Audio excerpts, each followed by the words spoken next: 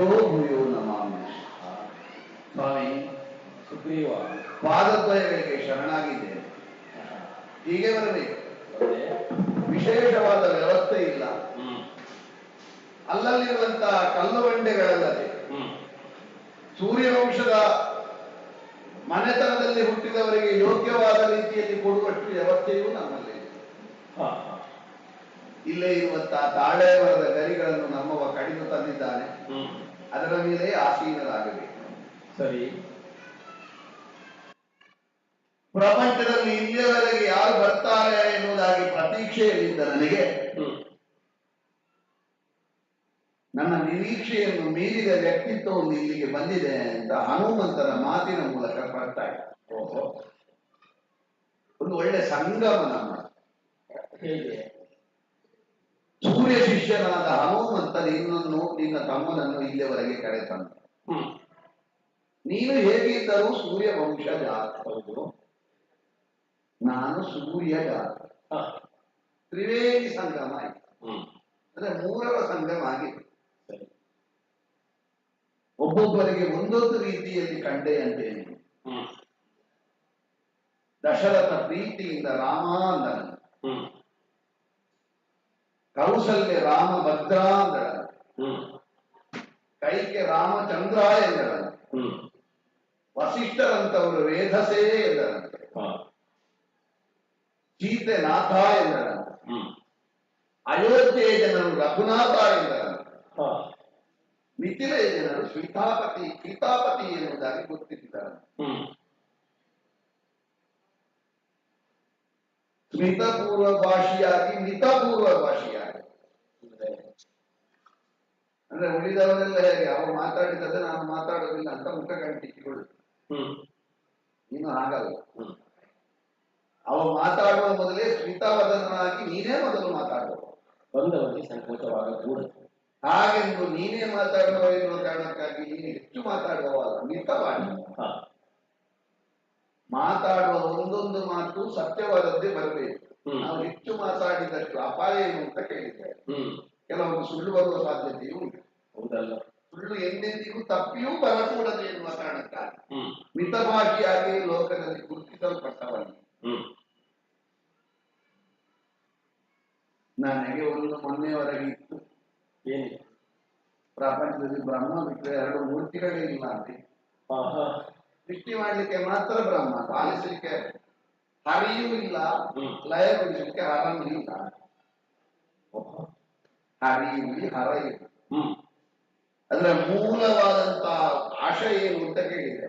ಶಬ್ದ ಮಾತ್ರ ಬೇರೆ. ಯಾರು ಪಾಪವನ್ನು ಹರಿಸ್ತಾನ ಅಲ್ಲ ಹರಿಯೂ ಆಗ್ತಾನೆ, ಹರನು ಆಗ್ತಾನೆ. ಆ ಎರಡೂ ಒಂದೇ ರೂಪದಲ್ಲಿ ಬಂದಿದೆ ಅಂತ ರಾಮ ಹರೇ.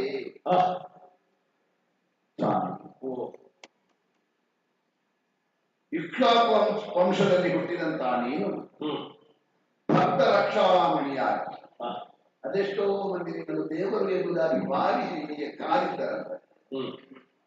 ಶಬರಿ ಅಂತವನೋ ಕವಂದನಂತವನೋ ನೀನು ಬರುವಾಗ ದಾರಿಯಲ್ಲಿ ಸಿಕ್ಕಿದವರಲ್ಲ. ಸಿಕ್ಕಿದ್ದು ಹಾಗೆ ಆದರೂ ನಿರೀಕ್ಷೆ ಮೊದಲಿನಿಂದಲೇ ಇತ್ತು. ಮಾತಂಗರ ಹೇಳಿದ್ದು ಅಥವಾ ಇಂದ್ರ ಹೇಳಿದ್ದು ನಿನ್ನ ನಿರೀಕ್ಷೆಯಲ್ಲೇ ಇದ್ದವರು. ಭೀಮ ಪರಾಕ್ರಮ ಊನಷೋಡಶ ವರ್ಷ ಇರುವಾಗಲೇ ತಾಟಕಿ ಅಂತವರದ್ದು ಕೊಂದ. ಕೆಲವೊಮ್ಮೆ 4 ಸಾಧನೆ ಮಾಡಿದ್ದು ಕೂಡಲೇ ನಾವು ಕಠಿಣವಾಗ್ತಾ ಹೋಗ್ತೇವೆ. ಅವ ಮಟ್ಟದಲ್ಲಿ ನಮಗಿಂತ ಕೆಳಗೆ ಅವನಲ್ಲಿ ಎಲ್ಲ ನಾನು ಎಂತದ್ದು ಹಾಗೆ ಮಾತಾಡೋದು ಎನ್ನುವುದಾಗಿ ಕಾಠಿಣ್ಯವಾಗ್ತಾ ಹೋಗುತ್ತೆ. ಭೀಮ ಪರಾಕ್ರಮಿ ಆದರೂ ನೀನು ಕೋಮಲ ರೂಪ, ಎಂದೆಂದಿಗೂ ಕಠಿಣ ಆಗಲಿಲ್ಲ. ಇದು ನಿನ್ನ ಒಳಗಿನ ಅಲ್ಲ, ಇದು ರಾಮನೆನ್ನುವ ಸಂಪಾದಿಸಿದ ಅಲ್ಲ. ನಿನ್ನ ವಂಶದ ಅರ್ಹತೆ ನೋಡಿದ್ರೆ ಅದಕ್ಕಿಂತಲೂ ದೊಡ್ಡದು. ಹೇಗೆ? ರಾಜಧರ್ಮ ಏನು, ಋಷಿ ಧರ್ಮ ಏನು, ಬ್ರಾಹ್ಮಣ ಧರ್ಮ ಏನು, ಸ್ತ್ರೀ ಧರ್ಮ ಏನು, ಈ ಎಲ್ಲ ಧರ್ಮಗಳನ್ನು ಬೋಧಿಸಿದ ಮನುವಿನ ನಂತರ ಬಂದ ಇಕ್ಷಾ. ಯಾವುದೋ ಒಂದು ಕಾರಣಕ್ಕೆ ಬೇಕಾಗಿ ತನ್ನ ಮಗನನ್ನೇ ಊರಿನಿಂದ ಹೊರಗಾಕಿದಂತೆ. ಹೌದು. ಇಕ್ಷು ಅಂದ್ರೆ ಕಬ್ಬು, ವಾಕು ಅಂದ್ರೆ ಮಾತು, ಸಿಹಿಯಾದ ಮಾತನ್ನಾಡುವ ವಂಶವಿಲ್ಲ. ಒಬ್ಬ ವ್ರತಕ್ಕೆ, ಒಬ್ಬ ಪ್ರಯತ್ನಕ್ಕೆ ಸಾಧನೆಗೆ, ಒಬ್ಬ ತ್ಯಾಗಕ್ಕೆ, ಒಬ್ಬ ಸತ್ಯಕ್ಕೆ, ಒಬ್ಬ ಧೈರ್ಯಕ್ಕೆ, ಒಬ್ಬ ಪರಾಕ್ರಮಕ್ಕೆ, ಹೀಗೆಲ್ಲ ಸೂರ್ಯವಂಶದವರ ಕೊಡುಗೆ ಇಲ್ಲದ್ದು ಯಾವುದಲ್ಲಿ? ಸರಿ. ಕೆಲವೊಮ್ಮೆ ದೊಡ್ಡ ಮನೆತನದವರು ಮಾಡಿದ್ದೆಲ್ಲ ಆದರ್ಶ ಆಗ್ತದೆ. ಹೌದು. ಇನ್ನ ವಂಶದಲ್ಲಿ ಸಾಗರ ಚಕ್ರವರ್ತಿ ಎನ್ನುವ ಹುಟ್ಟಿದಂತೆ. ಹೌದು. ಅವ ಒಂದು ತುಂಬಾ ಅಶ್ವಮೇಧ ಮಾಡಿದ್ದಾನೆ. ಅಶ್ವಮೇಧಕ್ಕೆ ತೊಡಗುವಾಗ ಪ್ರತಿಜ್ಞೆಯನ್ನೇ ಮಾಡಿದನು. ಯಾರು ನಾನು ಅಶ್ವಮೇಧ ವೇದವನ್ನು ತೊಡಗಿ ದಿಗ್ವಿಜಯಕ್ಕೆ ಬಿಡುವ ಯಜ್ಞಾಶ್ವವನ್ನು ಕಟ್ಟಿ ಹಾಕ್ತಾರೋ ಅವರ ತಲೆ ಕಡಿತು. ಶಕರು, ಯವನರು, ಕಾಂಬೋಜರು ಇವರಿಗೆ ಈ ಪ್ರತಿಜ್ಞೆಯ ಬಗ್ಗೆ ವಿಷಯ ಗೊತ್ತಿರಲಿಲ್ಲ. ಕಟ್ಟಿದ ಮೇಲೆ ಸಾಗರನ ಪ್ರತಿಜ್ಞೆ ಗೊತ್ತಾಯ್ತು. ತಲೆ ಕಡಿತೇನೆ ಅಂತ ಹೇಳಿದ ಸಾಗರ ಬಹುಬಲ ಅಂತ. ಅವನಿಂದ ತಲೆ ಉಳಿಸಿಕೊಳ್ಳುವುದು ಹೇಗೆ ಅಂತ ಯೋಚಿಸಿದ್ರು. ಸೂರ್ಯವಂಶದ ಗುರುಗಳಾದ ವಸಿಷ್ಠರಲ್ಲಿಗೆ ಬಂದರು. ಹೇಳಿದ ಕಥೆ ಸರಿ. ವಸಿಷ್ಠರ ಅಭಯ ಪಟ್ಟು ಹೇಳಿದಂತೆ ನಿಮ್ಮನ್ನು ಬದುಕಿಸ್ತೇನೆ. ಸಾಗರನಿಗೆ ಒಟ್ಟು ಇಕ್ಕಟ್ಟಾಯಿತು. ಗುರುಗಳ ಮಾತಿನಂತೆ ಪ್ರಾಣ ಉಳಿಸುವುದೋ, ನನ್ನ ಮಾತಿನಂತೆ ತಲೆ ಕಡಿದರು. ಅದಕ್ಕೊಂದು ಉಪಾಯ ಮಾಡಿದ. ಹೇಗೆ? ಕೊಂದ ಹಾಗೂ ಆಗಬೇಕು, ಬದುಕಿದ ಹಾಗೂ ಆಗಬೇಕು. ಬದುಕಿ ಸಾಯಿಸುವುದು ಅಂದ್ರೆ ಹೇಗೆ? ವಿರೂಪಗೊಳಿಸುವುದು. ಒಂದು ಕಡೆಯ ಕೂದಲನ್ನು ತೆಗೆಯುವುದು, ಒಂದು ಕಿವಿಯಲ್ಲಿದ್ದ ಕೂದಲು ತೆಗೆಯುವುದು, ಮೀಸೆ ತೆಗೆದು ಗಡ್ಡವನ್ನು ಮಾತ್ರ ಬಿಡುವುದು, ಒಟ್ಟು ವಿರೂಪಗೊಳಿಸುವುದು. ನೋಡು, ಈಗ ಕೆಲವರೆಲ್ಲ ಒಂದು ಕಿವಿಗೆ ಹಾಕಿ ಒಂದು ಕಡೆಯ ಕೂದಲು ತೆಗೆದು ಮೀಸೆ ತೆಗೆದು ಗಡ್ಡ ಬಿಟ್ಟು ತೆಗೆದುಕೊಂಡು ಬಂದಿದೆ. ಅದನ್ನು ಆದರ್ಶ ಅಂತ ಭಾವಿಸಿದ್ರಲ್ಲ. ಸಗರ ಕೊಟ್ಟದ್ದು ಶಿಕ್ಷೆ, ಅದನ್ನು ಅಲಂಕಾರ ಅಂತ ಭಾವಿಸಿದೆ ಎಷ್ಟು ಮಂದಿಗಳಿವೆ. ಶಿಕ್ಷಾರೂಪವನ್ನು ತೆಗೆದುತ್ತಿದ್ರೆ ಮಾಡುತ್ತಿರ್ಲಿಲ್ವೋ ಏನು? ಮತ್ತೆ ಒಂದು ಕಾಲದಲ್ಲಿ ಶಿಕ್ಷೆ ಅಂತ ಕೊಟ್ಟದ್ದು ಈಗ ಚಂದ ಅಂತ ಕಾಣುವುದಕ್ಕೆ ತೊಡಗಿದೆ. ಇನ್ನು ಹೀಗಿರ್ಬೋದು. ಶಕರು ಯವನರು, ಕಾಂಬೋಜರು ಈ ಸಂತಾನದವರು ಇರ್ಬೋದು, ಯಾಕಂದ್ರೆ ಅವರಿಗೆ ಕೊಟ್ಟ ಶಿಕ್ಷೆ ಅಲ್ವಾ. ಇಕ್ಷ್ವಾಕು ವಂಶ ಭೂಪಾಲರು ಧರ್ಮ ಸಂರಕ್ಷಕರಲ್ಲಿ ಅಧಿಕಾರ. ನಮ್ಮ ಅಪೇಕ್ಷೆಯನ್ನು ವಿಷಯವನ್ನೆಲ್ಲ ನೀನು ಕೇಳಬೇಕು. ಕೇಳಿದ ಮೇಲೆ ನನ್ನದು ನಿನ್ನ ಬಗ್ಗೆ ಒತ್ತಾಯ, ನಿನ್ನಲ್ಲಿ ಒತ್ತಾಯ ಅಂದ್ರೆ ನನಗೇ ಸರಿ ನ್ಯಾಯ ಕೊಡಬೇಕು ಅಂತ ಒತ್ತಾಯ ಮಾಡಬೇಕು. ಯಾಕಂದ್ರೆ ಸೂರ್ಯವಂಶದವರು ಹಾಗೆಲ್ಲ ಮುಖ ನೋಡಿ ನ್ಯಾಯ ಕೊಡುವವರಲ್ಲ. ನ್ಯಾಯವನ್ನು ನೋಡಿ ನನ್ನದು ತಪ್ಪಿದ್ರೆ ನನಗೆ ಶಿಕ್ಷೆ. ವಿಷಯವನ್ನು ಸ್ಪಷ್ಟಪಡಿಸಿ ಅಲ್ಲಿ ಯಾವುದು ನ್ಯಾಯ ಯಾವುದು ಅನ್ಯಾಯ ಎಂಬುದನ್ನು ಗಮನಿಸಿ ಶಿಕ್ಷೆ ವಿಧಿಸುವ ಅಧಿಕಾರ ನಿನ್ನದು. ಒಂದು ನ್ಯಾಯ ಅಂತ ಹೇಳಿದ್ರೆ ಇನ್ನೊಂದು ಪ್ರಾದೇಶಿಕವಾಗಿ ನ್ಯಾಯ ಅಂತ ಒಂದು ಹೇಳುದು. ಇದು ನನ್ನ ನೆರಮನೆ ಒಂದು ನ್ಯಾಯ ಉಂಟು. ಹೌದು, ನ್ಯಾಯ ಉಂಟು ಅಂತ ಹೇಳಿದ್ರೆ ಜಗಳ ಉಂಟು ಅಂತ ಅರ್ಥ. ಸಣ್ಣ ಕಚ್ಚಾಟ ಇದೆ, ಅದನ್ನು ವೀಕ್ಷಿಸಿ ನೀನು ನನ್ನನ್ನು ಸಲಹಬೇಕು ಅಂತ ಇಲ್ಲ, ನ್ಯಾಯವನ್ನು ಸಲಹ. ಒಳ್ಳೆ ಮಾತನಾಡಿದ್ದೀನಿ. ಹೌದು, ನನ್ನನ್ನು ರಕ್ಷಿಸುತ್ತಾ ಹೇಳುವುದೇ ಅಲ್ಲ. ಈಗ ನ್ಯಾಯವನ್ನು ರಕ್ಷಿಸಿ, ನ್ಯಾಯವನ್ನು ರಕ್ಷಿಸಬೇಕು ಅಂತ ಅದೇನು ಅಂತ ನಾನು ಕೇಳಲೇಬೇಕಾಗ್ತದೆ. ಹೌದು, ಯಾರಿಂದ, ಏನು, ಹೇಗೆ? ಹೊರಗಿನವರದ್ದಾದ್ರೆ ಇಲ್ಲಿಯವರೆಗೆ ಏನಾದ್ರೂ ಮಾಡಿ ವ್ಯವಸ್ಥೆ ಮಾಡುವುದು. ನಮಗೆ ಉಳಿದವ ಹೊಡೆದ್ರೆ ನಮಗೆ ಹೊಡಿಲಿಕ್ಕೂ ಕೈ ಮುಂದೆ ಹೋಗಲಿಕ್ಕೆ ಅಷ್ಟು ಬಲ ಇದೆ. ಅಲ್ಲಿ ನಮ್ಮ ನಾಲಿಗೆ ಕಟ್ಟಿದ್ರೆ ಕಷ್ಟ ಆಗ್ತದೆ, ಮತ್ತು ನಾವೇ ಮಾಡಬೇಕು. ಯಾವುದನ್ನು ತಿಳಿಯುವುದಕ್ಕಾಗುವುದಿಲ್ಲ. ನಮಗೆ ಮತ್ತು ಗೊತ್ತಿಲ್ಲದ್ರೆ ನುರಿತ ವೈದ್ಯ ಆಗಬೇಕು. ಎಲ್ಲಿದ್ದಾರೆ ಅಂತ ಗೊತ್ತಬೇಕಾಗ್ತದೆ. ಇದು ಕಡಿಮೆ ಹಾಲು ನನಗಿಂತ ಮೊದಲು ಹುಟ್ಟಿದೆ. ನನಗಿಂತ ಮೊದಲು ಹುಟ್ಟಿದೆ. ಹೌದು, ಮೊದಲು ಹುಟ್ಟಿದೆ. ಅವನಿಗೆ ಏನು ಹೇಳೋದು? ಅಕ್ರಜ.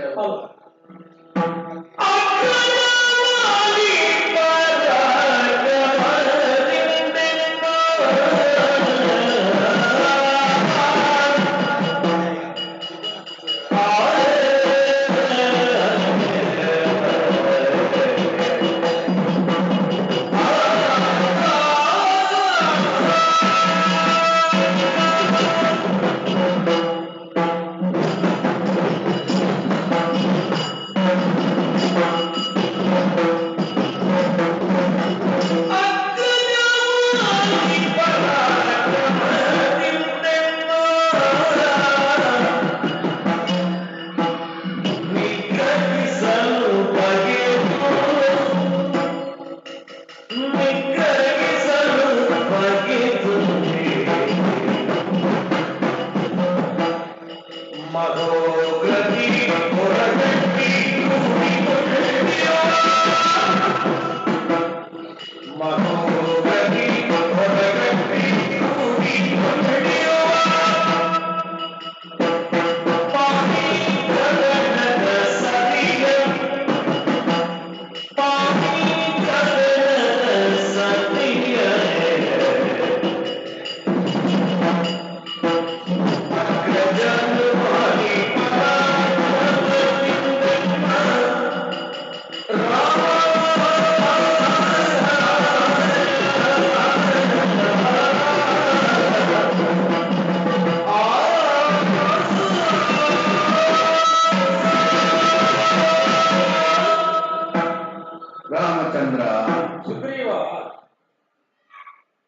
ಇದೆಲ್ಲ ಪಾಡುಪಡುವಂತೆ ಈ ಮೂಲೆಯಲ್ಲಿ ಇರುವುದಕ್ಕೆ ಕಾರಣವಾದದ್ದು ನನ್ನ ಅಣ್ಣ ವಾಲಿ. ನಾನು ಸುಗ್ರೀವ, ಮೊದಲೇ ಹೇಳಿದನಲ್ಲ ಅಳಿಯನಾದ ಹನುಮಂತ. ಹೌದು. ನಮ್ಮ ಹುಟ್ಟಿಗೆ ಕಾರಣವಾದದ್ದು ದೇವ ಸಂಕಲ್ಪ. ಅಂದ್ರೆ ನಮ್ಮ ತಾಯಿಯು ನಮ್ಮನ್ನು ಸಾಕಿದ ತಂದೆಯು ಒಬ್ಬನೇ ಅಥವಾ ಒಬ್ಬಳೇ. ವೃಕ್ಷರಜಸ್ಸು ನಾಮ ಇನ್ನೆಲ್ಲ ಬಹಳ ದೊಡ್ಡ ಬ್ರಹ್ಮನ ಕಣ್ಣೀರಿನಿಂದ ಜನಿಸಿದವ. ಹಲವಷ್ಟು ಕಾಲ ದಾಂಪತ್ಯ ಜೀವನದ ಮೂಲಕ ಮಕ್ಕಳ ಫಲವನ್ನು ಪಡೆಯಲೇ ಇಲ್ಲವರಿಗೆ. ತಪಸ್ಸಿಗೆ ಬೇಕಾಗಿ ಹೋದ ಸಂದರ್ಭದಲ್ಲಿ ಯಾವುದೋ ಶಾಪಗ್ರಸ್ತವಾದ ಸರೋವರದಲ್ಲಿ ನಿಂದ ಕಾರಣ ಗಂಡಾಗಿದ್ದವರು ಹೆಣ್ಣಾಗಿ ಬದಲಾಗಿ ಹೋದರು. ಆಗ ಆಕಾಶ ಮಾರ್ಗದಲ್ಲಿ ಸಂಚರಿಸುತ್ತಿದ್ದ ಇಂದ್ರ ಹಾಗೂ ಸೂರ್ಯ ಈ ತರುಣಿಯನ್ನು ಕಂಡು ಮೋಹವಶರಾದರು. ಇಂದ್ರನ ತೇಜಸ್ಸು ವಾಲಭಾಗಕ್ಕೆ ವಿದ್ವಾನರ ಸ್ತ್ರೀಯರು, ಸೂರ್ಯನ ರೇತ ಸುಗ್ರೀವ ಭಾಗಕ್ಕೆ. ತತ್ಪರಿಣಾಮವಾಗಿ ಹುಟ್ಟಿಕೊಂಡವರು ವಾಲಭಾಗದಿಂದ ಹುಟ್ಟಿಕೊಂಡ ಹಿರಿಯವಾಗಿ, ಗ್ರೀವ ಭಾಗದಿಂದ ಹುಟ್ಟಿದ ನಾನು ಸುಗ್ರೀವ. ಬಹಳ ಅನ್ಯೋನ್ಯವಾದ ದಾಂಪತ್ಯ ನಮ್ಮ ಸಹೋದರಿಯ ನಮ್ಮ. ಹಾಗಾಗಿ ಈ ಪ್ರಪಂಚದಲ್ಲಿ ವಾಲಿ ಸುಗ್ರೀವರ ಸಹೋದರಿಯಕ್ಕೆ ಸರಿಯಾದ ಸಹೋದರಿಯ ಮತ್ತೊಂದಿಲ್ಲ ಅಂತ ಬೇಕಾದ್ದು ತಾನೆ. ಒಂದು ಯಾವುದು ಅತಿಯಾಗಬಾರದು. ಅತಿ ಸರ್ವತ್ರ ವರ್ಕೆ ಒಂದು ಮಾತು ನಿಜ. ಲೆಕ್ಕಕ್ಕಿಂತ ಹೆಚ್ಚು ಯಾರಲ್ಲಿ ಪ್ರೀತಿ ಇರ್ತದೆ ಅವರಲ್ಲಿ ಸಣ್ಣ ವಿಷಯ ಬಂದ್ರೆ ಸಾಕು, ಅವರಷ್ಟು ದೊಡ್ಡ ಬತ್ತ ಬಹಳಷ್ಟು ದೊಡ್ಡದಾಗಿ ಕಾಣುತ್ತದೆ. ನನ್ನನ್ನು ನಡೀಲಿಕ್ಕೆ ಬಿಡ್ತಿರ್ಲಿಲ್ಲ ಅಂದ್ರೆ ಹೆಗಲಲ್ಲಿ ಹಾಕಿಕೊಂಡೇ ಹೋಗ್ತಿದ್ದಾರೆ ಅಂತಹ ಪ್ರೀತಿ. ಹೌದು. ಒಂದು ಹಣ್ಣು ತಿನ್ನುವ ಮೊದಲು ಅವ ಕಟ್ಟಿ ನೋಡಿ ಕೊಡ್ತಿದ್ದಾರೆ. ಹುಳಿಕಾಯಿ ಇದ್ರೆ ನನಗೆ ಕೊಡ್ಲಿಕ್ಕಿಲ್ಲ, ಅವ ನನಗೆ ಹುಳಿಕಾಯಿಯನ್ನು ಕೊಡುವಷ್ಟು ಅದನ್ನು ಜೀರ್ಣಿಸಿಕೊಳ್ಳುವಷ್ಟು ಪ್ರಾಯ ಆಗಲಿಲ್ಲ ನನಗೆ ಅಂತ ಅವ ಭಾವಿಸು. ಅದರೊಂದಿಗೆ ತಂದೆಯ ಮಾತು ಮಾನಭರ್ತಕ್ಕೆ ಹೋಗ್ತಾರೆ, ತಮ್ಮನೊಂದು ಜೋಪಾಸನವಾಗಿ ನೋಡಿಕೋ. ಬಹಳ ಅನ್ಯೋನ್ಯದಲ್ಲಿದ್ದೆವು, ಬಹು ಪರಾಕ್ರಮ. ಹೌದು. ಒಂದು ಸ್ತ್ರೀ ನಿಮಿತ್ತವಾಗಿ ಮಾಯಾವಿ ಎನ್ನುವ ರಕ್ಕಸನೊಂದಿಗೆ ಕಲಹ ಇತ್ತು, ಕಾಳಗ ನಡೆಯಿತು. ಕಾಳಗದ ಪರಿಣಾಮದಲ್ಲಿ ಮಾಯಾವಿ ಇವರೊಂದಿಗೆ ಹೋರಾಟ ಮಾಡುವುದಕ್ಕಾಗಲಿ ಓಡಿದ. ಮುಂದೆ ಮಾಯಾವಿ, ಅದರ ಹಿಂದೆ ವಾಲಿ, ಅವನ ಹಿಂದೆ ನಾನು ಅಣ್ಣ ಹೋಗಲಿಗೆ ಒಟ್ಟಿಗೆ ಸಹೋದರಿಯವರು ಹೇಳಿದೆಯಲ್ಲ ಹೀಗೆ. ನಾನು ಒಟ್ಟಿಗೆ ಹೋಗುದು, ಅವನೊಟ್ಟಿಗೆ ಅದೇ ಒಟ್ಟಿಗೆ ಹೋಗುದು. ಅಂದ್ರೆ ಅವನೊಟ್ಟಿಗೆ ಮಾತ್ರ ನನಗೆ ಏನಾದರೂ ಗೌರವ ಸಿಗುದು. ಇನ್ನೊಂದು ಅವನನ್ನು ಬಿಟ್ಟಿದ್ದು ನನಗೆ ಗೊತ್ತೇ ಇಲ್ಲ. ಓಡಿಕೊಂಡು ಹೋದಂತಹ ಮಾಯಾವಿ ಗುಹಾದ್ವಾರದೊಳಗೆ ಹೋಗ, ನಾನು ಹೋಗ್ತೇನೆ ಅಂತ ಅಣ್ಣನಲ್ಲಿ ಹೇಳಿದೆ. ಮಾಯಾವಿ ನೋಡಿ ಹೌದು, ಅವ ಹೇಳಿದ, ನೀನು ಹೋಗುದಲ್ಲ ತಮ್ಮ, ನನ್ನ ಪಾದದಾನೆ ಉಂಟು, ಇಲ್ಲಿಂದ ಒಳಗೆ ಬರಕೂಡದು, ಪರವಾಗಿ ನೀನಿರಬೇಕು. ಹೋದ. ತುಂಬಾ ಸಮಯ ತುಂಬಾನೇ 1 ವರ್ಷದವರೆಗೆ ಒಳಗಿಂದ ಏನು ನಡೀತದೆ ಅಂತ ಗೊತ್ತಾಗಲಿಲ್ಲ ನನಗೆ. 1 ವರ್ಷ ಕಳೆಯುವಾಗ ಬಹಳ ದೊಡ್ಡ ಸ್ವರ ಕೇಳಿತು. ಒಬ್ಬನ ಸ್ವರ ಮತ್ತೆ 1000 ಮಂದಿಯ ಸ್ವರ ಕೇಳಿತು ಒಮ್ಮೆ. ಅದರೊಟ್ಟಿಗೆ ರಕ್ತವು ದಿಲದ್ವಾರದಿಂದ ಹೊರಗೆ ಹರಿಯುವುದಕ್ಕೆ ಪ್ರಾರಂಭವಾಯಿತು. ನಾನು ಸ್ಪಷ್ಟಪಡಿಸಿದೆ, ಕೇಳಿದ ಸ್ವರದಲ್ಲಿ ನನ್ನ ಅಣ್ಣನ ಸ್ವರ ಇದೆ. ರಕ್ತವು ಹರಿಯುತ್ತಾ ಉಂಟು. ಈಗ ಮಾಯಾವಿ ಒಳಗೆ ಹೋಗಿದ್ದಾನೆ. ಒಳಗೆ ಅವನ ಮಾಯಾವಿ ಒಳಗೆ ಹೋದ ಗುಳಿಗೆ ಎಷ್ಟು ರಕ್ತ ಕರೀತಾರೆ ಅಂತ ನಮಗೆ ಗೊತ್ತುಂಟು, ಕಟ್ಟಲೆಯಲ್ಲಿ ಗೊತ್ತಾಗ್ತದೆ. ಇದು ಎಲ್ಲ ಸೇರಿ ನನ್ನ ಅಣ್ಣನನ್ನು ಕೊಂದು ಭಾರಿ ಸತ್ತ. ಭಾವಿಸಿದ್ದು ಮಾತ್ರ ಅಲ್ಲ, ಮತ್ತೆ ಈ ಅವರು ಹೊರಗೆ ಬಂದ ನನಗೂ ಅಪಾಯ. ಒಂದು ಬಂಡೆ ಹೌದು, ಉಸಿರು ಗಟ್ಟಿ ಸಾಯಿದೆ ಪಾಪಿ ಮಗ. ಅಣ್ಣನನ್ನು ಕೊಂದವ ಬದುಕ ಕೂಡ ಬಂಡೆ ಇಟ್ಟದ್ದು ಮಾತ್ರ ಅಲ್ಲ, ಕಾಣುವಂತ ಸಣ್ಣ ಸಣ್ಣ ರಂಧ್ರಕ್ಕೆಲ್ಲ ಸಣ್ಣ ಸಣ್ಣ ಕಲ್ಲುಗಳನ್ನು ಇಟ್ಟು ಅಲ್ಲಿಂದ ಬರದ ರೀತಿಯಲ್ಲಿ ಮುಚ್ಚಿಟ್ಟು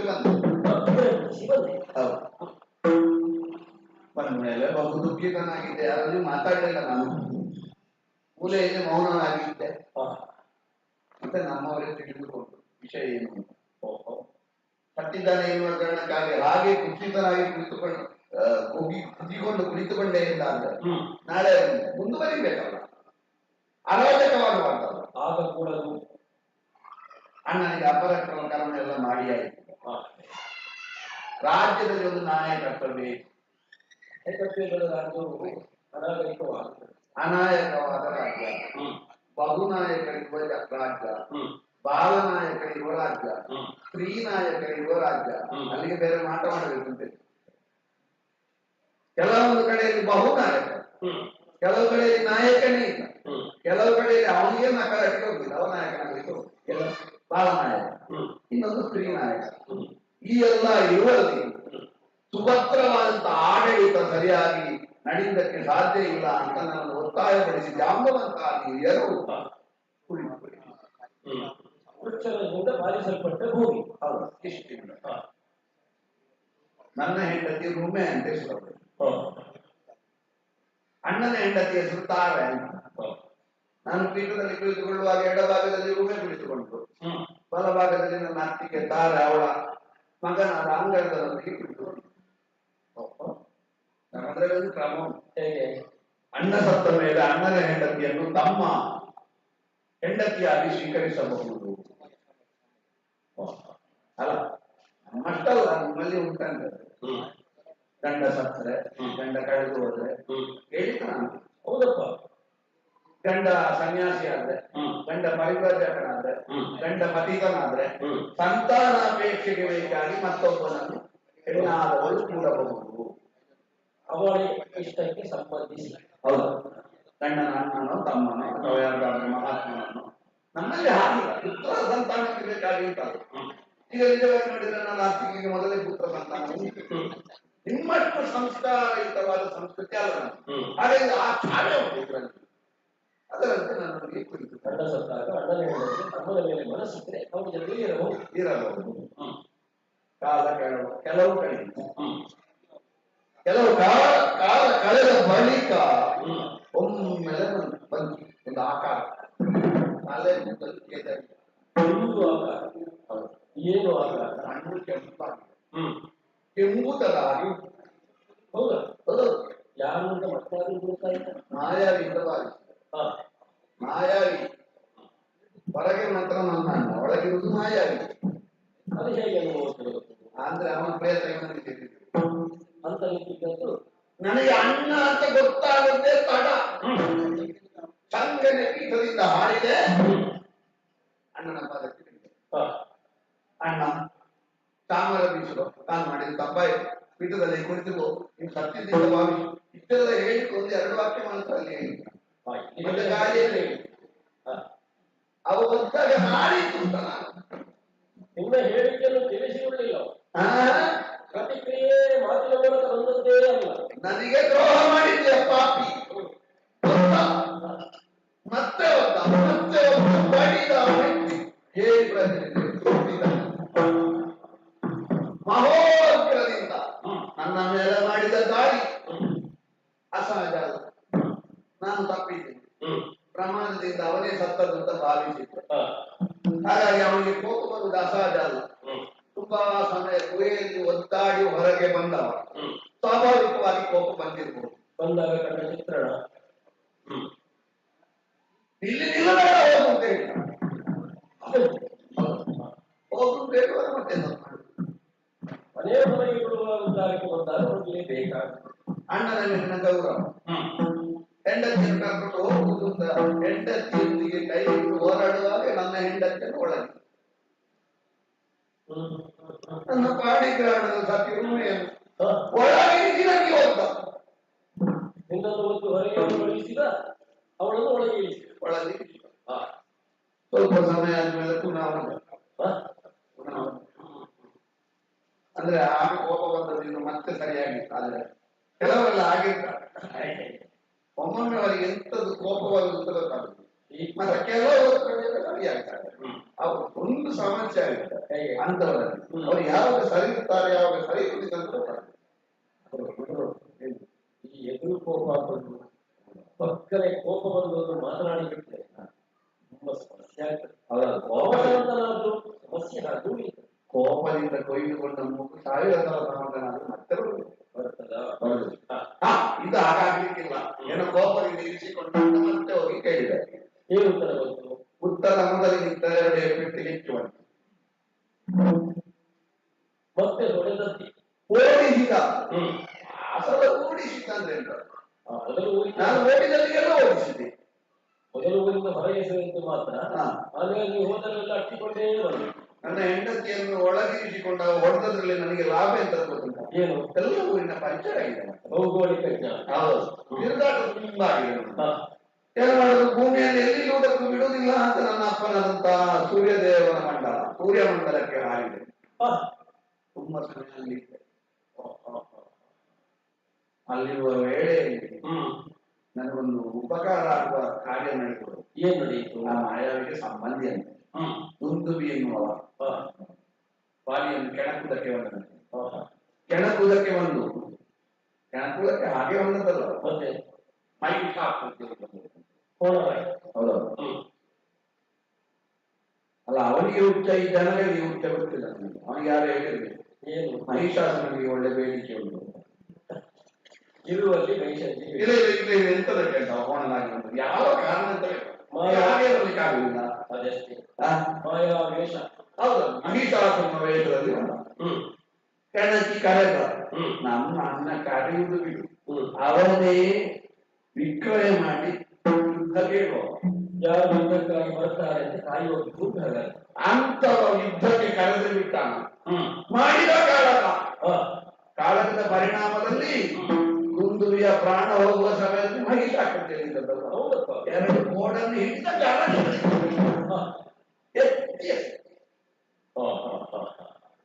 ಎಸೆಯುವಾಗ ಅವನ ರಕ್ತ ಮಾಂಸ ಮೂಗಿನ ಹೊಳ್ಳೆಯಿಂದ ಬಿದ್ದು ಮತಂಗ ಋಷಿಯ ಹೋಮ ಅಂತ ಕೇಳ್ತಾರೆ. ಮತಂಗ ಇದರ ಬದಿಯಲ್ಲಿ ಒಂದೊಂದು ಕಾಣ್ತದೆ. ಮತಂಗ ಬರುವಾಗ ಶಾಪವನ್ನು ಕೊಟ್ಟೇ ಇರ್ತಾನಂತೆ. ಯಾವನು ಈ ಕೃತ್ಯವನ್ನು ಮಾಡಿದನು ಅವನು ಅವನ ಅನುಯಾಯಿಗಳು ಈ ಪರಿಸರಕ್ಕೆ ಬಂದ್ರೆ ಅವರು ಶಿಲೆಯ ಹಾಕಿ ಹೋಗ್ಬೇಕು.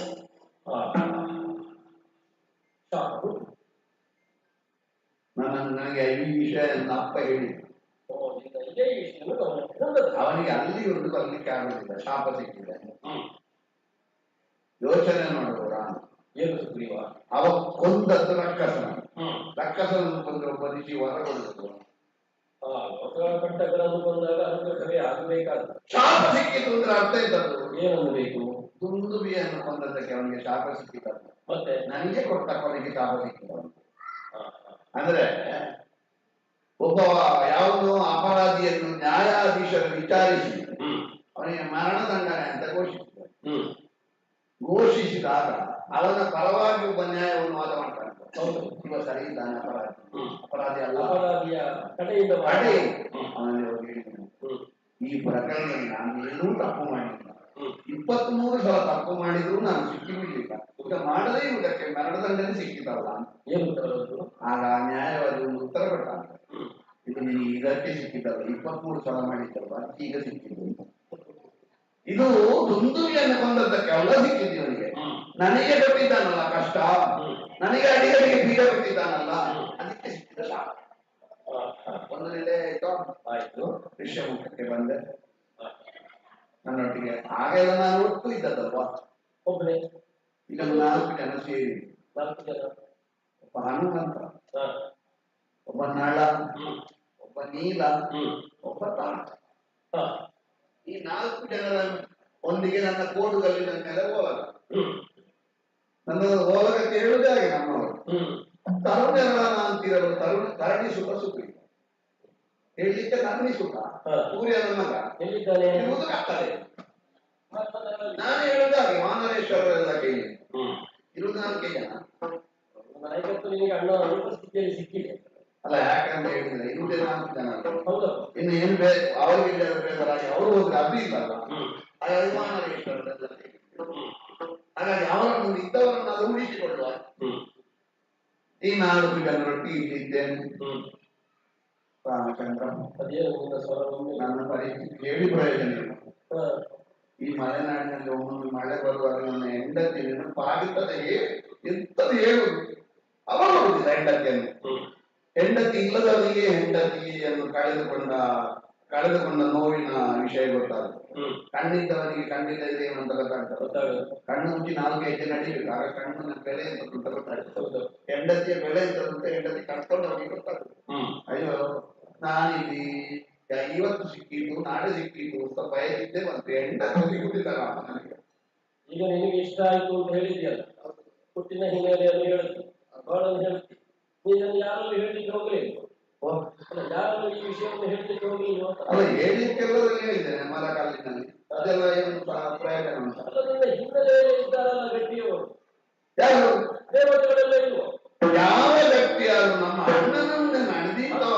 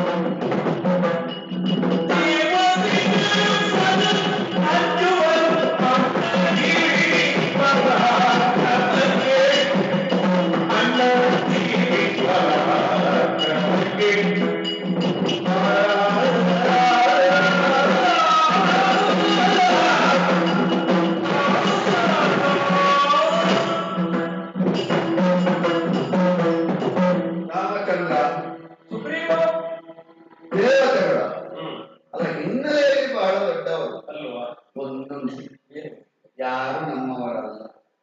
ಯಾರಿಗೆ ಸಮಯ ಒಳ್ಳೆದುಂಟು ಎಲ್ಲರೂ ನಮ್ಮವರು, ಸಮಯ ಸರಿಗೋ ಯಾರು ನಮ್ಮವರಲ್ಲ. ಹಾಗಾಗಿ ನನ್ನ ಸ್ಥಿತಿ. ಯಾಕೆ ದೇವತೆಗಳು ಲೋಕಪಾಲಕರು ಲೋಕದಲ್ಲಿ ನ್ಯಾಯವನ್ನು ನಿಲ್ಲಿಸಿ ಅನ್ಯಾಯವನ್ನು ತೊಡೆದು ಹಾಕುವುದು. ಮೇಲಾಡಿದರೆ ಮೇಲೆ ಹೆಚ್ಚಿನ ಅಧಿಕಾರ ಹೋಗಲ್ಲ. ಮಧ್ಯಮ ಲೋಕದ ಮೇಲೆ ಹೆಚ್ಚಿನ ಅಧಿಕಾರ. ವಾಲಿಯ ಬಗ್ಗೆ ಅವರು ವಿಚಾರಣೆ ಮಾಡಲಿಕ್ಕೆ ಬರುವುದಿಲ್ಲ. ಯಾಕೆ ಬರುವುದಿಲ್ಲ? ಕಾರಣ ಏನದು? ವಾಲಿಯ ಪರಾಕ್ರಮ ಕೆಲವರೆಲ್ಲ ಅವರು ಮಾಡಿ ತೋರಿಸುವುದಲ್ಲ ಪ್ರಚಾರದಲ್ಲಿ. ಅಂದ್ರೆ ವಾಲಿ ಹೊಡೆದದ್ದು 4 ಆಗುದು, ಪ್ರಚಾರ 4 ಲೋಕಕ್ಕೂ. ಎದುರಿನವನನ್ನು ಯುದ್ಧ ಮಾಡಿ ಗೆಲ್ಲುವುದಲ್ಲ, ಅವನನ್ನು ನೋಡುವಲ್ಲಿ ಎದುರಿನ ವರ್ತಿಸುವುದು. ಹೌದು. ಅದಕ್ಕೆ ಹಿನ್ನೆಲೆ ಏನದು? ವಾನರ ಸಂಸ್ಕೃತಿಗೆ ಒಂದು ನಾಗರಿಕತೆಯನ್ನು ಕಲಿಸಿಕೊಟ್ಟ ನಮ್ಮ ಅಪ್ಪನೋ ಅಥವಾ ಕಿಷ್ಟಿಯೋ ಈ ಪರಂಪರೆಯನ್ನು ಮತ್ತಷ್ಟು ಹೆಚ್ಚಿಸಿದವನು ನಮ್ಮ ಸಮುದ್ರ ಸ್ನಾನ ಮಾಡಿದ ಒಂದು ತೊಟ್ಟು ನೀರು ಕುಡಿಯುವುದಿಲ್ಲ, ಒಂದು ಅನ್ನದಿನ 4 ಸಮುದ್ರ, ಒಂದು ಸಮುದ್ರ. ಅದೇ ಸಮುದ್ರ ಸ್ನಾನ ಮಾತ್ರ ಅಲ್ಲೇ ಎಲ್ಲ ಕ್ರಮ ಆಚರಣೆ ಎಲ್ಲ ಅವರ ಆಚರಣೆ. ಒಂದು ಸಲ ಸಮುದ್ರ ಸ್ನಾನ ಮಾಡುವುದಕ್ಕೆ ಹೋಗುವಾಗ ಕ್ಷೀರಸಾಗರದ ತಡೆಯಲ್ಲೆಲ್ಲ ಕುಳಿತಿದ್ದಾರೆ. ನೋಡಿದ್ರೆ ಸ್ವಲ್ಪ ಜನ ಅಲ್ಲ, 99 ಕೋಟಿ, 66 ಕೋಟಿ ರಕ್ಕಸ, 33 ಕೋಟಿ ದೇವತೆಗಳು, 66 ಕೋಟಿಗೆ ನಾಯಕ ಯಾರು ಅಂತ ಕೇಳಿದೆ. ಇಂದ್ರಸೇನ ನಾಮಕ ತನ್ನ ಬಲದಿಂದಲೇ ಬಲಿ ಎನಿಸಿಕೊಂಡ ಅಂತವನ ನಾಯಕತ್ವದ ಅಡಿಯಲ್ಲಿರುವಂತಹ ರಕ್ಕಸರು, ಇಂದ್ರನೊಂದಿಗಿರುವಂತಹ ದೇವತೆಗಳು, ಇವರೆಲ್ಲ ಸಮುದ್ರ ಮಥನ ಮಾಡಿ ಆಯಾಸಗೊಂಡು ಕುಳಿತರು. ಅವರು 99 ಕೋಟಿ ಮಂದಿ 198 ಕೋಟಿ ಕೈಗಳಿಂದ ಮಾಡಿದ್ದನು. ಇವನೊಬ್ಬನೇ ಉಭಯ ದೇವರುಗಳಿಂದ ಮಾಡಿ ಆ ಮೂಲಕ ಉದ್ದಿಸಿದವರು ತಾರೆ. ಅದನ್ನು ನೋಡಿ ಬೆರಗಾಗಿ ಹೋಗಿದ್ದಾರೆ. ಆಗ ಇವನ ಅಪ್ಪ ಒಂದು ವಿಶೇಷ ವರ ಹೋಗಿತ್ತು. ಮೊದಲೇ ಅಷ್ಟು ಬಲ ಅಂದಿದ್ದ, ಪುನಃ ಒಂದು ಮಾಲೆ ಹೋಗಿದ್ದ ಕಾಂಚನ ಮಾಲಿಕೆ. ಎದುರಿನವನ ಅರ್ಥ ಶಕ್ತಿಯನ್ನು ಅದು ಸೆಳೆದುಕೊಂಡು ಸಿಕ್ಕಿದ. ಒಳ್ಳೇದು ಸಿಕ್ಕಿದೆ ಅಂತ ಹೇಳೋದು, ಬಂಗಾರದವರಿಗೆ ಪರಿಮಳ ಬಂತು ಅಂತ ಹೇಳುದು. ಇವನಿಗೆ ಸಿಕ್ಕಿದ್ರೆ ಹಾಗಲಕ್ಕಾಗಿ ಕೈ ಮೇಲೆ ಸೇರಿಸುತ್ತ ಹೇಳುದು. ಮತ್ತೆ ಕೆಟ್ಟದಕ್ಕೆ ಮತ್ತೆ ಕೆಟ್ಟದ್ದು ಸೇರಿದಾಗ ಆಗೋದರಿಂದ ಆಯ್ತು. ಒಂದು ಮಾತ್ರ ಅಲ್ಲ, ಇಡೀ ಪ್ರಪಂಚದಲ್ಲಿ ದೇವತೆಗಳನ್ನೆಲ್ಲ ನಡುಗಿಸಿ ನಿಮಗೆ ಏನನ್ನೇ ಒಬ್ಬನ ತಲೆ ಕೆಡದವ ರಾವಣ ಒಬ್ಬ. ಮರುತ್ತನ ಯಾಗದಲ್ಲಿ ಅವ ಹೋಗುವಾಗ ದೇವತೆಗಳು ಭಯಗೊಂಡು ಮಾಡಿದ ವೇಷಕ್ಕೆ ಲೆಕ್ಕ ಇಲ್ಲ. ಒಬ್ಬ ಕಾಗೆಯಾಗದಂತೆ, ಒಬ್ಬ ನವಿಲಾಗದಂತೆ ಇದ್ದ ಪಕ್ಷಿಗಳ ರೂಪ ಎಲ್ಲ ಕಲಿತಿದ್ದಾರೆ. ಅಂತ ರಾವಣನೇ ವಾಲಿಯನ್ನು ಅವನಿಂದ ಅದು ಚಟ. ಯಾರಾದ್ರೂ ಫಲಾನ್ವಿತ ಇದ್ದಾನೆ ಅಂತ ಹೇಳಿದ್ರೆ ಅವನು ಕೆಲಸ ಪೂಜಾ ಶಕ್ತಿ ಪ್ರದರ್ಶನ. ಹೌದು. ಇವ ಸಮುದ್ರ ಸ್ನಾನ ಮಾಡಿ ಸಂಧ್ಯಾವಂದನೆಗೆ ಬಿಟ್ಟುಕೊಟ್ಟಿರ್ತಾನೆ. ಹಿಂದಿನಿಂದ ಹೋಗಿ ಅವ್ರು ತಿಳಿತಾನೆ. ಅವರನ್ನು ಎತ್ತಿಕೊಂಡೇ ಹೋಗಿ 3 ಉಳಿದ ಸಮುದ್ರ ಸ್ನಾನ ಮಾಡಿದ. ಸ್ನಾನ ಮಾಡಿ ಕೆಳಗೆ ಹಾಕಿ ಮಗನಾದ ಅಂಗದ ತೊಟ್ಟಿಲಿಗೆ ಕಟ್ಟಿ ನೋಡಿ 20 ಕೈಯ 10 ತಲೆಯ ಬೊಂಬೆ ಅಂತ ತೋರಿಸಿದ. ಹೋದ ಮೇಲೆ ಸಂಧಾನ ಮಾಡಿಕೊಳ್ಳುವುದು ರಾವಣನಿಗೆ ಅಭ್ಯಾಸ. ಹೌದಲ್ಲ, ಸಂಧಾನ ಮಾಡಿ ಮೈತ್ರಿಯನ್ನು ಕೇಳಬೇಕು. ಕೆಲವರೆಲ್ಲ ಅಧಿಕಾರಕ್ಕೆ ಬೇಕಾಗಿ ಒಂದು ಮೈತ್ರಿ ಮಾಡ್ತಾರೆ. ಹೇಗೂ ಆ ಸಿದ್ಧಾಂತ ಎಲ್ಲ ಹೊರಟಕ್ಕಿ. ಮೈತ್ರಿಯೊಳಗಿನ ಸಿದ್ಧಾಂತ ಏನು? ಧಾರ, ಪುತ್ರ, ರಾಜ್ಯ, ಭೋಗಾಚ್ಛಾದನ. ಒಂದು ಸಂಸ್ಕಾರ ಇದ್ದವರು ಹೇಳುವ ವಿಷಯ ಅಲ್ಲ, ಅಲ್ವೇ? ಅಪವಿತ್ರವಾದ ಯಾವುದ್ರಲ್ಲೆಲ್ಲ ಪಾಲು ಅಂತ ವಿಸ್ತರಿಸುತ್ತಿದ್ರೆ ಸೂರ್ಯವಂಶೀಯನಾದಂತ ನೀವು ಕೇಳಲಿಕ್ಕೆ ಅದರಲ್ಲಿ ಬಹಳ ಆಸಕ್ತಿ ಇರ್ಲಿಕ್ಕಿಲ್ಲ. ಅದು ಹೇಳದೆ ಇಲ್ಲ ನನಗೆ. ರಾಜ್ಯ, ಭೋಗ, ಹೆಂಡತಿಯಲ್ಲಿಯೂ ಕೂಡ ಮಾಡಿದ್ದಾರೆ. ಒಂದು ಮೈತ್ರಿ ರಾಷ್ಟ್ರ, ಭೋಗಾಚ್ಛಾದನ, ಭೋಜನ ಎಲ್ಲ ಎಲ್ಲ. ಅವನು ಅವ ಎಷ್ಟು ಕೆಟ್ಟವ ಅಂತ ಲೋಕಕ್ಕೆ ಗೊತ್ತುಂಟು, ಅವನೊಟ್ಟಿಗೆ ಸೇರಿ ಇವನು ಕೆಟ್ಟವ ಅಂತ ಲೋಕಕ್ಕೆ ಗೊತ್ತು. ಸಂಧಾನ ರಾವಣನಿಗೆ ಅನುಕೂಲವ ಹೇಗೆ? ಅಲ್ಲ, ರಾವಣನಿಗೆ ಅನುಕೂಲ ಅಲ್ವಾ? ಅವನಿಗೆ ಅನುಕೂಲ. ಇವನಿಗೆ ಏನು ಪ್ರಯೋಗ ಇರಲಿಲ್ಲ, ಮಾಡಿಕೊಂಡ ದಾಕ್ಷಿಣ್ಯ. ಮೈತ್ರಿ ಬಂಧುವಾಯಿ ರಾವಣನನ್ನು ನೋಡಿದ್ರೆ ದೇವತೆಗಳೇ ಹೇಳ್ತಾರೆ. ದೇವತೆಗಳನ್ನು ಸೋಲಿಸಿದಂತ ರಾವಣನನ್ನು ಸೋಲಿಸಿದವ ಇವ. ಸಮುದ್ರ ಮಥನ ಕಾಲದಲ್ಲಿ ಅಸಾಧ್ಯವಾದನ್ನು ಸಾಧಿಸಿ ತೋರಿಸಿದವ ಇವ. ಇದರಲ್ಲಿ ಕೇಳಲಿಕ್ಕೆ ಬಂದಾಗ ಧರ್ಮ ಎನ್ನುವುದು ಬಲವಂತರ ಸೊತ್ತಾಗಿ ಹೋಗಿದೆ. ಈಗ ದೇವತೆಗಳು ನನಗೆ ನೀನನ್ನು ನೋಡುವವರೆಗೆ ಬಹಳ ಬೇಸರ. ಈಗ ಬೇಸರ ಸ್ವಲ್ಪ ಯಾಕೆ ಸುಗ್ರೀವ? ಅದೊಂದು ಕ್ರಮ. ಹೇಗೆ? ನಮಗಿಂತ ಬಹಳ ಸಂತ್ರಸ್ತರಿದ್ರೆ ನಮಗೊಂದು ಸಮಾಧಾನ ಆಗಿದೆ. ಅವನಿಗಿಂತ ಒಳ್ಳೆದಿರ್ತೇನೆ. ಅದು 2 ನೆರಮನೆಯವರು ತಪಸ್ಸು ಮಾಡಿದ್ದಾರೆ. ಹೇಗೆ ತಪಸ್ಸು ಮಾಡಿ ಇಬ್ಬರಿಗೆ ಆಗುದಿಲ್ಲ. ಒಬ್ಬೊಬ್ಬನಿಗೆ ತಪಸ್ಸು ಮಾಡಿ ಬ್ರಹ್ಮ ಮಾಡ್ತಾರೆ. ಮೊದಲು ನಾನು ಕೇಳಿದೆ ಏನು ಬೇಕು? ಅವ ಎಂತಂತ ಹೇಳಿದ, ಅವನಲ್ಲಿ ನಾನು ಇನ್ನು ಹೋಗ್ಬೇಕಷ್ಟೆ. ಹಾಗಾದ್ರೆ ಒಂದು ಕೆಲಸ ಮಾಡಿದ್ದೆ, ಅವನಲ್ಲಿ ಹೋಗಿ ಅವ ಎಂತದ್ದು ಕೇಳಿದಾನ 2 ಪಟ್ಟು ಇಟ್ಟು ನನಗೆ ಇವ ಅವನಲ್ಲಿ ಹೋದ ಬ್ರಹ್ಮದೇವ. ಅವ ಎಂತದ್ದು ಕೇಳಿದ ಅಂತ ಇವರು ಕೇಳಿದ, ಯಾರು ಎರಡನೇ ಅವನು. ಅಲ್ಲ, ಅವ ಹೀಗೆ ಹೇಳಿದ, ನೀನು ಕೇಳಿದಕ್ಕಿಂತ 2 ಪಟ್ಟು ಇಟ್ಟುಕೊಳ್ಬೇಕು. ಹೌದಾ, ಹಾಗಾದ್ರೆ ಒಂದು ಕಣ್ಣು, ಒಂದು ಕೈ, ಒಂದು ಕಾಲು, ಒಂದು ಕಿವಿ ತೆಗೀರಿ ನಮ್ಮಲ್ಲಿ. ಇವರದ್ದು ಓದಲು ತೊಂದರೆ ಇಲ್ಲ, ಅವನದ್ದು ನನಗೆ 2 ಪಟ್ಟು ಇಟ್ಕೊಳ್ಬೇಕು. ಒಳ್ಳೆ ನೆರೆ ಕಥೆ ಹಾಗೆ. ಹೆಂಡತಿಯನ್ನು ಕಳ್ಕೊಂಡಿದ್ದೇನೆ. ಯಾವಾಗಲೂ ನಾವು ಗಂಜಿಯನ್ನೇ ಉಣ್ಣುವವರಾದ್ರೆ ಮಿಷ್ಟಾನ್ನವನ್ನು ಉಣ್ಣುವವನನ್ನು ನೋಡಿ ನನಗೆ ಅವನಕ್ಕೆ ಇಲ್ಲಲ್ಲ ಅಂತ ಯೋಚನೆ ಮಾಡಲಿಕ್ಕೆ.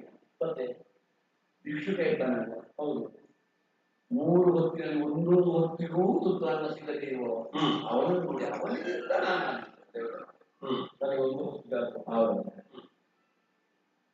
ನಿನ್ನ ಹೆಂಡತಿ ಇಲ್ಲ, ನಿನ್ನ ಅವಸ್ಥೆ ಅಂತ ಅಂತ ಕೇಳಿದ್ರೆ ಹೇಳಿದ್ದೇನೆ. ಅಲ್ಲ, ಮರ ಗಿಡ ಎಲ್ಲ ಅರಸಿನದ ಪುಡಿ ಹಾಕಿ ಕಾಣುವಂತೆ ಆ ಪಂಪಾ ಸರೋವರದ ಎದುರು ತಾವರೆಯನ್ನು ನೋಡಿ ಅದನ್ನು ಸೀತೆಯ ಮುಖಾಂತರ ತಲೆಬಿಸಿದ್ದೆ. ನನಗೊಮ್ಮೆ ಹುಣ್ಣಿಮೆಗೆಲ್ಲ ಈ ರಾತ್ರಿ ಅವಕಾಲಿಗೆ ಮೇಲೆ ಹೆಂಡತಿ ಒಟ್ಟಿಗೆ ನನ್ನ ಹೆಂಡತಿ ಒಟ್ಟಿಗೆ ಅವ ಬರ್ತಾನೆ. ಹೌದಾ? ಹುಣ್ಣಿಮೆ ಬೆಳಗ್ಗೆ ಅದು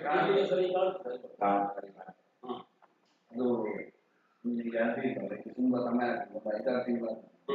ನನಗೊಂದು 15 ದಿವಸಕ್ಕೊಮ್ಮೆ, ತಿಂಗಳಿಗೆ ಒಮ್ಮೆ ನೋಡ್ಲಿಕ್ಕೆ ಸಿಗುತ್ತೆ, ನಿನಗೆ ನೋಡ್ಲಿಕ್ಕೂ ಸಿಗುತ್ತೆ. ನನ್ನ ಹೆಂಡತಿಯನ್ನು ಸೆಳೆದುಕೊಂಡವನು, ನಿನ್ನ ಹೆಂಡತಿಯನ್ನು ಸೆಳೆದುಕೊಂಡ ರಾವಣ. ಈ ವಾಲಿ ರಾವಣ ಎನ್ನುವ 2 ರಕ್ಕಸರೊಂದಿಗೆ ಸೇರಿ ಸೂರ್ಯನ ಸಂಬಂಧ ಇರುವ ನಾವೊಂದು ಹೇಗೆ ಓಡಾಡೋದು? ವಾಲಿ ರಾವಣ ಇಬ್ಬರು ರಕ್ಕಸರು ಸೇರಿ ಅಂದ್ರೆ ಸ್ವಭಾವತೆ ಸೂರ್ಯನ ಸಂಬಂಧ ಇರುವ ನಾವಿಬ್ಬರು ಜೋಡಾದ ಸಮಾನಶೀಲರು.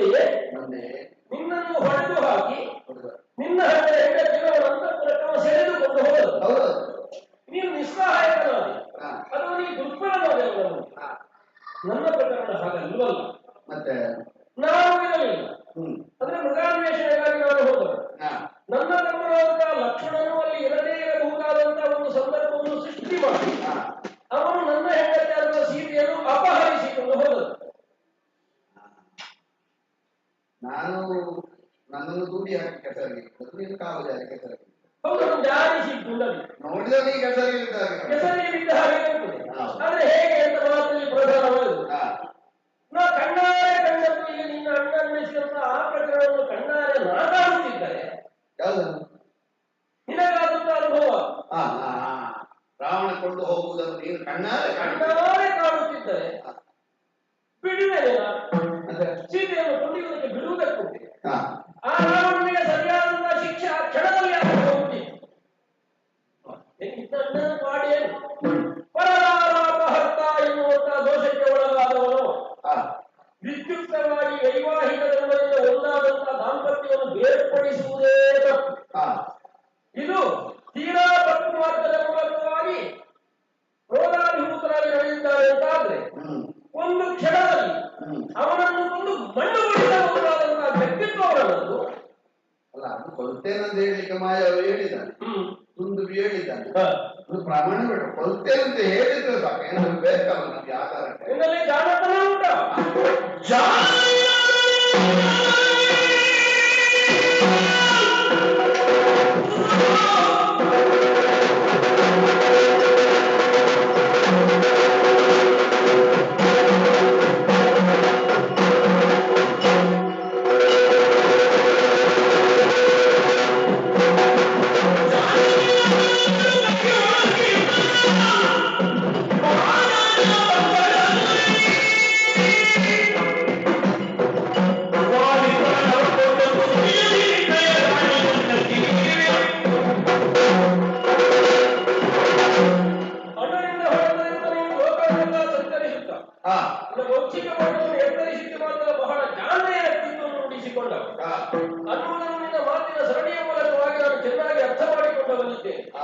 ಕೇವಲ ಅಷ್ಟಕ್ಕೆ ಅದು ಸೀಮಿತವಾಗಬಹುದು.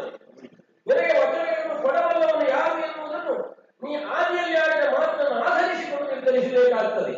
ಜ್ಞಾನ ನೀನಾದರೆ ನೋಡಿಕೊ ಕೈಯೊಳಗೆ ಬಾಣ ಜಾತಗಳು ನಮ್ಮ ಗುರುಗಳಿಂದ ದತ್ತವಾಗಿ ಕಳಿಸಿಕೊಟ್ಟು ಎಷ್ಟ ಸಂರಕ್ಷಣಾರ್ಥವಾಗಿ ನಾವು ಹೋಗುವಂತಹ ಸಂದರ್ಭದಲ್ಲಿ ನಮ್ಮ ಜೀವಿತಾವಧಿಯಲ್ಲಿ ತಾವೇನನ್ನು ಸಂಪಾದಿಸಿಕೊಳ್ಳಲು ವಿಶ್ವಾಸಿಸಲು ಅವರು ಕೊಟ್ಟಂತಹ ಕೊಡುಗೆಯನ್ನು 50 ಬಾಣಗಳು 50 ಮಂತ್ರಾಗಿದೆ. ಇವತ್ತು ಹೆಸರು ಸರಿ ಇಚ್ಛಾವಾದ ಸಂಕಲ್ಪಿಸಿ ಬಿಟ್ಟೆ ಅಂತಾದ್ರೆ ಕಾರ್ಯದಲ್ಲಿ ಪೂರ್ಣತೆಯನ್ನು ಹೊಂದುವ ಮೂಲಕವಾಗಿ ಸಮುದ್ರ ಸ್ನಾನವನ್ನು ಮಾಡಿ ಮತ್ತೊಮ್ಮೆ ನನ್ನ ಮೂಡಿಗೆಯನ್ನು ಬಂದು ಸೇರತಕ್ಕಂತಹ ವಿಶೇಷವಾದ ಪ್ರಶ್ನೆಗಳು ಬಾಣ ಜಾತಗಳು ಅಂದ್ರೆ ಮತ್ತೆ ಮತ್ತೆ ಹುಟ್ಟಿಕೊಳ್ಳುವುದು. ಬಾಣವನ್ನು ಹೂಡಿದಂಥದ್ದು ಮತ್ತೆ ಹಾಗೆ ಇರುತ್ತೆ ಕಾರ್ಯವನ್ನು ಪೂರೈಸಿ. ಒಂದು 50ರಲ್ಲಿ ಮುಗಿತದಲ್ವ? 50ರಲ್ಲಿ ಎಷ್ಟು ಅದನ್ನು ಆದ್ರೆ ಯಾವ ಸಮಯಕ್ಕೂ 50 ಸಾಕಾಗ್ತದೆ ನಮಗಷ್ಟು ಮುಗಿಲಿಕ್ಕಿಲ್ಲ. ಮುಗಿಯುವುದಕ್ಕೆ ಅಷ್ಟು ಸಾಕಾಗ್ತದೆ, ಅಷ್ಟು ಬೇಕಾಗಿಲ್ಲ. ಒಂದು ಬಾಣವು ಸಾಕಾಗ್ತದೆ ನಮಗೆ. ಸೂರ್ಯವಂಶದ ವಿಶೇಷತೆಯೇ ಹೇಗೆ ರಘುವಿನಿಂದ ಆದಿಯಾಗಿ ಪಡೆದುಕೊಂಡು ಅಥವಾ ಇಚ್ಛಾತ್ಮನಿಂದ ಮೂಲವಾಗಿ ಸೂರ್ಯಕುಲದಲ್ಲಿ ಹುಟ್ಟಿಕೊಂಡ ಯಾವ ವ್ಯಕ್ತಿಯಾದರೂ ಧನುರ್ಧಾರಣೆಯನ್ನು ಮಾಡಿ ಮುಂದುವರಿದಂತಹ ಅವನಿಗೆ ಗೆಲ್ಲುವುದಂತಹ ಸಾಮರ್ಥ್ಯ ಖಂಡಿತವಾಗಿ ಕೇಳಿದಂತಹ ಯಾಗದಲ್ಲಿ ದಾನಧರ್ಮಾದಿಗಳನ್ನು ಮಾಡುವಾಗ ಭಂಡಾಗಾರವೇ ಬರಿದಾಗಿ ಎನ್ನುವಾಗ ಧನುಷ್ಠ್ಯಂಕಾರವನ್ನು ಮಾಡಿ ಕುಬೇರನ ಭಂಡಾಗಾರವನ್ನು ಸೂರ್ಯಮಂಡಲವನ್ನು ವಂಶಸ್ಥರಾದಂತಹ ನಾನು ಬಹಳ ಜಾತಗಳನ್ನು ಹೊಂದಿದವು. ಹಾಗಿರುವ ಇವರಲ್ಲಿ ವಿಶೇಷ ಏನು? ಬಾಣ ಒಂದನ್ನು ಹೊಡೆಯಲು ನಿನ್ನಣ್ಣನನ್ನು ಕೊಂದು ವಾಲಿಯನ್ನು ಕೊಂದು ಒಂದು ಮಣ್ಣುಗೊಳಿಸ್ತೇನೆ ನಾನು.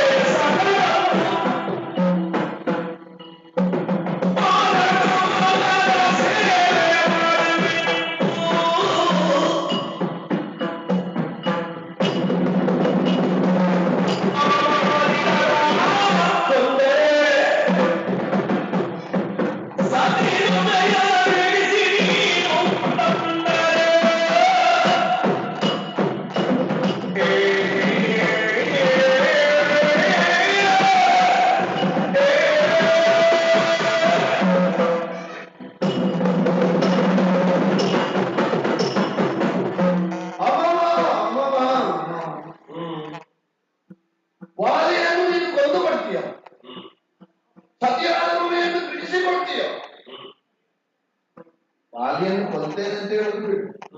ವಾಲಿಂತ ಗಟ್ಟಿ ಸ್ವರದಿಂದ ಕರೆದವನು ಸೂರ್ಯೋದಯಕ್ಕೆ ಒಂದಾಗ್ತಾನೆ. ನೀನು ಅಷ್ಟು ಸ್ಥೈರ್ಯದಿಂದ ಧೈರ್ಯಮಾನನಾಗಿ ವಾಲಿಯನ್ನು ಕೊಂದು ಸತ್ಯಮೆಯನ್ನು ಬಿಡಿಸಿಕೊಡ್ತೇನೆ ಹೊಂದಿಸಿಕೊಡ್ತೇನೆ. ನನಗೆ ಆಶ್ಚರ್ಯ ಆದದ್ದು ಯಾಕೆ ಗೊತ್ತುಂಟು? ಬರೇ ವಾಲಿಯನ್ನು ಕೊಲ್ತೇನೆ ಅಂತ ಹೇಳಿದ್ದಕ್ಕಲ್ಲ, ನನ್ನ ಹೆಂಡತಿಯನ್ನು ಬಿಡಿಸಿಕೊಡ್ತೇನೆ ಅಂತ ಹೇಳ್ತೀಯ. ನಿನ್ನ ಹೆಂಡತಿಯನ್ನು ಬಿಡಿಸಿಕೊಡುವತ್ತ ಲಕ್ಷ್ಯ ವಹಿಸಿ ಅನ್ವೇಷಣೆಗೆ ಹೊರಟ ನೀನೇ ಸಂತ್ರಸ್ತನಾಗಿರುತ್ತ ನಿನ್ನ ಹೆಂಡತಿಗಿಂತ ಮೊದಲು ನನ್ನ ಹೆಂಡತಿಯನ್ನು ಬಿಡಿಸಿಕೊಡ್ತೇನೆ ಅಂತ ಹೇಳಿದ್ಯಲ್ವ, ಅದು ನಿಜವಾಗಿ ಸೂರ್ಯವಂಶೀಯರ ಚರಿತ್ರೆಯಲ್ಲಿರುವ ವಿಶೇಷತೆ. ಹೇಳಿಕೆಯೇ ಹಾಗೆ. ಹೇಗೆ ಪ್ರಾಣಿಗಳನ್ನು ಮನುಷ್ಯರನ್ನು ಸೂರ್ಯಕಿರಣ ಬೀಳುವ ತನಕ ವ್ಯಕ್ತೋಷವಾಗಿ ಕಾಯಬೇಕು. ತಮಗೆ ಬಂದಂತ ಕೇಡನ್ನಾದರೂ ಯೋಚಿಸದೆ ಉಳಿದವರಿಗೆ ನ್ಯಾಯ ಕೊಡಿಸಬೇಕಾದ್ದು ನಿಮಗೆ ಧರ್ಮ. ವಂಶದ ಹಿರಿಮೆ ಅದು ನಿನ್ನಷ್ಟು ದೊಡ್ಡವರಿಗೆ ಮಾತ್ರ ಬಂದಿದೆ. ಉಳಿದವರಲ್ಲಿ ಏನೇ ಹೇಳ್ಯಾರು? ಏನ್ ಹೇಳ್ತಾರೆ? ಈಗ ನನ್ನ ಸಮಸ್ಯೆ ಸಾವಿನ ನೀನೊಮ್ಮೆ ಹೋಗ್ತೇವೆ ಅಂತ ಹೇಳ್ಯಾರು. ನೀನು ನಿನ್ನ ಹೆಂಡತಿಯನ್ನು ಕಳೆದುಕೊಂಡ ಸ್ಥಿತಿಯಲ್ಲಿದ್ದರೂ ಕೂಡ ಅದಕ್ಕಿಂತ ಮೊದಲು ನನ್ನ ಹೆಂಡತಿಯನ್ನು ಬಿಡಿಸಿಕೊಡ್ತೇನೆ ಅಂತ ಹೇಳುವ ಸಂಸ್ಕಾರ ವಸಿಷ್ಠ ವಿಶ್ವಾಮಿತ್ರರು ಶಿಷ್ಯನಾಗಿ ಸೂರ್ಯ ವಂಶದ ಮನೆತನದಲ್ಲಿ ಹುಟ್ಟಿದವರಿಗೆ ಮಾತ್ರ ಬಂದಿದೆ. ಅವ ಸಾಯಲಿಕ್ಕಿಲ್ಲ ನನಗೆ, ಅವ ಸಾಯಲಿದ್ರೆ ನನ್ನ ಹೆಂಡತಿ ಸಿಗುದಿಲ್ಲ. ಹೌದು, ಅವ ಬದುಕಿವಾಗ ಕೊಡ್ಲಿಕ್ಕೆ ಅವ ಸತ್ತ ಮೇಲೆ ಹೆಂಡತಿ ಮಾತ್ರ ಸಿಗುದಲ್ಲ. ಈ ರಾಜ್ಯ ಸಿಗುದಿಲ್ವಾ? ಸಿಗ್ತದ ಸಿಗುವ ಅದು ಎಷ್ಟಿದೆ ನಾನೇ ನಿರ್ಣಯ ನಾನೇ ಆವತ್ತು ನಾನೇ ಆಗ್ತದೆ. ಅವ ಸತ್ತಿದ್ದಾನೆ ಅಂತ ಅಣ್ಣ ಸತ್ತಿದ್ದಾನೆ ಎನ್ನುವಂತ ತಿಳುವಳಿಕೆ ಸಂದರ್ಭಕ್ಕೆ ಅರಸನಾಗಿ ನೀನೇ ಅಭಿಷೇಕಿಸಲ್ಪಟ್ಟ ಯುವರಾಜನ ನಾನೇ, ಯುವರಾಜನೇ ಅಧಿರಾಜನ. ಹಾಗಾಗಿ ನಾನು ಕಿಷ್ಕಿದೆ ರಾಜನಾದ ಇಡೀ ಕಪಿ ಸೇರಿರ್ತದೆ. 77 ಕೋಟಿ ಕಬ್ಬಿನ ಕೇಳ್ತಾರೆ ಬೇರೆ ಬೇರೆ ಕಡೆ. ಇಲ್ಲಿವರೆಗೆ ಅವರೆಲ್ಲ ಎಲ್ಲೆಲ್ಲ ಹಂಚಿ ಹೋಗಿದ್ದಾರೆ, ಅವರನ್ನೆಲ್ಲ ಸೇರಿ ಸೀತಾನ್ವೇಷಣೆಗೆ ಬೇಕಾಗಿ ನಿನ್ನ ಪಾದ ಕಮಲದಲ್ಲಿ ಆ ಇಡೀ ಕಪಿ ಸೈನ್ಯವನ್ನು ಅದರಿಂದ ಬಹಳ ದೊಡ್ಡ ಉಪಕಾರ ಆಗ್ತದೆ. ಏನು ಉಪಕಾರ? ನಿನಗೆ ಎಷ್ಟಾಗ್ತದೆ ಇಲ್ವೋ, ಮತ್ತೆ ನಮಗಾಗ್ತದೆ, ನಮ್ಮವರಿಗಾಗ್ತದೆ. ಹೌದು ಹೌದು. ಇಲ್ಲಿವರೆಗೆ ಅವರು ನಾಯಕ ಅಂತ ಒಪ್ಪಿಕೊಂಡಿದ್ದ ಯಾರು? ವಾಲ್ಯ ಅಣ್ಣನಿಗೆ ಅಣ್ಣ ಒಂದವರು, ಮತ್ತೆ ಮತ್ತೊಬ್ಬರ ಹೆಂಡತಿಯನ್ನು ಇರಿಸಿಕೊಂಡ ದೋಷಿ ಅಲ್ವಾ? ಹೌದು. ಈಗ ನಿನಗೆ ಸಹಾಯ ಮಾಡಿದ್ರೆ ಅವರಿಂದ ಕಟ್ಕೊಳ್ಬಹುದು. ನಿನ್ನ ಹೆಂಡತಿಯನ್ನು ಇರಿಸಿಕೊಂಡವನನ್ನು ಓದಿಲಿಕ್ಕೆ ಮತ್ತೊಬ್ಬರ ಹೆಂಡತಿಯನ್ನು ಇರಿಸಿಕೊಂಡವನನ್ನು ನಾಯಕ ಅಂತ ಒಪ್ಪಿಕೊಂಡಂತ ಕಾಪಿ ಸಂತೋಷ ಮತ್ತೊಬ್ಬರ ಹೆಂಡತಿಯನ್ನು ಇರಿಸಿಕೊಂಡವನಿಗೆ ಒದಿಯುವುದಕ್ಕೆ ಹೋದ್ರೆ ನಮ್ಮ ಮಾನವರ ಸಂಸ್ಕಾರವೇ ಬದಲಾವಣೆ ಆಗ್ತದೆ. ಅದು ಒಳ್ಳೆಯ ಬೆಳವಣಿಗೆ ಅಲ್ವಾ? ಅದಕ್ಕಿಂತ ದೊಡ್ಡ ಪ್ರಯೋಜನವಿದೆ ಕಪಿ ಸಂಸ್ಕಾರಕ್ಕೆ, ಕಪಿ ಕುಲಕ್ಕೆ. ಹಾಗಾಗಿ ಪಾದ ಕಮಲದ ಸೇವೆಗೆ ನಾನು ಸದಾ ಸಿದ್ಧನಿದ್ದೆ.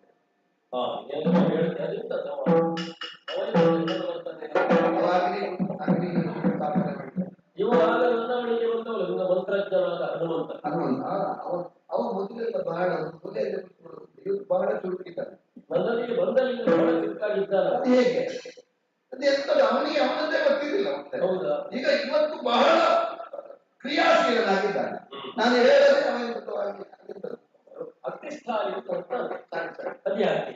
ಯಾಕೆ ನೀನಾಡಿದ ಮಾತಿಗೆ ನಿರ್ಣಯ ಬೇಕೋ ಬೇಡ? ನೀ ಹೇಳಿದ್ದಲ್ಲ, ಈಶ್ವರ ಸಹಿತವಾಗಿ ಬಂದು ನಾನು ಇಂಥ ಸಹಾಯಕ್ಕೆ ಸಿದ್ಧನಿದ್ದೇನೆ ಅಂತ. ಹೌದು ಹೌದು, ಅಧಿಕಾರ ನನಗೆ ಬರ್ತದೆ ಎನ್ನುವುದು ನಿರ್ಣಯ. ಹಾಗೆಲ್ಲ ಹಾಗಾಗಬೇಕು ಅನ್ನೋದು ಕೇವಲ ಹಾರಿಕೆಯ ಮಾತು ಆಗಕೂಡದು, ಅದು ಸತ್ಯ ಸಾಕ್ಷೀಭೂತವಾಗಿ ಆಗಬೇಕು ಎನ್ನುವುದೇ ಹೌದು.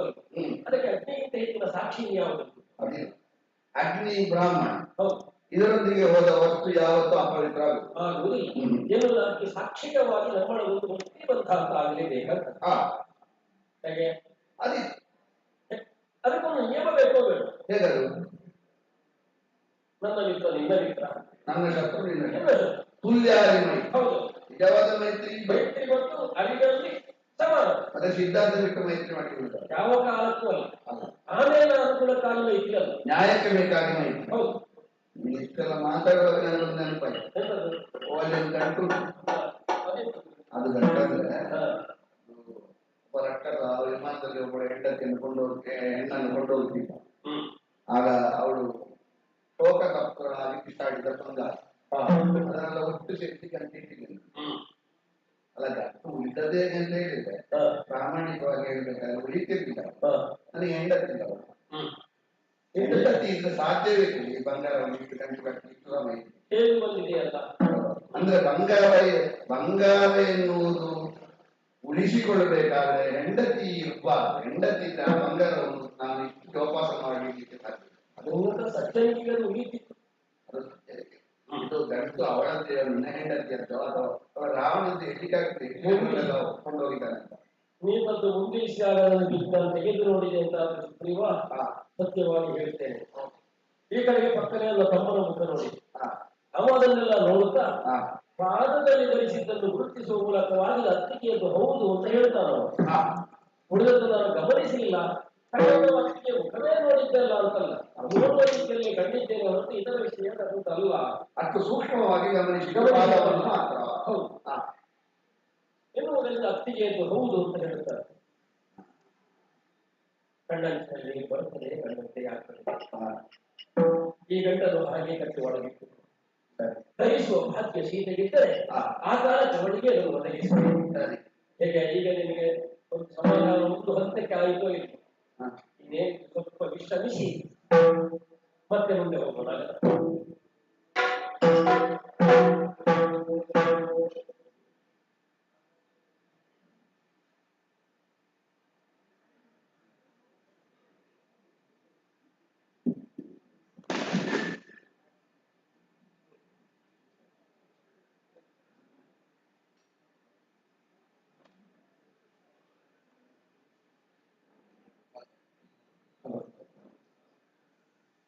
ಕಲಾ ಪ್ರಕಾಶ ಪ್ರತಿಷ್ಠಾನ ಸಂಚಾಲಕರು ಶ್ರೀ ಪ್ರಕಾಶ್ ಶೆಟ್ಟಿ ಸುರತ್ಕಲ್ ಇವರ ನೇತೃತ್ವದಲ್ಲಿ ಪ್ರತಿ ವರ್ಷವೂ ಯಕ್ಷಗಾನ, ತಾಳಮದ್ದಲೆ ಹಾಗೂ ನಾಟಕ ನಮ್ಮ ತವರೂರಿನ ಕಲಾವಿದರನ್ನು ಮುಂಬೈಗೆ ತಂದು ಅವರಿಂದ ಉತ್ತಮವಾದ ಪ್ರದರ್ಶನವನ್ನು ಅವರು ನೀಡುತ್ತಿದ್ದಾರೆ.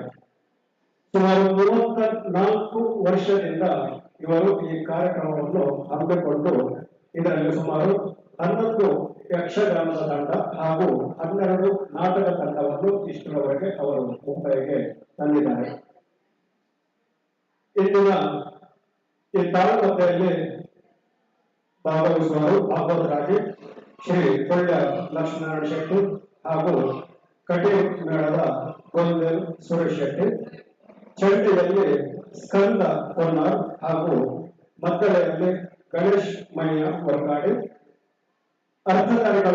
ಅರ್ಥಧಾರಿಗಳಾಗಿ ಶ್ರೀ ಮುಜರೆ ಅಶೋಕ್ ಭಟ್, ಶ್ರೀ ಪವನ್ ಕಿರಣ ಕೆರೆ, ಶ್ರೀ ಕನ್ನಡಗಟ್ಟೆ ಗಣೇಶ್ ಶೆಟ್ಟಿ, ಶ್ರೀ ವಾಟಿ ಪಡಕು ವಿಷ್ಣು ಶರ್ಮಾ ಹಾಗೂ ಶ್ರೀ ನಂದ್ರೊಟ್ಟಿ ಸುರೇಶ್ ಶೆಟ್ಟಿ. ಕೇವಲ 5 ನಿಮಿಷದಲ್ಲಿ ನಾವು ಈ ಸಭಾ ಕಾರ್ಯಕ್ರಮವನ್ನು ಮುಗಿಸುತ್ತೇವೆ. ಇಂದಿನ ಕಾರ್ಯಕ್ರಮವು ನಮ್ಮ ಮಂದಿರದ ಅಧ್ಯಕ್ಷರಾದ ಶ್ರೀ ಸುರೇಶ್ ಭಂಡಾರಿ ಇವರ ಸಂಪೂರ್ಣ ಸಹಕಾರದೊಂದಿಗೆ ನಡೆಯುತ್ತಿದೆ. ಕಾರಣಾಂತರದಿಂದ ಅವರು ಇಂದು ಬಂದಿಲ್ಲ.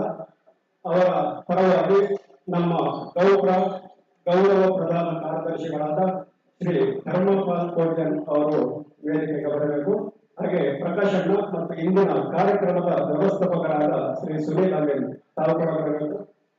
ಹಾಗೆಯೇ ಪ್ರಧಾನ ಅರ್ಚಕರು ಉಮಾಮಹೇಶ್ವರಿ ಮಂದಿರ ಜರಿಗಿರಿ ಶ್ರೀ SN ಉಡುಪ ತಾವು ದಯಮಾಡಿ ವೇದಿಕೆಗೆ ಬರಬೇಕು.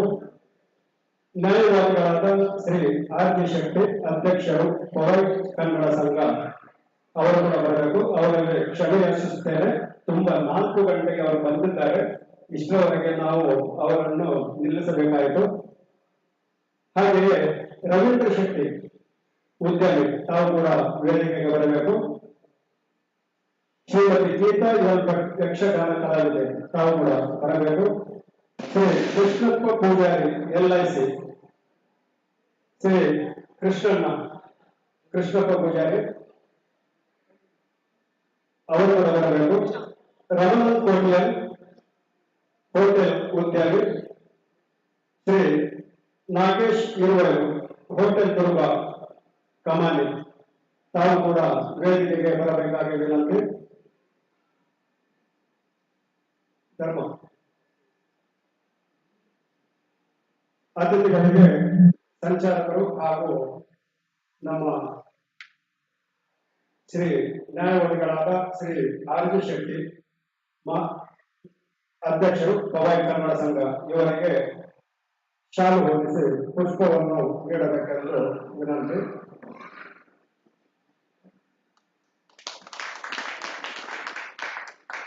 ಶ್ರೀ ಎಸ್.ಎನ್. ಉಡುಪರು ಪ್ರಧಾನ ಅರ್ಚಕರು ಉಮಾಮಹೇಶ್ವರಿ ಮಂದಿರ ಜರಿಬೇರಿ.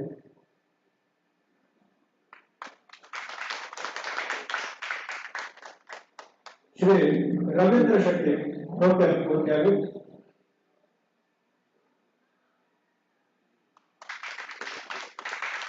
ಶ್ರೀಮತಿ ಗೀತಾ ಎಲ್ ಭಟ್ ಯಕ್ಷಗಾನ ಕಲಾವಿದೆ. ಇವರು ಕೂಡ ತಾಳಮದ್ದಳೆಯಲ್ಲಿ ಕೂಡ ಭಾಗವಹಿಸುತ್ತಿದ್ದಾರೆ. ರಮಣನ್ ಕೋಟ್ಯನ್ ಹೋಟೆಲ್ ನವರತ್ನ.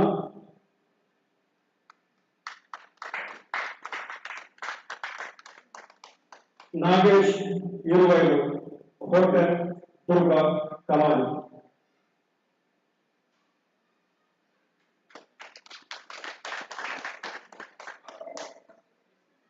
ಧರ್ಮಪಾಲ್ ಹೋಟೆಲ್ ಮಂದಿರದ ಗೌರವ ಪ್ರಧಾನ ಕಾರ್ಯದರ್ಶಿಗಳು.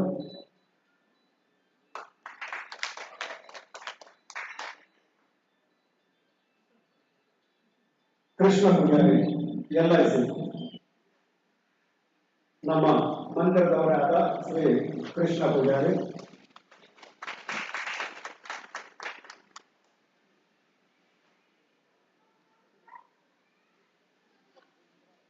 ಇಂದಿನ ನಮ್ಮ ದೈವ್ ಸಿದ್ದೇಶ್ ನಾಯ್ಕ್ ಕಾರ್ಯಕ್ರಮವನ್ನು ಪ್ರಸಾರ ಮಾಡುತ್ತಿದ್ದಾರೆ. ನೇರ ಪ್ರಸಾರ. ಅವರಿಗೆ ಒಂದು ಪುಷ್ಪಗುಚ್ಛ ಕೊಡಬೇಕೆಂದು ವಿನಂತಿ. ಸಿದ್ದೇಶ್.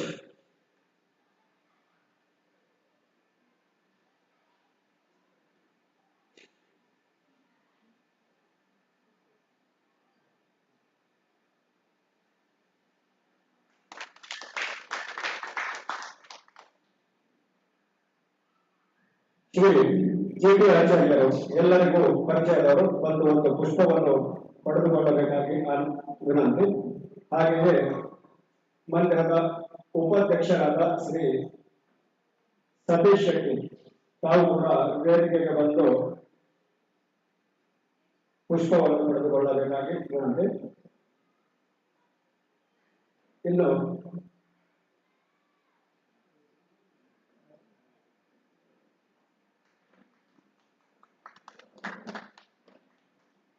ಸತೀಶ್ ಶೆಟ್ಟಿ ಇಂದಿನ ನಮ್ಮ ಲೌಡ್ ಸ್ಪೀಕರ್ ಒದಗಿಸಿದವರು. ಮಂದಿರದ ಭಜನಾ ಭುವಾಜಿ.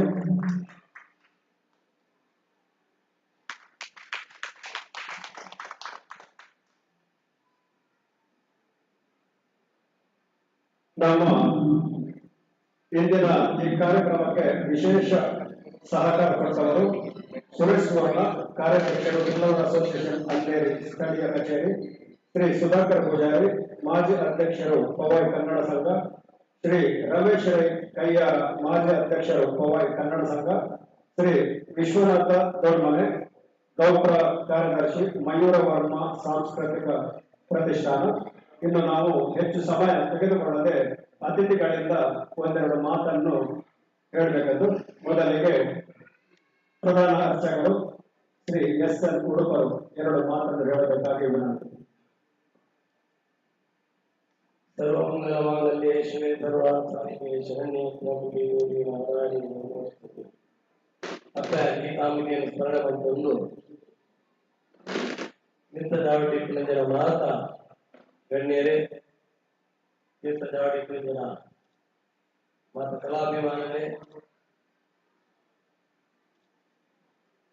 ಮುಂಬಯಿಯ ಈ ಸಂಚಾಲಕ ರ್ಯಾಂಕಿನ ಪ್ರಕಾಶ್ ಶೆಟ್ಟಿ ಇನ್ನಿತ ಈ ಕಾರ್ಯಕ್ರಮದ ಪ್ರಾಯೋಜಕ ವ್ಯಕ್ತಿನ ಮಾತ್ರ ಕಲಾ ಪೋಷಕರೇ, ಮಾತ್ರ ಕಲಾವಿದೆ ವಿಶೇಷವಾದ ನಮ್ಮ ಒಂದು ಮನುಷ್ಯ ಜೀವನಗಳು ಒಂದು ಪ್ರಜ್ಞಾವಂತರಾದ ಒಂದು ಮನುಷ್ಯ ಆದ ನಮ್ಮ ಬಾಳು ಬಹುಶಃ ಜನಸಾಮಾನ್ಯರಿಗೆ ಪುರಾಣ ಕಥೆದಲ್ಲಿತ್ತು ವಿಶೇಷವಾಗಿ ನಮಗೆ ಆಸಕ್ತಿ ಅಭಿರುಚಿ ಮುಟ್ಟಾದ ಧಾರ್ಮಿಕ ಪ್ರಜ್ಞೆ ಮುಟ್ಟಾಡಿದ ಯಕ್ಷಗಾನ ತಾಳಮದ್ದಳದ ಕೊಡುಗೆಲ್ಲ ಅಪಾರ ಉಂಟು. ಬಹುಶಃ ಅಂಚಿನ ಈ ಒಂದು ಯಕ್ಷಗಾನ ತಾಳಮದ್ದಳನೆ ಊಟ ಅತಿರಥ ಮಹಾರಥರ ಅಂಚಿನ ತಾಳಮದ್ದಳ ಹುಲ್ಲಿಯರಿಂದ ಸ್ವತಃ ನಮ್ಮ ಆಗಲೇ ದೂರಾಗ ವಾಲಿಯೇ ನಮ್ಮ ಎದುರು ಬರ್ತೇನಾ, ಕರ್ಣೇ ನಮ್ಮ ಎದುರು ಉಳ್ಳೇನಾ, ಚಲದಂಕವನ್ನ ಕೌರೇ ಉಳ್ಳೇನ ಅಂದು ಅಂಚಿನ ವಿಶೇಷವಾಗಿನ ವಾಕ್ಚಾತುರ್ಯ ಅಂಚಿನ ನವರಸದಲ್ಲಿ ತನ್ನ ವಾಕ್ಚಾತುರ್ಯ ಮುಖಾಂತರ ಅಂಚಿನ ಪಾತ್ರನು ನಮ್ಮ ಎದುರೇ ಕಣ್ಣೆದುರೇ ತೋರ್ಪಾಲಕ ಅಂಚಿನ ಕಲಾವಿದರೆ ಇನ್ನೇ ಪ್ರಕಾಶ್ ಶೆಟ್ಟಿಯರು ಮುಂಬೈಗೆ ತರಬಾರದು ನಂದು ಪೂರ ಒಂದು ಎಟ್ಟೆ ಕಾರ್ಯಕ್ರಮ ಕೊರತೆ ಬಂದ ಬಹುಶಃ ಆದ್ರೆ ಏಕ ಅಭಿನಂದನೆ ಮಂತ್ರನ ಸಾಧ್ಯ ಐತಿ.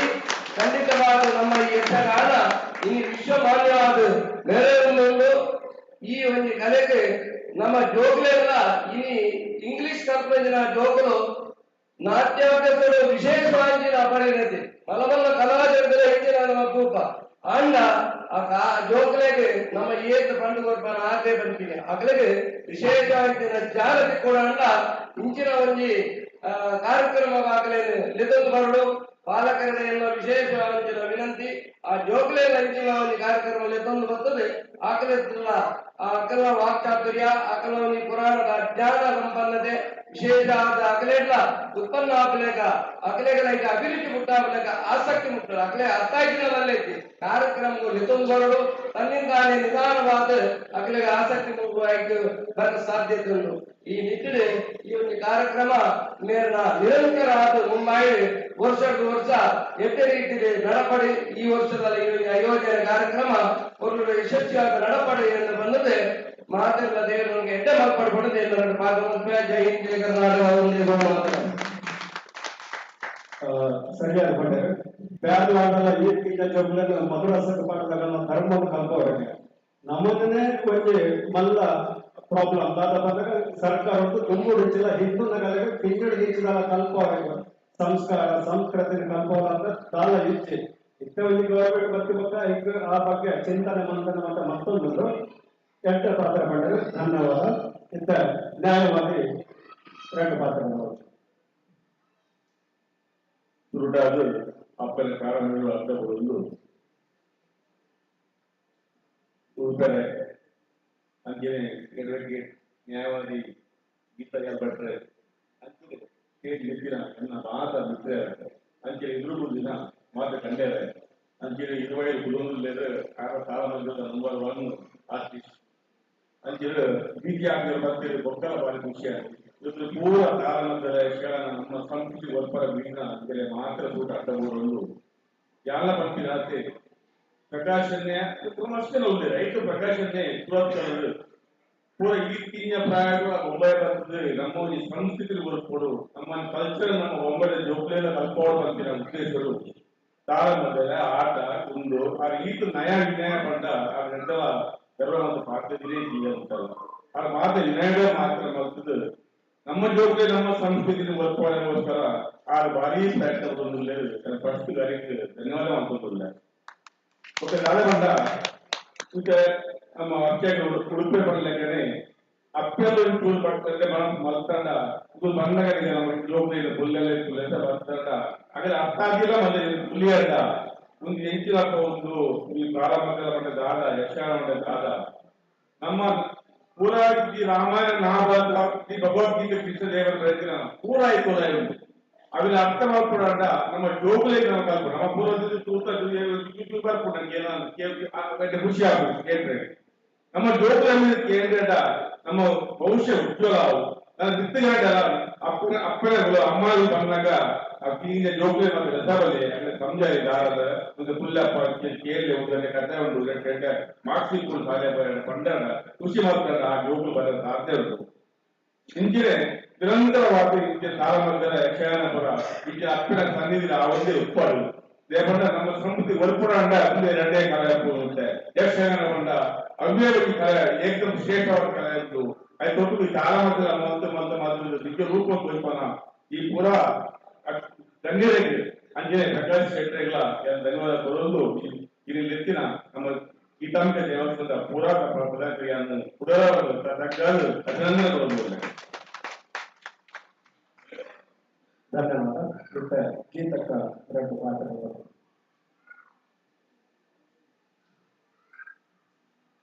ನಮಸ್ಕಾರ. ಗೀತಾಂಬಿಕ ದೇವಿಯ ಪಾದಗಳಿಗೆ ವಂದಿಸುತ್ತಾ ವೇದಿಕೆಯಲ್ಲಿ ಉಪಸ್ಥಿತರಿರುವಂತಹ ಎಲ್ಲ ಗಣ್ಯರೇ ಹಾಗೂ ಕಲಾಭಿಮಾನಿಗಳು. ಯಕ್ಷಗಾನ ಎನ್ನುವುದು ಮಲೆನಾಡ ಸೀಮೆಯ ಮಣ್ಣಿನ ಕಲೆ. ಒಂದು ಸರ್ವಾಂಗಪೂರ್ಣ ಸುಂದರವಾದಂತಹ ಕಲೆ. ಅದರಲ್ಲಿ ಮಾತುಗಾರಿಕೆ, ಹೆಜ್ಜೆಗಾರಿಕೆ, ನಾಟ್ಯ, ಕುಣಿತ ಇವುಗಳೆಲ್ಲ ಒಳಗೊಂಡಿರುತ್ತೆ. ರಾಮಾಯಣ ಮಹಾಭಾರತ ಮಾತ್ರ ಅಲ್ಲ, ಎಲ್ಲ 18 ಪುರಾಣಗಳ ಕಥೆ ಈ ಯಕ್ಷಗಾನದಲ್ಲಿ ಅದನ್ನೆಲ್ಲ ಸೇರಿಸಿಕೊಂಡು ಯಕ್ಷಗಾನ ಎನ್ನುವುದನ್ನ ನಾವು ಪ್ರದರ್ಶಿಸಿ ತೋರಿಸ್ತೇವೆ. ಇದರಿಂದಾಗಿ ಪುರಾಣಗಳಲ್ಲಿ ಏನು ಹೇಳಿದೆ, ಮಾನವೀಯ ಸಂಬಂಧಗಳು ಯಾವ ರೀತಿ ಇದೆ ಎನ್ನುವುದು ನಮಗೆ ಅರ್ಥ ಆಗ್ತದೆ. ಗಂಡ ಹೆಂಡತಿ ಹೇಗಿರ್ಬೇಕು ಅಂತ ಹೇಳಿದ್ರೆ ರಾಮ ಸೀತೆಯನ್ನು ನೋಡ್ಬೇಕು, ಅಪ್ಪ ಮಗ ಹೇಗಿರ್ಬೇಕು ಅನ್ನೋದನ್ನು ದಶರಥ ರಾಮನ ಕಥೆಯಿಂದ ತಿಳಿಯುತ್ತೆ. ಅಂತಹ ಮಾನವೀಯ ಸಂಬಂಧಗಳು ಈ ಯಕ್ಷಗಾನದಿಂದಾಗಿ ನಮಗೆ ಗೊತ್ತಾಗುತ್ತೆ. ಈ ಪುರಾಣಗಳಲ್ಲಿ ಏನು ಹೇಳಿದೆ, ಅದು ನಮ್ಮಲ್ಲಿ ಏನು ವಿಚಾರಗಳಿದೆ ಅದು ಪುರಾಣದಲ್ಲಿದೆ. ಪುರಾಣದಲ್ಲಿ ಏನಿದೆ ಅದೆಲ್ಲ ನಮ್ಮಲ್ಲಿ ಇಲ್ಲ. ಇದು ನಮ್ಮ ಸಂಸ್ಕೃತಿಯನ್ನ ನಮಗೆ ತೋರಿಸುತ್ತೆ ಯಕ್ಷಗಾನ ಎನ್ನುವುದು. ಈ ಯಕ್ಷಗಾನ ಎನ್ನುವುದರಲ್ಲಿ ಮಕ್ಕಳಿಗೆ ಆಸಕ್ತಿ ಬರಬೇಕಿದ್ರೆ ಅಮ್ಮಂದ್ರು ಮಕ್ಕಳನ್ನು ಮುಂದೆ ತರಬೇಕು ಅಂತ ಹೇಳುವುದು ಈಗ ವೇದಿಕೆಯಲ್ಲಿ ಹೇಳಿದಂತಹ ಮಾತು ಅದು ನಿಜ. ಎಲ್ಲರಿಗೂ ಮಹಿಳೆ ಹಾಗೆ ಸಂಸಾರದ ಕಣ್ಣು. ಮಹಿಳೆ ಮುಂದುವರೆದು ಮಕ್ಕಳಿಗೆ ಎಲ್ಲ ರೀತಿಯ ಜ್ಞಾನವನ್ನು ನೀಡಿದ್ರೆ ಮಕ್ಕಳು ಮುಂದೆ ಹೋಗುತ್ತಾರೆ. ಮಹಿಳೆ ಏನು ಕೆಲಸ ಮಾಡದೆ ಮಕ್ಕಳಿಗೆ ಹಾಗೆ ಬಿಟ್ಟು ಬಿಟ್ಟರೆ ಮಕ್ಕಳು ಮುಂದುವರಿಯುವುದಕ್ಕೆ ಕಷ್ಟ ಆಗುತ್ತೆ. ನಾವು ಇಲ್ಲಿರುವಂತಹ ಮಹಿಳೆಯರಿಗೆ ಹೇಳ್ತಾ ಇದ್ದೇನೆ, ನಾವು ಹೇಗೆ ಮಾಡ್ತೇವೆ ಅದೇ ರೀತಿ ಮಕ್ಕಳು ಮುಂದುವರಿಕೊಂಡು ಹೋಗ್ತಾರೆ. ನಾವು ಯಕ್ಷಗಾನದ ಬಗ್ಗೆ ನಾವು ಆಸಕ್ತಿ ಅಳವಡಿಸಿದ್ರೆ ನಮ್ಮ ಆಸಕ್ತಿ ನೋಡಿ ನಮ್ಮ ಮಕ್ಕಳು ಅದರಲ್ಲೇ ಮುಂದುವರಿತಾರೆ. ಮಕ್ಕಳು ಯಾವಾಗಲೂ ನಾವು ಹೇಳಿದ್ದನ್ನು ಕೇಳುವುದಲ್ಲ, ನಾವು ಮಾಡಿದ್ದನ್ನು ನೋಡಿ ಅದೇ ರೀತಿ ಮಾಡ್ತಾರೆ. ಈಗ ಮುಂಬೈಯಲ್ಲಿ ಯಕ್ಷಗಾನದಲ್ಲಿ ಮಕ್ಕಳಿಗೆ ತುಂಬಾ ವಿಪರೀತವಾದಂತಹ ಆಸಕ್ತಿ ಬರ್ತಾ ಇದೆ. ಅಲ್ಲಲ್ಲಿ ಯಕ್ಷಗಾನ ಮೇಳಗಳು ಉದ್ಭವ ಆಗ್ತಾ ಇದೆ. ಊರಿನ ತರ ಅಲ್ಲ, ನಾವು ಹೊರನಾಡಿಗೆ ಬಂದಾಗ ನಮಗೆ ನಮ್ಮ ಸಂಸ್ಕೃತಿಯನ್ನು ಉಳಿಸಬೇಕು ಅನ್ನುವಂತಹ ಒಂದು ಪ್ರಜ್ಞೆ ಇರುವ ಕಾರಣ ಯಕ್ಷಗಾನದ ಬಗ್ಗೆ ನಮಗೆ ತುಂಬಾ ಆಸಕ್ತಿ ಉಂಟು. ನಾವು ಅದನ್ನು ನಮ್ಮ ಮಕ್ಕಳಿಗೆ ಕಳಿಸ್ತೇವೆ. ಹಾಗಾಗಿ ಮುಂಬೈಯ ಮಕ್ಕಳು ಇದರ ಬಗ್ಗೆ ಸ್ವಲ್ಪ ಆಸಕ್ತಿಯನ್ನು ಹೊಂದುತ್ತಾ ಇದ್ದಾರೆ ಈಗ ಅಂತ ಹೇಳುವುದಕ್ಕೂ ನಾನು ಸಂತೋಷ ಪಡ್ತಾ ಇದ್ದೇನೆ. ಅದೇ ಯಕ್ಷಗಾನದ ಇನ್ನೊಂದು ಮಾಧ್ಯಮ ತಾಳಮದ್ದಲೆ. ಯಕ್ಷಗಾನದಲ್ಲಿ ನಾವು ನಮ್ಮ ನಾಟ್ಯಗಾರಿಕೆ, ವೇಷಗಾರಿಕೆಯಿಂದ ನಾವು ಒಂದು ವೇದಿಕೆಯನ್ನು ಸೃಷ್ಟಿ ಮಾಡ್ತೇವೆ, ಯಕ್ಷ ಲೋಕಕ್ಕೆ ಕರ್ಕೊಂಡು ಹೋಗ್ತೇವೆ. ತಾಳಮದ್ದಲೆಯಲ್ಲಿ ನಮ್ಮ ವಾಕ್ಚಾತುರ್ಯದಿಂದಾಗಿ ನಾವು ಅಂತಹ ಒಂದು ವೇದಿಕೆಯನ್ನು ಸೃಷ್ಟಿ ಮಾಡ್ತೇವೆ. ಅಂತಹ ವೇದಿಕೆಯನ್ನು ಇಂದು ನಮ್ಮ ಪ್ರಕಾಶ್ ಶೆಟ್ಟರು ಕಲಾ ಪ್ರಕಾಶ ಮಾಧ್ಯಮದ ಮೂಲಕ ಊರಿಂದ ಅತಿರಥ ಮಹಾರಥರಾದಂತಹ ಅನೇಕ ಕಲಾವಿದರನ್ನು ತರಿಸಿ ನಮಗೆ ಯಕ್ಷ ತಾಳಮದ್ದಲೆಯ ರಸದೌತಣ ನೀಡ್ತಾ ಇದ್ದಾರೆ. ಇನ್ನು ಮುಂದೆಯೂ ಅವರು ಇದೇ ರೀತಿ ಕಾರ್ಯಕ್ರಮವನ್ನು ಮಾಡ್ತಾ ಇರಲಿ ಅಂತ ಅವರಿಗೆ ಶುಭ ಹಾರೈಸ್ತಾ ಇಂದಿನ ಈ ಕಾರ್ಯಕ್ರಮಕ್ಕೆ ನನ್ನನ್ನು ಕರೆದಕ್ಕೆ ಮತ್ತೊಮ್ಮೆ ನಿಮಗೆ ಕೃತಜ್ಞತೆಗಳನ್ನು ಸಲ್ಲಿಸ್ತಾ ನನ್ನ ಮಾತುಗಳಿಂದ ವಿರಮಿಸ್ತೇನೆ. ಗೀತಕ್ಕ ಸರಿಯಾದ ಬಂದರೆ ಒಂದು ಟೈಮ್లో ನನ್ನ యక్షగానము మరియు విద్య పలుకున్న ఆ సంభవం నుంచి పెద్ద పెద్ద వలయ కేంద్ర పెద్ద పెద్ద సంఘ సంస్థలలో అకులకులు ಪಾತ್ರ ಮಾಡೋದಕ್ಕೆ ಒಳ್ಳೆಯ ಯಕ್ಷಗಾನ ಮಾಡ್ಕೊಂಡು ಮುಖ್ಯವಾದ ಒಂಟರ ಸಂಘ ಅಗಲ್ಲ ಸಮಿತಿ ತಗೊಳ್ಳೆ ವೇಷ ಮಾಡ್ತದೆ ಆಟ ಮಾಡ್ತದೆ ನಾವು ಇಂಥ ಸುಮಾರು ಯಕ್ಷಗುರುಗಳು ಸಾಧಾರಣ ಮನೋಜ್ ನೆಟ್ಟಗುಳ್ಳೆ ಅಜಕರ್ತಗುಳ್ಳೆ పెద్ద పెద్ద పోటీలు పోదు యక్షగానంలో కలపాలి.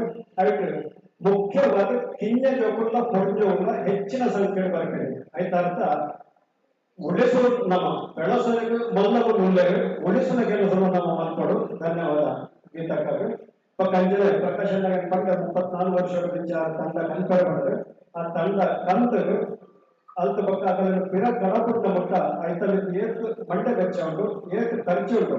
ದಾಳ ಚಿಡಲ ತಾಳ ಮಧ್ಯೆ ಕಲ್ಪುಂಡಲ್ಲ ಒಂದು ಕಡಿಮೆ 50,000 ಕಡಿಮೆ ಖರ್ಚು ಉಂಟು, ಅದು ಖರ್ಚು ಉಂಟು. ಅದಕ್ಕೆ ಪೂರ ಜನ ಹೆಚ್ಚಿನ ಪ್ರೋತ್ಸಾಹ ಕೊಟ್ಟು ಅವರಿಗೆ ಪ್ರತಿ ವರ್ಷದ ಇಡಗೆ ಕರ್ಪುಡವರಿಗೆ ನಮ್ಮ ಮಾತ ಬೆಲ್ಗ ತನು ಮನಧನ ದುಡ್ಡಿನ ತನುಂಟು ಹತ್ತು ನಂಡ ಮನಸ್ಸು ಹತ್ತು ನಂಡ ಧನ ದುಡ್ಡು ಏತ್ ನಂಗೆ ಅప్పుడు ಪ್ರಕಾಶನ ಸಂಚಾಲಕರಿಗೆ ನಮ್ಮ ಸಹಾಯ ಮಾಡುವ ಇದ ಮುತಾಗಿ 34 ನಾಟ್ ಔಟ್ 100 ಮುಟ್ಟ ಮಾಲ್ಪಡಪಟ್ಟದು ನಮ್ಮ ವೇದಿಕೆಗಳಿಂದ ಪೂರ್ವ ಚಿಂತನೆಗಳ ಧನ್ಯವಾದ ಪಡೆದು ನಮ್ಮ ಈ ಸಭಾ ಕಾರ್ಯಕ್ರಮವನ್ನು ಮುಗಿದ ವಾಲಿ ಮೋಕ್ಷ ಪ್ರಸಂಗಗಳು ಮುಂದುವರಿಸಬಹುದು. ಧನ್ಯವಾದ.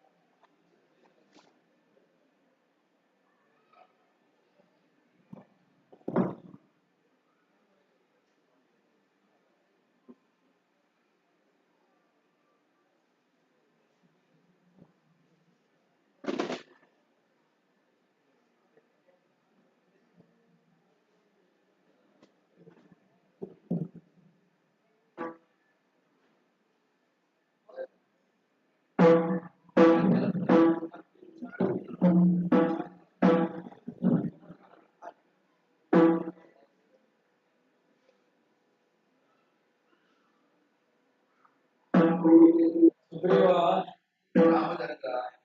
ಹಿಂದೆ ನಡೆದವ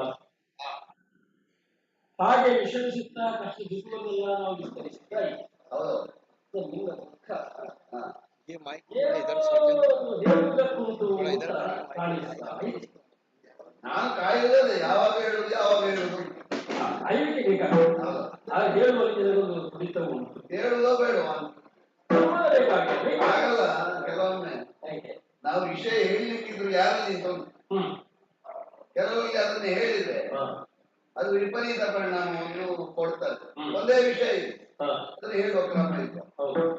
ನಿನ್ನಲ್ಲಿ ಹೇಳಿದ ಸಂಶಯ ಅಂತ ಹೇಳಿ ಮಿತ್ರರ ಮಧ್ಯೆ ಯಾವ ಕಾಲಕ್ಕೂ ಸಂಶಯಗಳು ಅನುಮಾನಗಳು ಅಲ್ವಾ?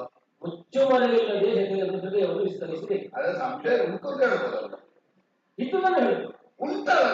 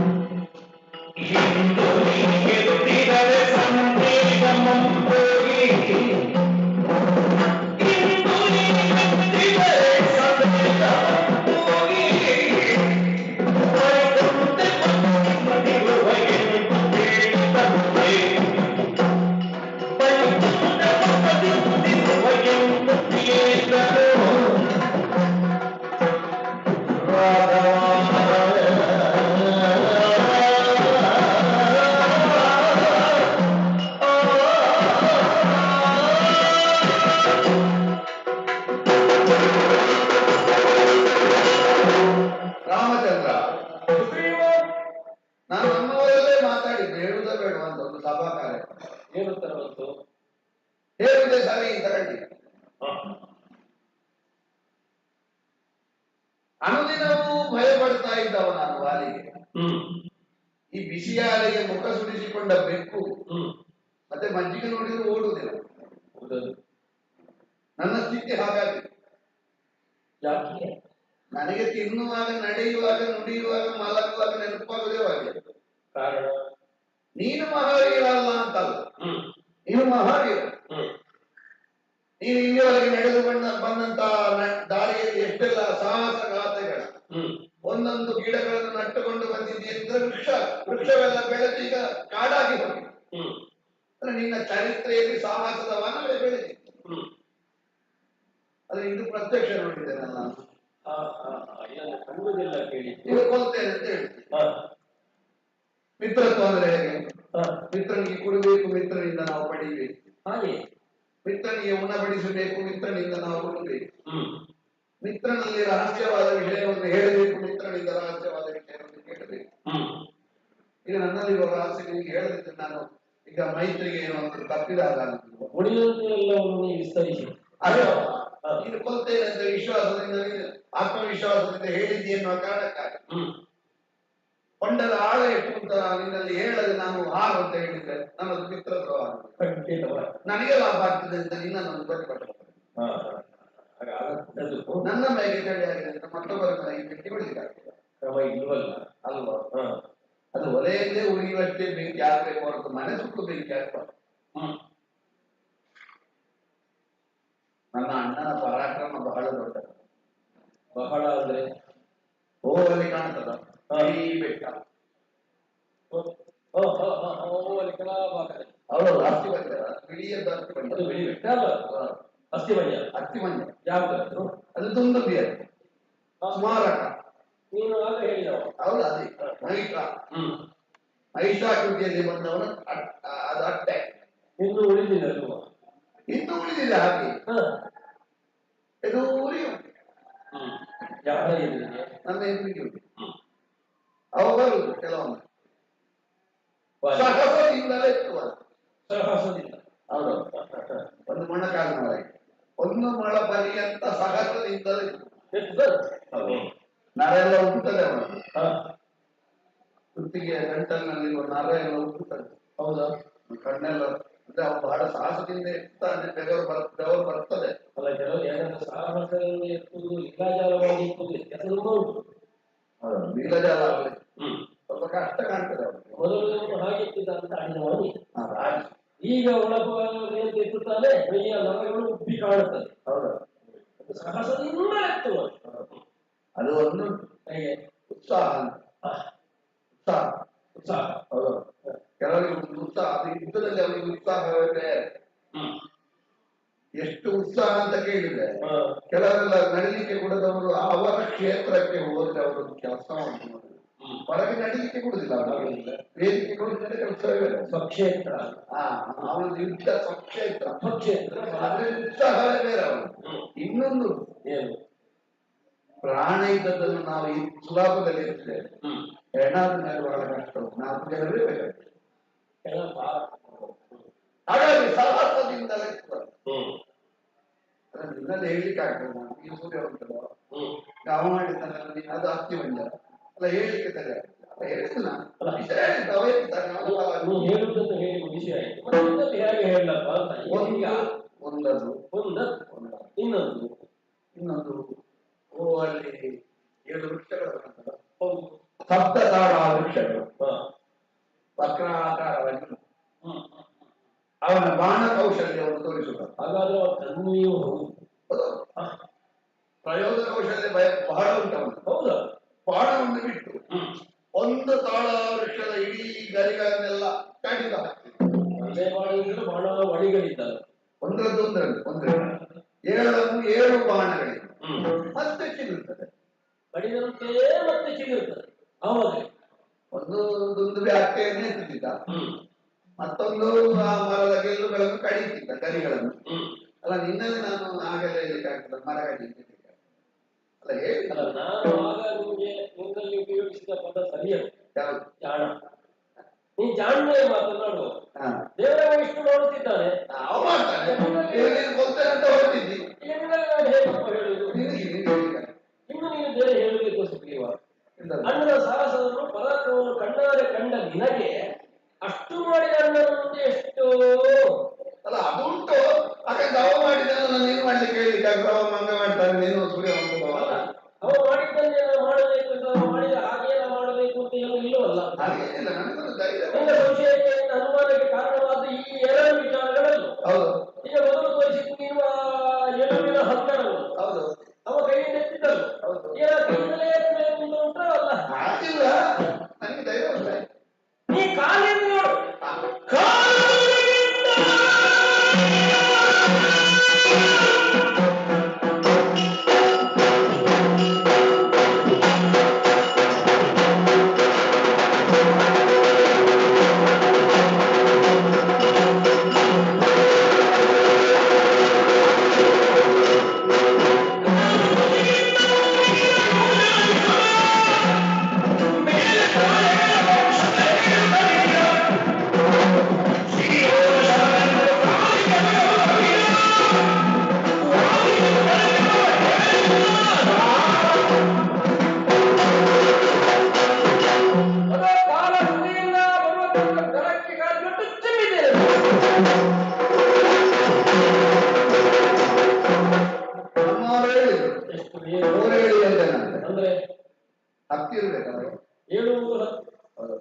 ಗುಣಾಕಾರ ಮಾಡಿದ್ರೆ ಎಂತದು ಅಂತೂ ಹೋಯ್ತು.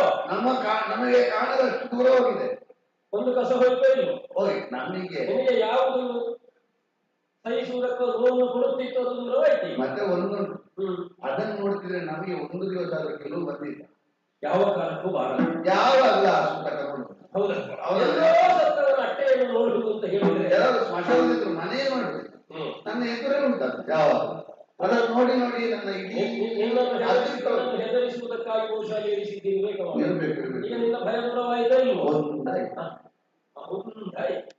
ಇನ್ನು ಸಾಲ ವೃಕ್ಷ ಅಥವಾ ತಾಳ ವೃಕ್ಷ ಅದು ನೋಡು. ಕಾಲಿಂದ ನೆಲವನ್ನು ಒತ್ತುವ ಮೂಲಕವಾಗಿ ಬಾಣವೊಂದನ್ನು ಮೇಲೆ ಹೂಡಿದ್ದೇವೆ. ಹೇಗೆ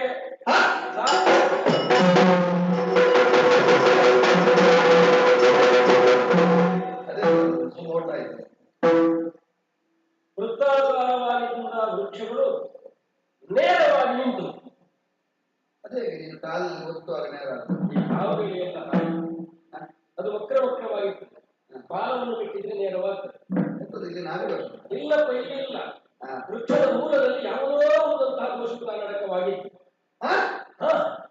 ಅಹಿರೂಪಿಯಾದಂತಹ ಯಾವುದೋ ಒಂದು ರಾಕ್ಷಸಿ ಶಕ್ತಿಯ ನಾಟಕವಾಗಿತ್ತು.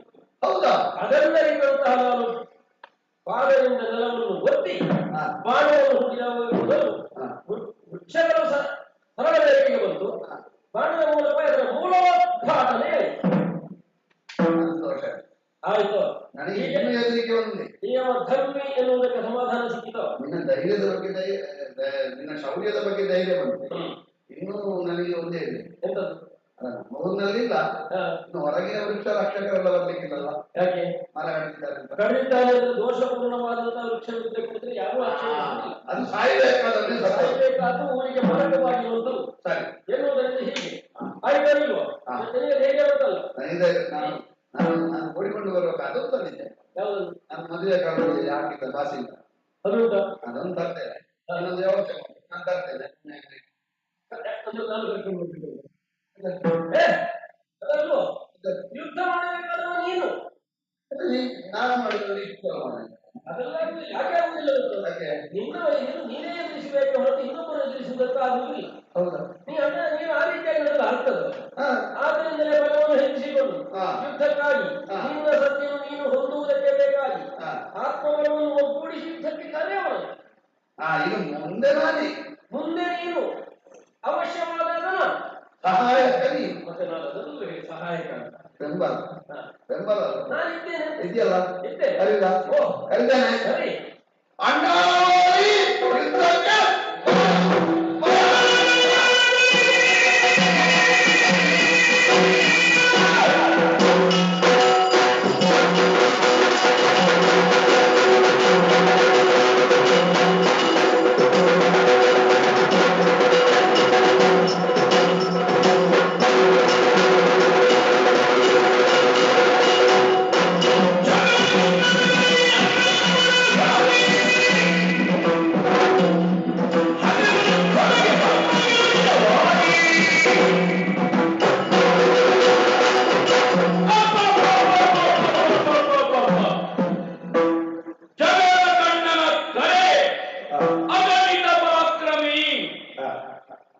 ಇವ ಅಗಣಿತ ಪರಾಕ್ರಮ ಯಾವಾಗ ನಿಮಗೆ ಹೌದು.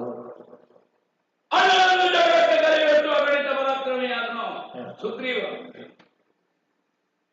ವಾಲಿಯನ್ನು ನೋಡಿದ್ರೆ ಸುಗ್ರೀವ ವಿಕ್ರಮಿ, ಅದು ತಪ್ಪಲ್ಲ. ವಾಲಿಯ ಮುಂದೆಯೋ ಅಲ್ಲ, ಪ್ರಪಂಚದಲ್ಲಿ ಈಗಲೂ ದಾಖಲೆಯಾಗಿರುವುದೇನು? ಅಗಣಿತ ಪರಾಕ್ರಮ ವಾಲಿ. ವಾಲಿಯ ಪರಾಕ್ರಮ ಏನು? ಸಮುದ್ರ ಮಥನದಲ್ಲಿ ಒಂದು ಪಾರ್ಶ್ವನೋಟ ಆಗಿದೆ.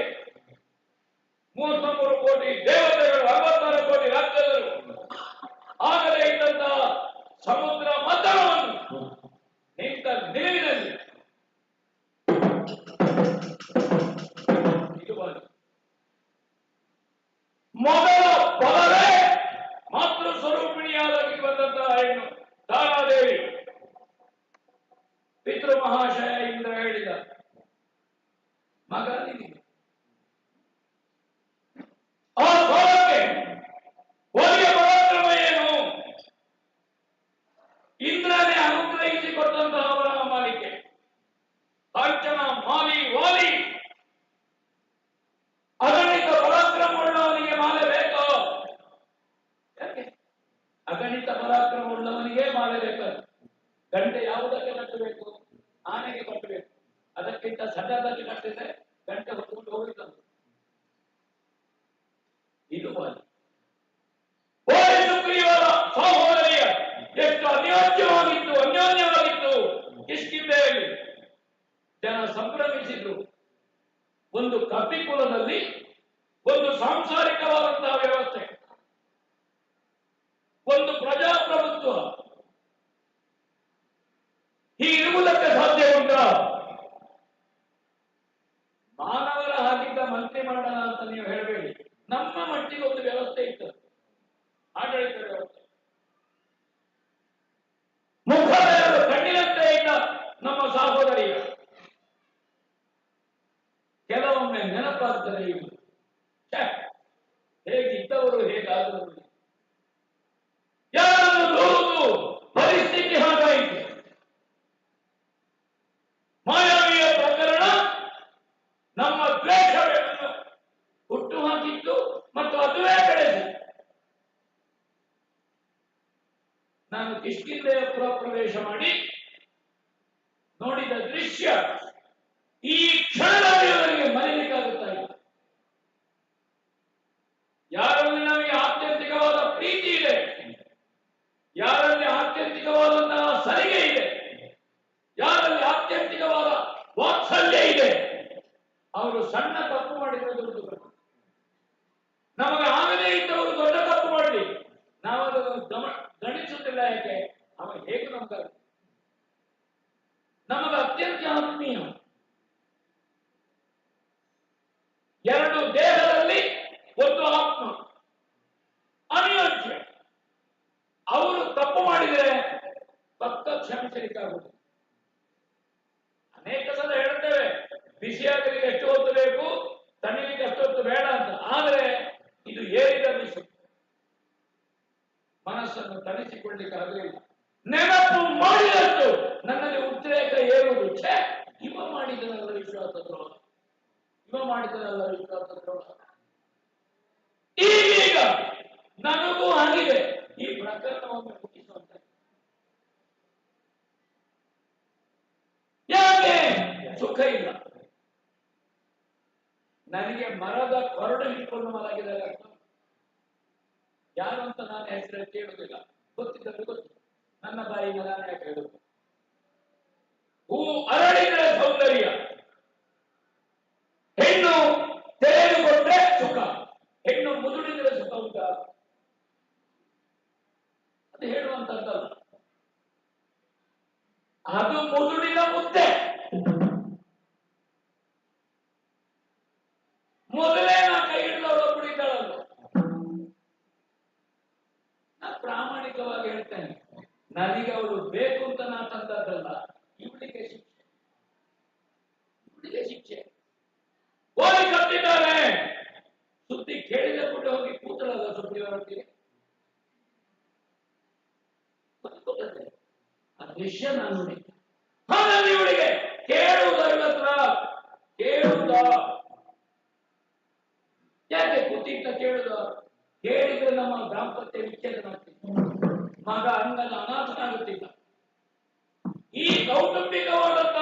ಪ್ರಜ್ಞೆಯನ್ನಿಟ್ಟುಕೊಂಡು ನಾನು ಇವಳ ಹತ್ರವೂ ಕೇಳಲಿಲ್ಲ.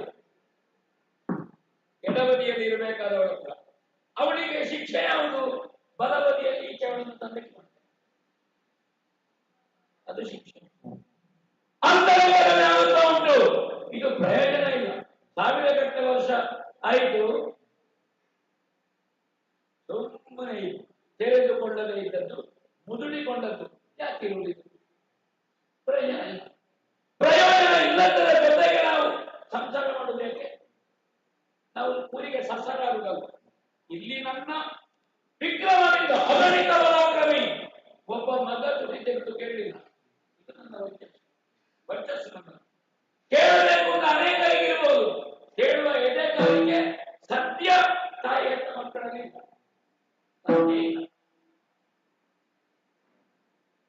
ಕೇಳುವ ಇಲ್ಲಿಗೆ ಬರುವುದಿಲ್ಲ, ಬಂದವ ಕೇಳಿದ್ರೆ ಹಿಂದೆ ಹೋಗುದಿಲ್ಲ. ಹಾಗಾದ್ರೆ ಯಾರತ್ರಾದ್ರೂ ಹೇಳುವುದ? ನನಗಿಂತ ದೊಡ್ಡ ವ್ಯಕ್ತಿತ್ವವೇ ನನಗೆ ಕಾಣ್ತದೆ. ಯಾರತ್ರ ಹೇಳುದು? ವಾಲಿ ತನ್ನ ಒಂದು ಕೌಟುಂಬಿಕವಾದಂತಹ ದೂರನ್ನು, ಸಮಸ್ಯೆಯನ್ನು ಹೋಗಿ ಹೇಳಬೇಕಿದ್ರೆ ನನಗಿಂತ ಒಂದು ಎತ್ತರದ ವ್ಯಕ್ತಿತ್ವ ಬೇಡ. ಪ್ರಪಂಚ ವ್ಯಾಪಿ ನಾನು ನೋಡಿದಂತಹ ಒಂದು ವ್ಯಕ್ತಿತ್ವ ನನಗಿಂತ ಎತ್ತರದ್ದು ನನ್ನ ಕಣ್ಣಿಗೆ ಬೀಳಿಲ್ಲ. ಯಾಕೆ ಹೇಳುದು? ನಾನು ಇನ್ನೊಬ್ಬರ ಹತ್ರ ಹೇಳಿ ನಾ ಸಣ್ಣವಾಗುದು, ಅವ ಧರ್ಮಕ್ಕೆ ದೊಡ್ಡವಾಗುದು, ಪ್ರಚಾರದ ಕೊಡುದು. ವಾಲಿ ಸಮಸ್ಯೆ ನನ್ನಂತ ಹೇಳಿದ ದೊಡ್ಡವನಲ್ಲದೆ ಇದ್ದವನನ್ನು ನಾನು ದೊಡ್ಡದು ಮಾಡಲಿಕ್ಕಿಲ್ಲ, ದೊಡ್ಡವನನ್ನು ವಾಲಿ ದೊಡ್ಡದು ಮಾಡಲಿಕ್ಕೆ ಉಂಟು. ಹಾಗಾದ್ರೆ ಸಣ್ಣದಾಗುತ್ತಿದ್ರು ಯಾರು ಆಗಬೇಕು? ಪ್ರಪಂಚ ಒಪ್ಪಿದ ದೊಡ್ಡವನಲ್ಲಿ ನಾವು ದೀನರಾಗಬೇಕು. ಪ್ರಪಂಚದ ಮುಂದೆ ಯಾರು ದೀನರಾಗಿದ್ದಾನೆ, ಬೆತ್ತಲೆಯಾಗಿದ್ದಾನೆ, ಅವನ ಮುಂದೆ ಯಾಕೆ ನಾವು ಬೆತ್ತಲೆಯದು? ಅದು ಪ್ರಯೋಜನ. ಹಾಗಿದ್ದ ಪ್ರಕರಣಕ್ಕೆ ಮುಕ್ತಾಯ ಹಾಕುದ? ಇದು ಮುಗಿಯಲಾರದ ಕಥೆ ಅಂತಾಗಿದೆ. ಆಲೋಚನೆ ಮಾಡ್ತಾ ಇದ್ದೇನೆ. ನಮಗೂ ಕರ್ತವ್ಯ ವಯಸ್ಸಾಗ್ತದೆ, ಬಾಕಿದವರಿಗೆ ಗೊತ್ತಾಗುದಿಲ್ಲ. ಒಂದು ಹಂತದ ವಯಸ್ಸು ಕಳೆದ ಮೇಲೆ ಮತ್ತೆ ಆಕ್ರೋಶ, ವಿರೋಧ, ದ್ವೇಷ ಸ್ವಾಭಾವಿಕವಾಗಿ ಕಡಿಮೆ ಆಗ್ತದೆ. ಕಡಿಮೆ ಆಗಿದೆ. ಆದರೆ ಆಗುವ ನಿಮ್ಮ ಕೇಳಿ ನಾ ಬೇಡ ಬೇಡ ಅಂತ ಸುಮ್ಮನೆ ಕೂತ್ಕೊಂಡ್ರ ಇವನಿಗೆ ಬೇಕು, ನನಗೆ ಬೇಡ ಅಂತಾಗಿದೆ, ಇವನಿಗೆ ಬೇಕು ಅಂತ ಇನ್ನೂ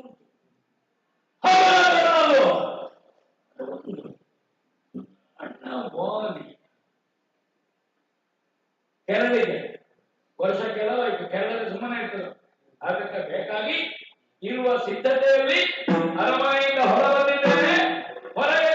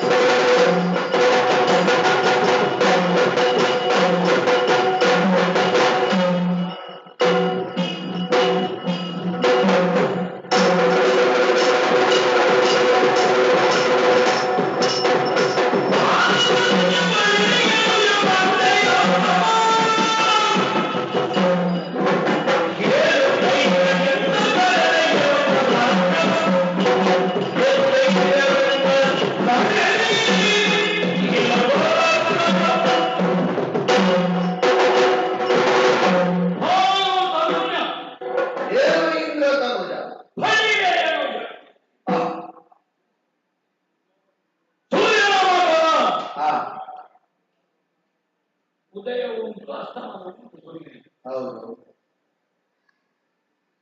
ಆ ಒಂದು ಸ್ವಭಾವವಿನಲ್ಲಿ ಉಂಟು. ಎಷ್ಟೋ ಸಾವಿರ ವರ್ಷಕ್ಕೊಮ್ಮೆ ನೀನು ನನ್ನ ಮುಂದೆ ಕಾಣಿಸಿಕೊಂಡು ನೀನು ಮರೆಯಾಗಲಿಕ್ಕೆ ಹೆಚ್ಚು ಹೊತ್ತಿಲ್ಲ. ಕಾಣಿಸಿಕೊಳ್ಳುವ ಪ್ರಖರವಾಗಿ ಕಾಡುತ್ತೀವಿ, ಮರೆಯಾಗುವುದೇನಿಲ್ಲ. ನಿರ್ವೀರ್ಯನಾಗಿ ಹೋಗ್ತೀನಿ ನೀನು.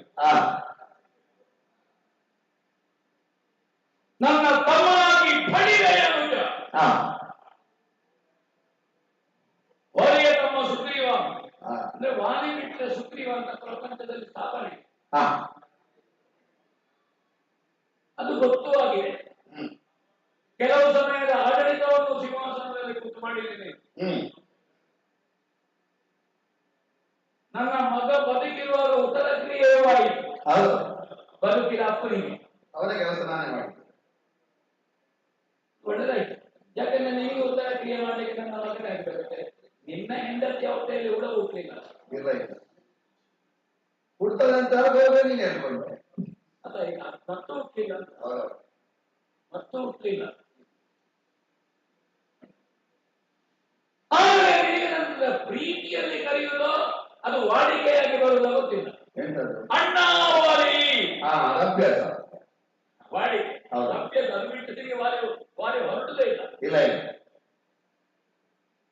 ಇಲ್ಲದಿದ್ದು ನೀನು ಅಣ್ಣ ವಾಲಿ ಅಂತ ಕರಿಬೇಕು ಅಂತ ಇಲ್ಲ. ಮತ್ತೆ ನಿನಗಿಂತ ಸ್ವಲ್ಪ ಮೊದಲು ಹುಟ್ಟಿದವ ನಾನೇ ಅಲ್ವ? ಹೌದು, ತಾಯಿಯು ತಂದೆಯೂ ಒಬ್ಬರೇ, ನಮಗೆ ಬೇರೆ ಬೇರೆ ಅಲ್ಲ. ಅಲ್ಲ ಅಣ್ಣ ನಾನೇ. ಹೌದು, ಪುನಃ ವಾಲಿ ವಾಲಿ ಅಂತ ಹೇಳಿದ್ರೆ ಅಣ್ಣ ಯಾಕೆ? ಈಗ ಒಂದು ಸಮಸ್ಯೆ ಆಗಿದೆ. ಅಣ್ಣ ಅಂತ ಹೇಳಿದ್ರೆ ಹೋಗುದವರು ತುಂಬಾ ಮಂದಿ ಆಗ್ತಾರೆ. ಕೆಲವರಿಗೆ ಅಣ್ಣ ಅಂತ ಹೇಳಿದ್ರೆ ಕೊಡಲಿ ಕೊಟ್ಟು ಗೊತ್ತೇ, ಅಣ್ಣ ಅಂತ ಹೇಳಿದ್ರೆ ಮಾತಾಡೋದು ನನ್ನನ್ನ ಕರೆದದ್ದು ಅಂತ. ಅದಕ್ಕೆ ನಿನ್ನೇ ಕಾಡ್ತದೆ ಅಂತ ಗೊತ್ತಾಗಲಿಲ್ಲ, ವಾಲಿ ಅಂತ ತಿಳಿಸಿ. ಹಾಗಾದ್ರೆ ಅಣ್ಣನಿಗೆ ಕೆಲವರಿದ್ದಾರೆ, ಹೌದು, ಅಣ್ಣನಾಗಲಿಕ್ಕೆ ಹೊರಟವರು ಅವರನ್ನು ಹಾಗೆ ಅಪ್ಪನ್ನು ಕರೆಯುವುದಾಗೂ ಏನಣ್ಣ. ಮನೆಯಲ್ಲಿ ಅಣ್ಣ ಅಂತ ಕರೆದ ಅಭ್ಯಾಸ ಆಯ್ತು, ಊರಿನಲ್ಲಿ ಅಂದ್ರೆ ಏನಣ್ಣ. ಆದ್ರೆ ಈ ಗೊತ್ತು ನಿನ್ನ ಅಪ್ಪನಿಗೆ ಬೇರೆ ಇಬ್ಬರು ಮಕ್ಕಳು ಇದ್ದಾರೆ. ಒಬ್ಬ ಯಮ ಮತ್ತೊಬ್ಬ ಶನಿ. ಯಾರು ಯಾರನ್ನು ಕಾಡುತ್ತಾನೆ ಅಂತ ಗೊತ್ತಾಗ್ತದೆ. ನನಗೆ ಅವತ್ತು ಕೆಲವೊಮ್ಮೆ ಕಾಣುದು ನಿನ್ನ ಅಣ್ಣ ಒಬ್ಬ ಶನಿ ನಿನ್ನಲ್ಲಿ ಆವೇಶಗೊಂಡಿದ್ದಾನ ಅಂತ ಕಾಣುದು. ನನಗೆ ರಗಡೆ ಮಾಡಲು ಅವ ನಿನ್ನನ್ನು ಸೇರಿಕೊಂಡು ನನಗೆ ತೊಂದರೆ ಕೊಡುದು, ತಮ್ಮನಿಗೆ ಸಹಾಯ ಶನಿಯಲ್ಲಿ ಸುಗ್ರೀವರಿಗೆ ಸಹಾಯ ಕೊಡುವ. ಏನ್ ಮಾಡುದು, ನೇರ ನನ್ನನ್ನು ಹಿಡಿಲಿಕ್ಕೆ ಶನಿಗೆ ಧೈರ್ಯ ಇಲ್ಲ, ನಿನ್ನನ್ನು ಹಿಡ್ಕೊಂಡು ನನ್ನನ್ನು ಯಮ ನನ್ನಲ್ಲಿ ಆವೇಶಗೊಂಡಿದ್ದಾನ ಅಂತ ಗೊತ್ತಿಲ್ಲ, ನಿನ್ನದೊಂದು ತೆಗೆದುಬಿಟ್ಟು ವಹಿಸಲು. ಹಾಗೆ ಒಬ್ಬ ಅಣ್ಣ ನನ್ನೊಟ್ಟಿಗೆ ಇದ್ದಾನೆ, ಒಬ್ಬ ಅಣ್ಣ ನಿನ್ನೊಟ್ಟಿಗಿದ್ದಾನೆ. ಈಗ ಅಣ್ಣ ಮತ್ತು ಅಣ್ಣನಿಗೆ ಜಗಳ, ಯಾರು ಯಾರಂತ ನಿನ್ನ ಉತ್ಸಾಹಕ್ಕೆ ಬಿಟ್ಟಿದೆ. ಇಷ್ಟು ಪೆಟ್ಟು ತಿಂದ್ರು, ಇಷ್ಟು ಹಿನ್ನಡೆ ಆದ್ರು ನಿನಗೆ ಉತ್ಸಾಹ ಉಂಟು ಅಂತ. ನಿನಗೆ ಬೇಡ ಅಂತ ಅಂದ್ರೆ ಇಲ್ಲ, ನನಗೆ ಉಪಾಯ ಇಲ್ಲ, ನಿನಗೆ ಉಪಾಯ ಇಲ್ಲ, ನನಗೂ ಉಪಾಯ ಇಲ್ಲ. ಈ ಬೆಟ್ಟದಿಂದ ಕೂಡಲೇ ಕ್ಷೇತ್ರ ಬಿಡುಗಡೆ ಆಗೋದು. ಅವ್ರು ಬೇರೆ ಒಂದು ಕ್ಷೇತ್ರದಲ್ಲಿ ಅವನಿಗೆ ಏನಾದ್ರು ವ್ಯವಸ್ಥೆ ಇಲ್ಲ, ನಮ್ಗೆ ಇದ್ರಲ್ಲಿ ಆಗಬೇಕಲ್ಲ. ನಾನು ಅದಕ್ಕೆ ಬೇಕಾಗಿ ಬೇರೆ ಕ್ಷೇತ್ರದಲ್ಲಿ ವ್ಯವಹಾರ ಮಾಡೋದಲ್ಲ, ಇದ್ದ ಕ್ಷೇತ್ರದಲ್ಲೇ ಮತ್ತೊಂದು ಕ್ಷೇತ್ರ ನಿರ್ಮಾಣ ಮಾಡುದು. ನಾನು ಮನೆ ಬದಲಾಯಿಸಲಿಕ್ಕಿಲ್ಲ, ನಾನು ಕೋಣೆ ಬದಲಾಯಿಸಿದ. ಕೆಲವರು ಮನೆ ಬದಲಾಯಿಸಿದ್ರು, ನಾನು ಕೋಣೆ ಬದಲಾಯಿಸೋದೇ. ಅವರು ನೋಡುವವರಿಗೆ ಮನೆಯಲ್ಲೇ ಇದ್ದಾರೆ, ಅದು ಮನೆಯಲ್ಲೇ ಇದ್ದಾರೆ. ಬಳ್ಳಿಗೆ ಯನುಜ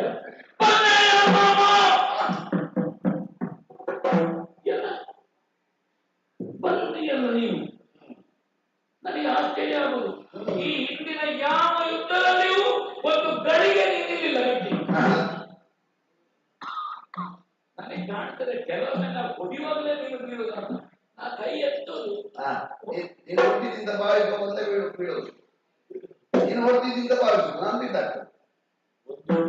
ಮತ್ತೆ ಹುಡುಗ ಪರಿಚಯ ನಿನಗಿದ್ದಷ್ಟು ನಾನು ಇನ್ನೊಮ್ಮೆ ಹುಟ್ಟಿದ್ರು ಸಾಧ್ಯ. ಹೌದು, ನೀನು ನೋಡದ ಊರಿಲ್ಲ, ಓಡದ ದಾರಿ ಇಲ್ಲ, ಆಶ್ರಯ ಕೇಳದ ಮನೆ ಇಲ್ಲ, ನಿನ್ನ ಅಪರಾಧದಲ್ಲಿ ಕೂತಿದ್ದೀನಿ. ಹೌದು, ಬಂದು ಕೂತು ನಿನ್ನ ಎದುರೇ ನನ್ನ ಕೃಪೆ ಅದೇ ತಪ್ಪಿಸಿದ್ರು ಹೌದು. ಈ ಕೃತ್ಯವನ್ನ ಸಲ್ಲುವುದಕ್ಕೆ ದುಂದುಬಿಯ ಪ್ರಕರಣದಲ್ಲಿ ರಕ್ತ ಹಾರಿತಂತೆ, ಮಾಂಸ ಚೆಲ್ಲಿತಂತೆ.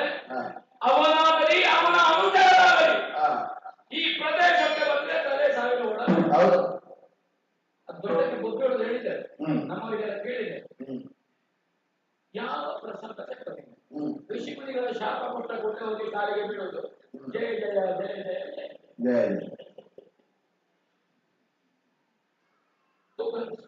ನಾನು ಮಕ್ಕಳ ಕಾಲಿಗೆ ಹೋಗಿ ಬಿದ್ದ. ಅವರು ನಿಮಗೆ ಮುಖ ತೋರಿಸಲಿಲ್ಲ ಅಂತೆ. ಓ ಅಲ್ಲಿ ಆಶ್ರಮದ ಗುಡ್ಡದವರೆಗೆ ಹೋಗಿದ್ದ ಸುದ್ದಿ. ನಾನು ಅವರ ತಪಸ್ಸಿನಿಂದ ಎತ್ತು ಹೋಗುವ ಅಂತ ನೋಡಿದ್ರೆ ರಕ್ತ ಮಾಂಸ ಎಲ್ಲ ಬಿದ್ದಾಗ ಎದ್ದೋಗ್ಲಿಲ್ಲ, ಮಡಿಯಾಳಾಗಿದೆ, ಎದ್ದೋಗ್ಲಿಲ್ಲ.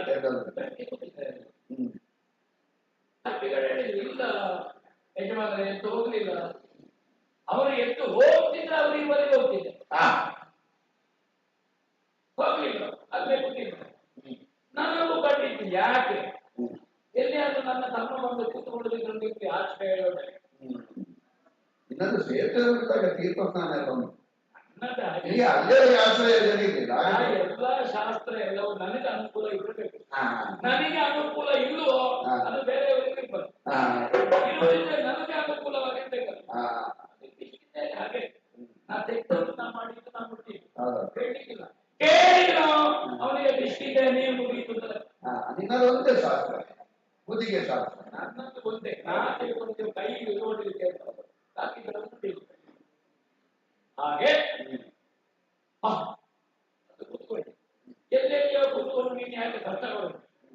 ನಿನ್ನ ಹೆಂಡತಿ ಇರುವ ಊರಿನಲ್ಲಿ ಆದರೂ ನೀನು ಇದ್ದಿಂದ ನಿನ್ನ ಮನಸ್ಸಿಗಾಗಲಿ.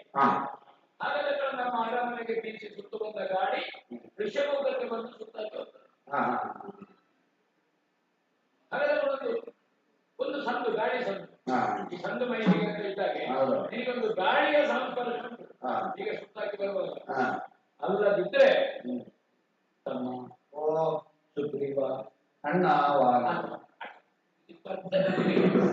ಬರ್ತದೆ. ಹಾಗೆ ಮಾತಾಡುದು ನೀವು ಹೇಳಿದ್ದು ಇದನ್ನು ನಿನಗೆ ವಿನೀತನಾಗಿ ಹೇಳಿದ್ದೆ. ನೀನು ಹೆಂಡತಿ ಕೊಟ್ಟು ನನಗೆ ವಿನೀತನಾಗಿ ಹೇಳುದು. ಅದು ಯಾರದ್ದು ಕೇಳಬೇಕು, ನೀನು ಹೆಂಡತಿ ಕೊಟ್ಟರೆ ಹಾಗೆ ಹೇಳುದಲ್ಲ, ಯಾರದ್ದು ಕೇಳಬೇಕು.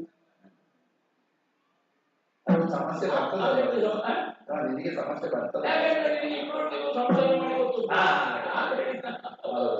ಅದನ್ನು ನೋಡಿ ಎಲ್ಲ ಪ್ರಕರಣ ಬೆಳೆದದ್ದು. ಅಲ್ಲದಿದ್ರೆ ಏನು ಧೈರ್ಯದಿಂದ ಬಂದೆ, ಯಾವ ಧೈರ್ಯದಿಂದ ಬಂದೆ ಹಿಂದೆ ಹೋಗ್ತೀನಿ. ನನಗೆ ಬೇರೆ ಸೈನ್ಯದ ಧೈರ್ಯ ಬೇಕು, ಮದುವೆ ಆದವರಿಗೆ ಹೆಂಡತಿಯ ಧೈರ್ಯ.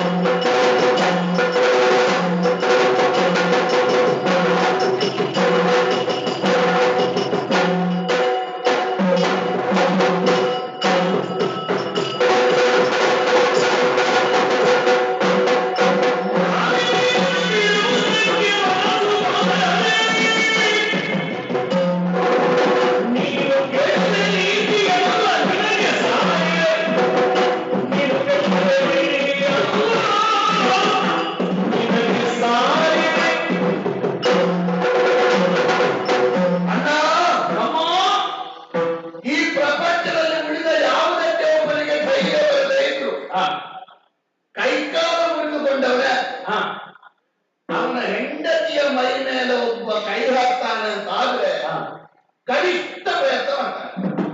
ತಲೆ ತುಂಡಾದ ಕುಕ್ಕುಟ ಹಾರಿದಾಗ ಹಾಡ್ತಾನೆ ಅಲ್ವಾ? ಹೆಂಡತಿಯ ಮೇಲೆ ಮತ್ತೊಬ್ಬ ಆಕ್ರಮಣ ಮಾಡಿದಾಗ ಬರದೇ ಇದ್ರೆ ಆ ಧೈರ್ಯವನ್ನು ಒಲೆಗಾಗ್ತದೆ. ಹೌದು, ನಾನು ಗಂಡ ಎನ್ನುವುದು ಈಗ ಯಾವುದೋ ಒಬ್ಬನ ಸೇವಕನಾಗಿ ಒಬ್ಬ ದುಡಿತಾನೆ, ಸೇವಕನಿಗೆ ಯಜಮಾನ 1000 ಬೈದು ಮಾತಾಡು. ಅದೇ ಅವನ ಮನೆಗೆ ಬಂದು ಅವನ ಹೆಂಡತಿಯ ಯಜಮಾನ ಬೈದ್ರೆ ಯಜಮಾನ ಅಂತ ನೋಡ್ತಾನ ಅಲ್ವಾ? ಯಾಕೆ? ಹೆಂಡತಿಯ ಧೈರ್ಯ, ಹೆಂಡತಿಗೆ ಗಂಡ. ಹೌದು, ಹೆಂಡತಿಯ ಮುಂದೆ ಗಂಡಸುತನ ಜಾಗ್ರತೆ ಆಗಲಿಲ್ಲ. ಊರಿನಲ್ಲಿ ಎಲ್ಲಾ ಕಡೆ ಮರ್ಯಾದೆ ಹೋಗುದು ದೊಡ್ಡ ವಿಷಯ ಅಲ್ಲ, ಹೆಂಡತಿಯ ಮುಂದೆ ಮರ್ಯಾದೆ. ಇವನ ಮರ್ಯಾದೆ ಹೋಗಿ ಹೆಂಡತಿಗೆ ಗೊತ್ತಿದ್ರು ತೊಂದರೆ ಇಲ್ಲ. ಹೆಂಡತಿಯ ಮುಂದೆ ಸಂಪಾದ, ಹೆಂಡತಿಯ ಮುಂದೆ ಮರ್ಯಾದೆ ಹೋದ್ರೆ ಅದೆಷ್ಟು ದೊಡ್ಡ ಪತನ ಮತ್ತೊಂದಿಲ್ಲ. ನನ್ನ ಮಾಡಿ ನಿಲ್ಲಲಿದ್ದಾಳೆ, ಅದೇ ಧೈರ್ಯ ನನಗೆ. ಸಂತೋಷ ಆಯ್ತು. ನನ್ನೊಟ್ಟಿಗೆ 8 ವರ್ಷ ಇದ್ದು ಮಾನಿನಿಂದ ಒಪ್ಪಿದೆಯಲ್ಲ, ಅದು ಹೋಗ್ತೇನೆ. ಈಗ ನನ್ನೊಟ್ಟಿಗೆ ಇದ್ದವಳು ನೀನು ಈಗ ದೊಡ್ಡ ಮಡಿ ಮತ್ತೆ ನಿನ್ನ ತಮ್ಮ ಈಗ ನೀನಿಲ್ಲದ ನನಗೆ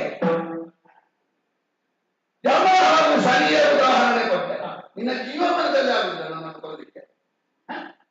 ಅದೇ ಅದಕ್ಕೊಂದು ನೈತಿಕ ಬಲ ಉಂಟು. ಅದು ಯಾವ ನೈತಿಕ ಬಲ ನಿಮಗೆ? ಅಂದ್ರೆ ನಿನ್ನಷ್ಟು ಕೆಟ್ಟವಲ್ಲ.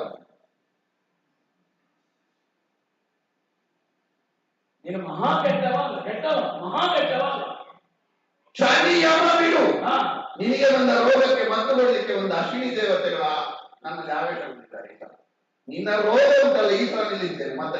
ಅಶ್ವಿನಿ ದೇವತೆಗಳು ಇಂದ್ರನಿಗೆ ಶಸ್ತ್ರಚಿಕಿತ್ಸೆ ಮಾಡಿಬಿಟ್ಟು ನಿನಗೆ ಅಲ್ಲ, ಇಂದ್ರನಿಗೆ ಮಾತ್ರ ಅಲ್ಲ, ಈ ಸಲ ಶಸ್ತ್ರಚಿಕಿತ್ಸೆ ಮಾಡಲಿಕ್ಕೆ ಇಂದ್ರನ ಮಗನಿಗೆ ಸೂರ್ಯನ ಮಗನಲ್ಲಿ ಆವೇಶ ಉಂಟಲ್ಲ. ಓ ಹೌದಾ, ನೋಡುವ ಅಶ್ವಿನಿ ಬಂದ ಒಳ್ಳೆದಾಯ್ತು. ನೀನು ನನ್ನ ಅಪ್ಪನ ಉದಾಹರಣೆ ಕೊಟ್ಟೆ ಅಲ್ವಾ? ಒಮ್ಮೆ ಉದಯಿಸುವುದು, ಒಮ್ಮೆ ಅರ್ಥ ಮಾಡುವುದು, ಆ ಗುಣ ನನ್ನಲ್ಲಿ ಉಂಟು. ನಿನ್ನ ಅಪ್ಪನನ್ನು ಯೋಚನೆ ಮಾಡು. ಎಷ್ಟು ಜನರಲ್ಲಿ ಬಿಟ್ಟು ನಿಂತಿದ್ದಾನೆ? ಇಂದ್ರನ? ಹೌದು, ಆದ್ರೂ ಆ ಸ್ಥಾನದಲ್ಲಿ ಇದ್ದಾನೆ. ನೆನಪು ಮಾಡಿಕೋ. ನಾನು 8 ಸಲ ಬಿಟ್ಟು ನಿಲ್ಲಿ, ಮತ್ತೆ ಮತ್ತೆ ಬರ್ತೇನೆ. ಆ ಇಂದ್ರನ ಮಗನ ತಮ್ಮ. ಹೌದು. ಇನ್ನೊಂದು, ಸತಿಯನ್ನು ಎಳೆದುಕೊಂಡವರು ತುಂಬಾ ರಕ್ಕಸರಿಲ್ವಾ? ಈಗಲೂ ಸತಿಯನ್ನು ದೇವೇಂದ್ರನ ಹೆಂಡತಿ ಅಲ್ಲದೆ ಯಾವ್ದು ರಕ್ಕಸನ ಹೆಂಡತಿ ಇದೆ ಯಾರು ಹೇಳ್ತಾರ? ಅಥವಾ ಆಸೆ ಪಟ್ಟ ಯಾರಿಗೂ ಅನುಭವಿಸಲು ಸಿಕ್ಕರು. ನೀನು 8,000 ವರ್ಷ ಇಟ್ಟುಕೋ. ಒಮ್ಮೆ ನನ್ನ ಹೆಂಡತಿ ರುಬಿ ನಿನ್ನ ಹೆಂಡತಿ ಅಲ್ಲದಿದ್ದು ನನಗೆ ಬೇಡ. ನನಗೆ ರುಬಿ ನಿನ್ನ ಹೆಂಡತಿ ಆದ ಕಾರಣವೇ ಬೇಕಾಗ್ತದೆ. ಒಂದು ಘೋಷಣೆ ಮಾಡು, ರುಬಿ ನನ್ನ ಹೆಂಡತಿ ಅಲ್ಲ ಅಂತ ತಕ್ಷಣ ಬಿಡುಗಡೆ ಮಾಡ್ತಾರೆ. ನನ್ನ ಹೆಂಡತಿ ಅಲ್ಲ ಅಂತ ಘೋಷಣೆ ಮಾಡಿದ್ರೆ ನನಗೆ ಅಲ್ಲ, ಹಾಗೆ ಬಿಡುಗಡೆ ಮಾಡ್ತಾರೆ. ಹಾಗಲ್ಲ, ಮಾನಿನಿಯನ್ನು ಬಿಡುವುದಕ್ಕೆ ಮನಸ್ಸು ಬಾರದೆ. ಬಾರದಲ್ಲಿ ನಿನಗೆ ದೇವರನಿಗಿಲ್ಲ ಮನಸ್ಸು. ಸ್ವಲ್ಪ ಬಿಡುತ್ತಿದ್ದೆ, ನನಗೆ ಇನ್ನೂ ಅವಳಲ್ಲಿ ಮನಸ್ಸುಂಟು. ಅದು ಮನಸ್ಸಲ್ಲ ಹೇಳಿದ್ದಾರೆ. ಅವಳ ಹತ್ರ ಇನ್ನು ಮನಸ್ಸುಂಟು, ಹಾಗೆ ಬಿಡುವುದಕ್ಕೆ ಮನಸ್ಸು ಬಾರದು. ಇನ್ನು ಮನಸ್ಸುಂಟ? ಹೌದಾ? ಸ್ವಲ್ಪ ಊರಿನವರು ನೋಡು. ಅಣ್ಣ ತಮ್ಮನ ಹೆಂಡತಿಯನ್ನು ಹೇಗೆ ನೋಡಿಕೊಳ್ತಾನೆ ಅಂತ. ನಿನಗೆ ಹುಟ್ಟಿನಲ್ಲಿ ಆ ಮನಸ್ಸಿಲ್ಲ. ಅಂದ್ರೆ ಒಬ್ಬ ತಮ್ಮನ ಹೆಂಡತಿಯನ್ನು ಹೇಗೆ ನೋಡಿಕೊಳ್ಳಬೇಕು ಎನ್ನುವುದು ನಿನ್ನ ಸ್ವಭಾವದಲ್ಲಿಲ್ಲ. ಊರಿನವರನ್ನು ಅವರನ್ನು ನೋಡಿ ಆದರೂ ನಿನಗೆ ಮನಸ್ಸು ಬಾರದೆ. ನಾನೀಗ ಅವರನ್ನು ನೋಡುವುದೇ. ಹಾಗಾಗಿ ನಿನಗೆ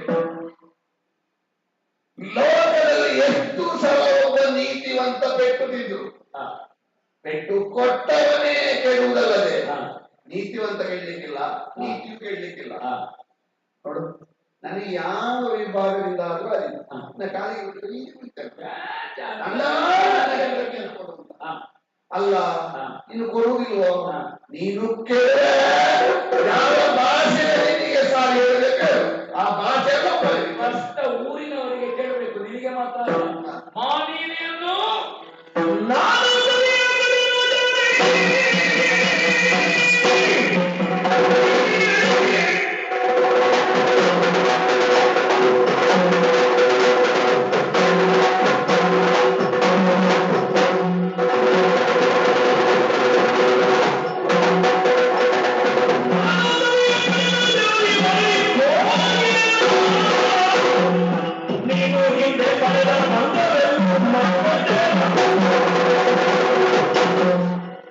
ಯಾರ್ಯಾರು ಸುಗ್ರೀವರ ಯುದ್ಧಕ್ಕೆ ಕಿವಿಗೊಡ್ತಾರೆ ಅವರಿಗೆ ಗೊತ್ತಾಗಬೇಕು. ನಾನು ಸತಿಯ ಕೊಡೆನು ಪಕ್ಕ ಕೊಡೋದಿಲ್ಲ. ಮತ್ತೆ ನಾನು ಸತಿಯ ಕೊಡೆನು ಜವಾರಿ.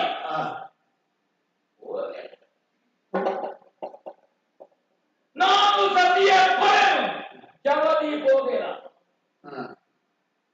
ಪಕ್ಕ ಕೊಡೋದಿಲ್ಲ. ನಾನು ಈ ಸಲ ಕೊಂಡೋಗಲಿ ಬಿಡುದಿಲ್ಲ ಅಂತ ಹೌದಾ? ನಾ ಕೊಟ್ಟರೆ ಯಾಕೆ ಕೊಡುವುದಿಲ್ಲ? ಒಂದೇ ಒಂದು ದೃಶ್ಯ ಸುಗ್ರೀವ ಮಾಯಾವಿಯನ್ನು ಮಡುಹಿ ಗುಹೆಯಿಂದ ಹೊರಗೆ ಬಂದು ಕಿಷ್ಕಿಂಧೆಯ ಮಹಾದ್ವಾರದಲ್ಲಿ ನಿಂತು ನೋಡುತ್ತೇನೆ. 2 ಜನ ಹೆಗರದ ಮೇಲೆ ಕೈ ಹಾಕಿಕೊಂಡು ಸುತ್ತಲೂ ಹೋಗುತ್ತಾ ಇದ್ದೀನಿ. ಹೌದು,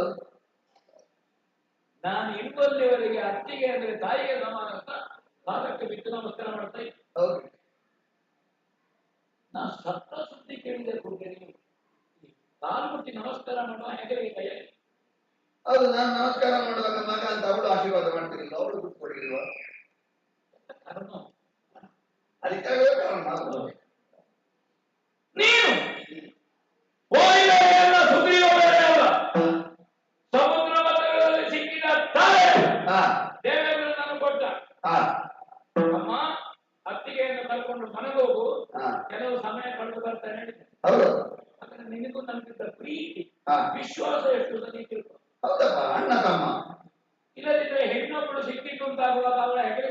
ಹಿಡ್ಕೊಂಡು ಮಧುಚಂದ್ರಕ್ಕೆ ಹೋಗ್ಬೇಕು. ನಾ ತಿರುಗಾಟಕ್ಕೆ ಹೋದ್ರ ಕರ್ಕೊಂಡು ಬರ್ತೇನೆ. ಇದು ನಿನ್ನಲ್ಲಿ ನನಗಿದ್ದ ವಿಶ್ವಾಸ ನಿನಗೆ ನನ್ನಲ್ಲಿದ್ದ ಭಕ್ತಿ. ಆದರೆ ಗುಹೆಗೆ ಬಂದು ಮಾಯಾವಿ ಒಳಗೆ ಹೋದ. ಇದು ಕಾಲ್ಮುಟ್ಟಿ ನಮಸ್ಕಾರ ಎಲ್ಲ ಮಾಡಿದ್ದೆ ನಾನು. ಯಾವ ಕಾರಣಕ್ಕೂ ಒಳಗೆ ಬರಬಾರದು, ನನ್ನ ಆಣೆ ಉಂಟು. ಹೋದೆ, ಬರಲೇ ಇಲ್ಲ ನಾನು. ಎಷ್ಟೋ ಸಮಯ ಕಳೆದ ಮೇಲೆ ನಾ ಬರುವಾಗ ಹೇಗೆ ರಕ್ತ, ಮಾಂಸ, ಮಜ್ಜೆ, ಕೆಸರು ಅದನ್ನು ಕಟ್ಟಿಕೊಂಡು ಬದಿಗೆ ಸರಿಸಿ ಬಂದ್ರೆ ನನಗೆ ಬಂಡೆ ಆಗಿಲ್ಲ. ಎಲ್ಲಿ ಬಂಡೆ? ನಾನು ನೀನೊಂದು ಪುಷ್ಪಗುಚ್ಛ ಹಿಡ್ಕೊಂಡು ಕಾಲು ಕೂತ್ಕೊಳ್ತಿದ್ದೆ. ಮಾಯಾವಿಯನ್ನು ಕೊಂದ ವಾಲಿಗೊಂದು ಅಲ್ಲ, ಪುಷ್ಪಗುಚ್ಛ ಆಗ್ಬೇಕಾದ್ರೆ ಅಷ್ಟೇ. ಇಲ್ಲಾಂದ್ರೆ ಒಂದು ವರ್ಷದಲ್ಲಿ ಬಾಡಿ ಮಣ್ಣದಿತ್ತು ಹೋಗಿದ್ದಾರೆ. ಅಲ್ಲ, ಅದು ಪುಷ್ಪಗುಚ್ಛ ಹಿಡಿಲಿಕ್ಕೆ ನೀನು ಅಂತ ಗೊತ್ತಿಲ್ಲವ ನನಗೆ. ನೋಡ್ತೇನೆ ಇಲ್ಲ ಕಿಷ್ಕಿಂಧೆಗೆ ಪ್ರವೇಶ ಮಾಡಿದ ನೀನು.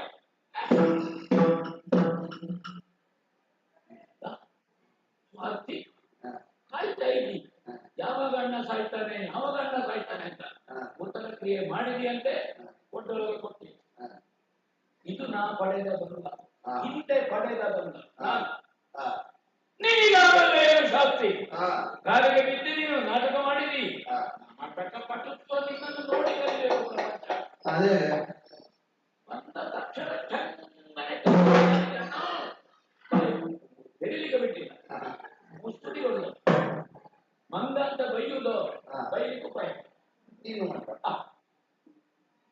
ಬೆಂಗ ಅಂತ ಹೊಡೆಯುವುದು, ಹೊಡಿಲಿಕ್ಕೆ ಉಪಾಯ ಅಲ್ಲ. ನಾನು ಆಗ್ಬೇಕು, ನಾನು ಸುಮ್ಮನೆ ನಿನ್ನಿಂದ ಬೈದು ಹೊಡಬೇಕಾ? ಮತ್ತೆ ನೀ ಅಂತ ಕೇಳಿದ್ರೆ ಅದಕ್ಕೆ ಬೇಕಾಗಿ ಹೊರಟದೆ, ಮಾತಾಡ್ಲಿಕ್ಕೆ ಬಿಡಲಿಲ್ಲ. ಆ ದೃಶ್ಯ, ಆ ನೋವು ಏನೇನು ಆ ದೃಶ್ಯವನ್ನು ನೋಡಿ ಅನುಭವಿಸಿದ್ದೇನೆ. ಇದು ನಿನಗೆ ಒಮ್ಮೆ ಬೇಕೋ ಬೇಡ, ನಿನಗಿರ್ಬಾರ್ದು. ಹೆಂಡತಿ ಇನ್ನೊಬ್ಬನ ಜೊತೆಗಿದ್ರೆ ಹೇಗೆ ಅಂತ ಗೊತ್ತಾಗಬೇಕಾದ್ರು ಇನ್ನೊಬ್ಬನ ಹೆಂಡತಿಗೂ ಗೊತ್ತಾಗಬೇಕು.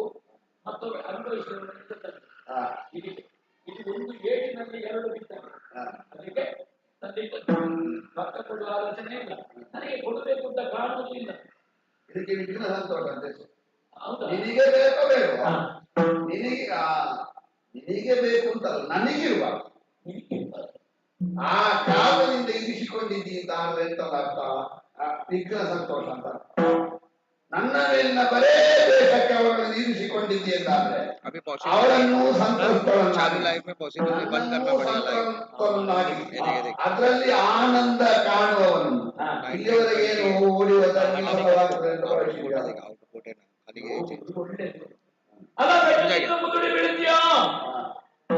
ಗಂಟು ಕಟ್ಟಿ ಗಳಿಸಿ 4 ಮಂದಿ ಇದ್ದಾರೆ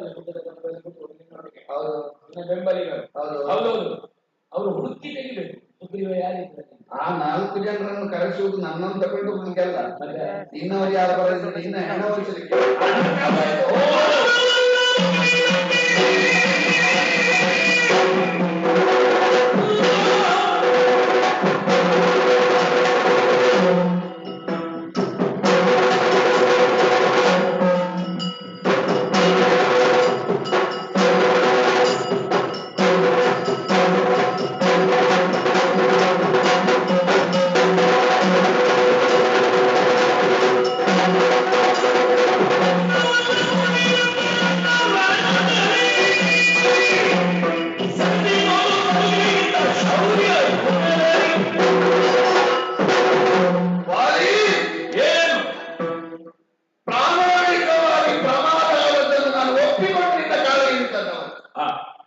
ಬಂಡೆ ಇರುವುದಕ್ಕೆ ಕಾರಣವಾದದ್ದು ನೀನು ಜೀವಂತ ಇದ್ದೀ ಎನ್ನುವ ವಿಷಯ ಒಂದು ಏನೇನೋ ನನಗೆ ಸಿಗುತ್ತಿದ್ರೆ ನಾನು ಬಂಡೆ ಇಟ್ಟು ಬರುವಂತಹ ಒಂದು ಕೃತ್ಯವನ್ನೇ ಮಾಡ್ತಿರ್ಲಿಲ್ಲ. ಪ್ರತಿಭಟನೆಯೂ ಇಲ್ಲ. ಇಷ್ಟಿಟ್ಟೆ ಅಧಿಕಾರ ಸಿಕ್ಕಿತು, ಇಷ್ಟು ವಾಹನ ಸಂಖ್ಯೆ ಉಂಟು, ಪರಾಕ್ರಮಿಗಳಿದ್ದಾರೆ. ಗುಹಾದ್ವಾರದಲ್ಲಿ ಒಂದು ಸತ್ಯಾಗ್ರಹವನ್ನು ಮಾಡುದು ನೋಡು, ಹೊರಗಡೆ ನೋಡ್ತೇವೆ. ಪ್ರತಿಭಟನೆ ಇಲ್ಲ, ಅಧಿಕಾರವೂ ಇಲ್ಲ. ನೀನು ಸಾಮಾನ್ಯ, ನೀನು ಅಲ್ಲಿ ನನಗೆ ಎಷ್ಟು ಬೊಬ್ಬೆ ಹೇಳಿದೆ ಗೊತ್ತಿಲ್ಲ. ನೀನು ಅವನ ಒಬ್ಬನ ಬೊಬ್ಬೆ ಹೇಳಿದ್ದಲ್ಲ, ಹಲವಾರು ರಕ್ಕಸರ ಬೊಬ್ಬೆ ಹೇಳಿದೆ ನನಗೆ.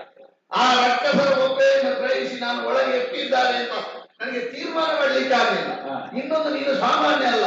99 ಕೋಟಿ ಮಂದಿ ಮಾಡುವುದನ್ನು ನೀನು ಒಬ್ಬನೇ ಉಭಯತೋಳುಗಳಿಂದ ಮಾಡಿದವ. ನಿನ್ನನ್ನೇ ಹಾಕಿ ಹೊಡೆದು ಬಂದವ. ಎಷ್ಟು ಬಲಶಾಲಿಯಾಗಿರ್ಬೋದು, ಅವನೊಟ್ಟಿಗಿರುವವರು ಎಷ್ಟು ಬಲಶಾಲಿಗಳಾಗಿರ್ಬೋದು. ಹಾಗಾಗಿ ಬಂಡೆಯನ್ನು ಮುಚ್ಚಿದ ಮೇಲೆ ಅಲ್ಲೇ ಸತ್ರ ಉಪಕಾರ, ಹೊರಗೆ ಬಂದ್ರೆ ಮತ್ತೆ ನೋಡುವ ಅಂತ ಕಳಿಸಿದ್ದೆ. ಅದಕ್ಕಿಂತ ಮೊದಲು ಅವನ ಹಾಗೆ ಸ್ವಭಾವ ಇರುವ ನೀನು ಬಂದೆ. ಬಹುಶಃ ಹೀಗಿರ್ಬೇಕಾಗ. ಅವ ಸಾಯುವಾಗ ಅವನ ಪರತ್ವಿ ವ್ಯಾಮೋಹ ಅತಿ ನಿಲ್ಲಿತ್ತವ ನಿಮ್ಗೆ ಜಗಳಾದದ್ದು. ಅದು ಆ ವ್ಯಾಮೋಹ ಅವನ ಪ್ರೇತ ಅವನಿಗೆ ಸೇರಿದೆ. ಹಾಗಾಗಿ ಇಲ್ಲಿಗೆ ಬಂದದ್ದು. ಇಲ್ಲಿ ಬಂದು ನನ್ನನ್ನು ಹೊಡೆದು ನನ್ನ ಹೆಂಡತಿ ನಿಲ್ಲಿಸಿಕೊಂಡರು. ಮೊದಲಿನ ಹಾಗೆ ಅಣ್ಣಕ್ಕ ಅಂತ ಭಾವಿಸಬೇಡ. ಈ ಸಲ ಅಣ್ಣನ ಹೀಗೆ ಮಾಡೋದು ಗೊತ್ತಾಯ್ತು. ಅಣ್ಣ ಅಣಕವಲ್ಲ ಮೊದಲಿನಂತೆ. ಈ ಸಲ ಅಣ್ಣನ ನೀನ ಬಣ್ಣದಲ್ಲಿ ತೀರ್ಮಾನ ಮಾಡಿ ಆಗಿದೆ ಅಲ್ಲೋ. ಬಾರಿ ಹೋದಲ್ಲಿಗೆ ಸುಗ್ರೀವ ಅಂತ ನೀವು ತೀರ್ಮಾನ ಮಾಡಿ ಆಗಿದೆ. ಈ ಸಲ ನನಗೆ ನೀನು ಕೊಟ್ಟೆ ನೀನೇ ಅಣ್ಣ, ನೀನೇ ಕೊಡ್ಲಿಲ್ಲ ಅಂತಾದ್ರೆ ಗುಣದಲ್ಲಿ ಕೊಟ್ಟೆ ನೀನ, ಶೌರ್ಯದಲ್ಲಿ ತೋರಿಸಲಿಕ್ಕೆ ಹೊರಟ್ರೆ ಅಣ್ಣ ನಾನೇ. ಈ ಸಲ ತಲುಪಿದೆಯಲ್ಲ ನೀನು ಅಣ್ಣಾಗಲಿಕ್ಕೆ ಹೊರಟಿಯರು. ಎಷ್ಟು ತಂಪಿರುವ ಚಂದನ ಲೆಕ್ಕಕ್ಕಿಂತ ಹೆಚ್ಚು ತಿಕ್ಕಿದ್ರೆ ಬಿಸಿಯಾಗಿ ಬೆಂಕಿ ಬರ್ತದೆ, ಗೊತ್ತು ನನಗೆ. ಹೌದಪ್ಪ, ಮಂಜಿನ ಗಡ್ಡೆಯನ್ನು ಅದರ ತಾಕಲಾಟದಿಂದಲೇ ಅಲ್ವಾ ಮಳೆ ಬರುವುದು. ಹೌದೌದು ಹೌದೌದು. ಮಂಜಿನ ಗಡ್ಡೆ ತಾಕಲಾಟ ಆದ್ರೆ ಬರುವುದು, ಹಾಗೆ ಅದರಿಂದಲೇ ಬರುವುದು, ಮಿಂಚು ಮತ್ತೆ ಯಾವುದರಿಂದ. ನಿನ್ನದು ನೀನು ನಿಮಗೆ ಕೊಟ್ಟ ಗೌರವ ಹೆಚ್ಚಾಯ್ತು. ನಾನು ಅಣ್ಣ ಅಣ್ಣ ನಿನಗೆ ಅದು ಅಭ್ಯಾಸ ಆಗಿ ಹೋಗಿದೆ. ಇವ ಪೆಟ್ಟು ತಿಂದು ಹೋಗ್ಲಿಕ್ಕಿರುವುದು, ನಾನು ಪೆಟ್ಟು ಕೊಡ್ಲಿಕ್ಕಿರುವುದು ಅಂತ. ನಿಜವಾಗಿ ಸತ್ಯ. ಆಯ್ತಾ? ನಾನು ಹೊಡ್ಲಿಕ್ಕಿರುವುದು, ನೀನು ತಿನ್ಲಿಕ್ಕೆ. ಈ ಸಲ ಆಗಲ್ಲ. ಎಲ್ಲ ಪಟ್ಟು ಪೆಟ್ಟು ಎಲ್ಲ ಹಿಡಿತ ಎಲ್ಲ ಸರಿ ತಿಳಿದುಕೊಂಡೇ ಬಂದದ್ದು. ಈ ಸಲ ಮೊದಲ ಸುಳಿವಲ್ಲ ಏನು.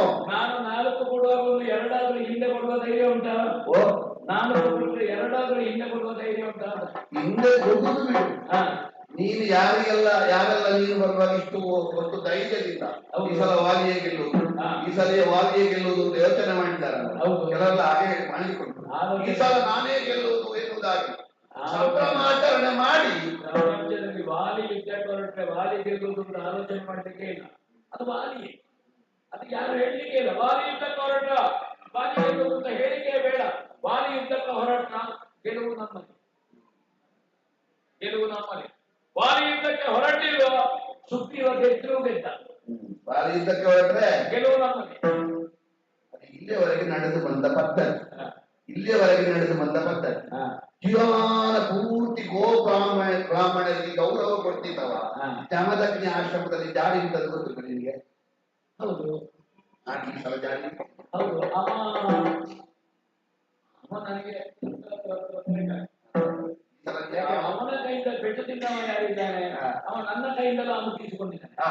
ಹೌದು. ಹಾಗಾಗಿ ನೀನು ಅವನು ಸಾಧಾರಣ ಸಮಾನವಾಗಿ ಮುಖಾಮುಖಿ ಆದ್ರೆ ಒಂದಿಷ್ಟು ನಾ ಮುಂದೆ ಅದು ಮುಖಾಮುಖಿ ಆಗ್ತದೆ. ಆದ್ರೆ ದುರಂತ ನೋಡು, ಸಾವಿನಲ್ಲಿ ಅವರು ಮುಂದೆ ಹೋದ. ಈ ಸಲ ನೀನು ಅಂತೂ ನಿನಗೆ ನನ್ನ 2ನೇ ಉತ್ತರ ಊಟ ಮಾಡಬೇಕು ಅಂತ ಇಲ್ಲ. ಈ ಸಲ ಬಹಳ ವಿಜೃಂಭಣೆಯಿಂದ ಮಾಡಲಿಕ್ಕಿಲ್ಲ.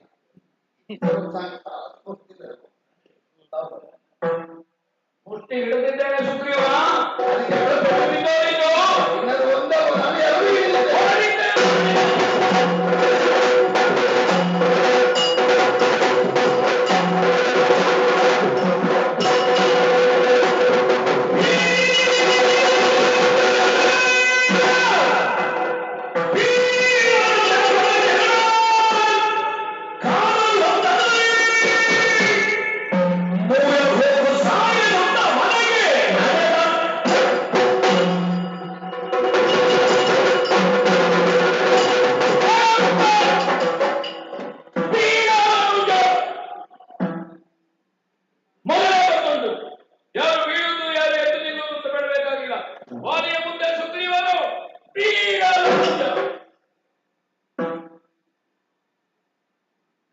ಪ್ರತಿಭಟಿಸುವುದು ಬಿಡಿ, ಅವನಿಗೆ ಅಭ್ಯಾಸ ಹೋಗಿದೆ. ನಾ ಕೈ ಎತ್ತು ಪ್ರಾಣಿಗಳಿಗೊಂದು ಕ್ರಮ ಕೂಡುತ್ತಾರೆ, ಕೂಡುದಿಲ್ವೋ ಬಾಲ ಮಡಚುದು.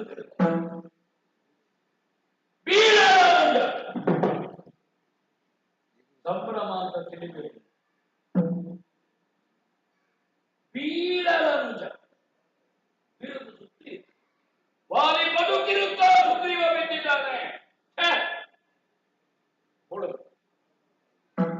ಅಣ್ಣನಿಂದ ಮೊದಲು ತಮ್ಮ ಬಿಡ್ಬೇಕಂತ, ತಮ್ಮನಿಗಿಂತ ಮೊದಲು ಅಣ್ಣ ಬಿಡ್ಬೇಕಂತ. ಪ್ರಪಂಚದಲ್ಲಿ ಮೊದಲು ಅಣ್ಣ ಬಿಡಬೇಕು, ತಮ್ಮ ಬಿಡಬೇಕಂತಲ್ಲ.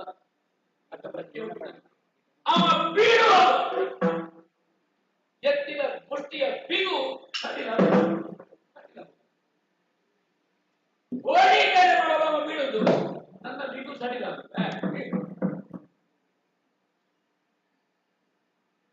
ಅನುಜನ ಕೈಯಿಂದ ಹೊಡೆಯಲಿಕ್ಕಿಲ್ಲ. ಕೆಲವರದ್ದು ಕೈ ಗುಣ ಉಂಟು, ಕೆಲವರದ್ದು ಕಾಲ ಗುಣ ಉಂಟು. ಒಬ್ಬರು ಒಳ್ಳೆ ಜ್ಯೋತಿಷಿಗಳು, ಅವರ ಕೈ ಗುಣ ಉಂಟು. ಒಬ್ಬರು ಪುರೋಹಿತರು ಪ್ರಾರ್ಥನೆ ಮಾಡಿ ಪ್ರಸಾದ ಕೊಟ್ಟ, ಅವರ ಕೈ ಗುಣ ಒಳ್ಳೆಯದು. ಮನೆಗೆ ಹೆಣ್ಣು ತರುವಾಗ ಕೈ ಗುಣ ಒಳ್ಳೆದಿರುವುದಲ್ಲ, ಕಾಲ ಗುಣ ಒಳ್ಳೆದು. ಕೊನಗಾರಿಟ್ಟು ಒಳ್ಳೆದು. ಆ ಮನೆಗೆ ಆ ತಾಯಿ ಬಂದದ್ದು ಆ ಕಾಲ ಗುಣ ನೋಡಿ, अरे कहीं नहीं कर सकता लैपटॉप से फोन से ही करना पड़ेगा. ಇದು ಹೆಣ್ಣಿನ ಪ್ರಕಾರ ಕೈ ಬೇಡ. ಕಾಲ ಗುಣ ಹೇಗೆ ಅಂತ ನೋಡು. ಹೌದು, ಅವಳನ್ನು ನೆನಪಿಸಿ ಅವಳೇ ಒಂದು ಗುಟ್ಟು ಕತ್ತಲೆ ಕೊಂಡೆಯಲ್ಲಿ ಹೆಂಡತಿ ಗಂಡನಿಗೆ ಜೀವಿತ ಬರೋದಲ್ಲ, ಯಾವುದು ಅಂತ ಉಂಟು. ಅದನ್ನ ಬೆಳಗ್ಗೆ ಎದ್ದು ಹೆಂಡತಿ ಹೊರಡುವಾಗ ಗಂಡನ ಕಾಲು ಬರ್ತಾರೆ, ಅದು ಆಯ್ತು ಅಂತ ಹೇಳಲಿಕ್ಕಿಲ್ಲ. ಇನ್ನೊಮ್ಮೆ ಹೆಂಡತಿ ಕೇಳಲಿಕ್ಕೆ ಬರಬಾರ್ದು. ಅದಕ್ಕೆ ಅಂಗ ಕೆರಡು. ನಾನು ಯಾವ್ದಕ್ಕೆ ಹೇಳುದು ಬೀಳಲನುಜನಂಗ ಕೆರಡು ಕಾಲಿನಲ್ಲಿ ಎರಡು, ಎರಡು ಕಾಲಿನಲ್ಲಿ ಎರಡು ಕಾಲಿನಲ್ಲಿ ಓದಲಿಕ್ಕಾಗುವುದು ಮಂತ್ರಗಳಿಗೆ ಮಾತ್ರ. ನೋಡ, ಮನುಷ್ಯರು ಎರಡು ಕಾಲದಲ್ಲಿ ಒಟ್ಟಿಗೆ ಓದಿವಿ ನೋಡ. ಅದಕ್ಕೆ ಅಂತರ್ಗಳಿಗೆ ಹೀಗೆ ಮನುಷ್ಯರು ಹಾಗೆ ಹಾಗೆ ಹೇಳ್ತಾರೆ. ಯಾಕೆ ನೀ ಮಂಗನಾಗ ಆಗುದು ಗೊತ್ತಿದ್ದೇನೆ ಕೂಡ ನಿನಗೆ ನಿನ್ನವಳ ಕುರಿತಾದಂತ ಆಶೆ ಸತ್ವಬೇಕು, ಮನದಿಂದ ಸುಮ್ಮನೆ ಸಮಯ ಕಳೆಯುವುದು, ನಿದ್ರೆ ಯಾರು ಮಾಡುದು. ಬರ್ತೇನೆ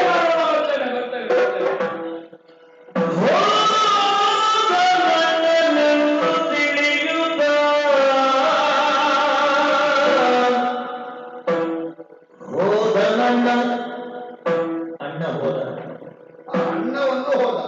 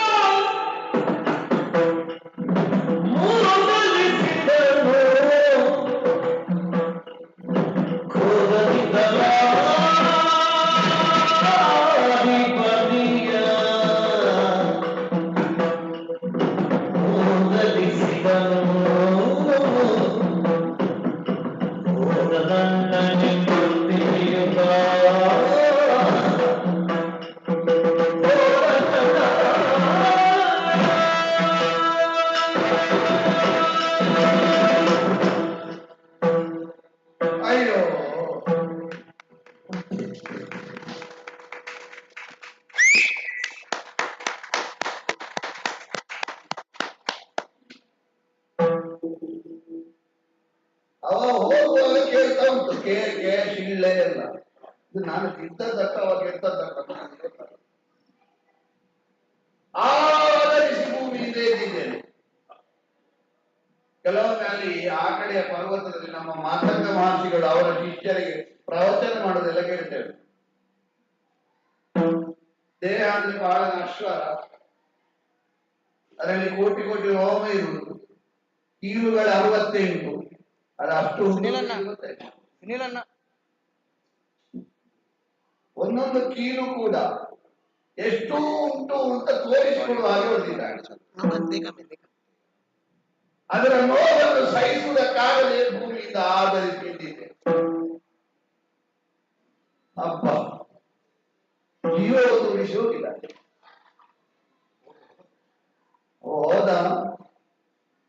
ನನ್ನದು ಹೋಯ್ತು, ಹೆಂಡತಿ ಬೇಕು ಅನ್ನೋ ಆಸೆ.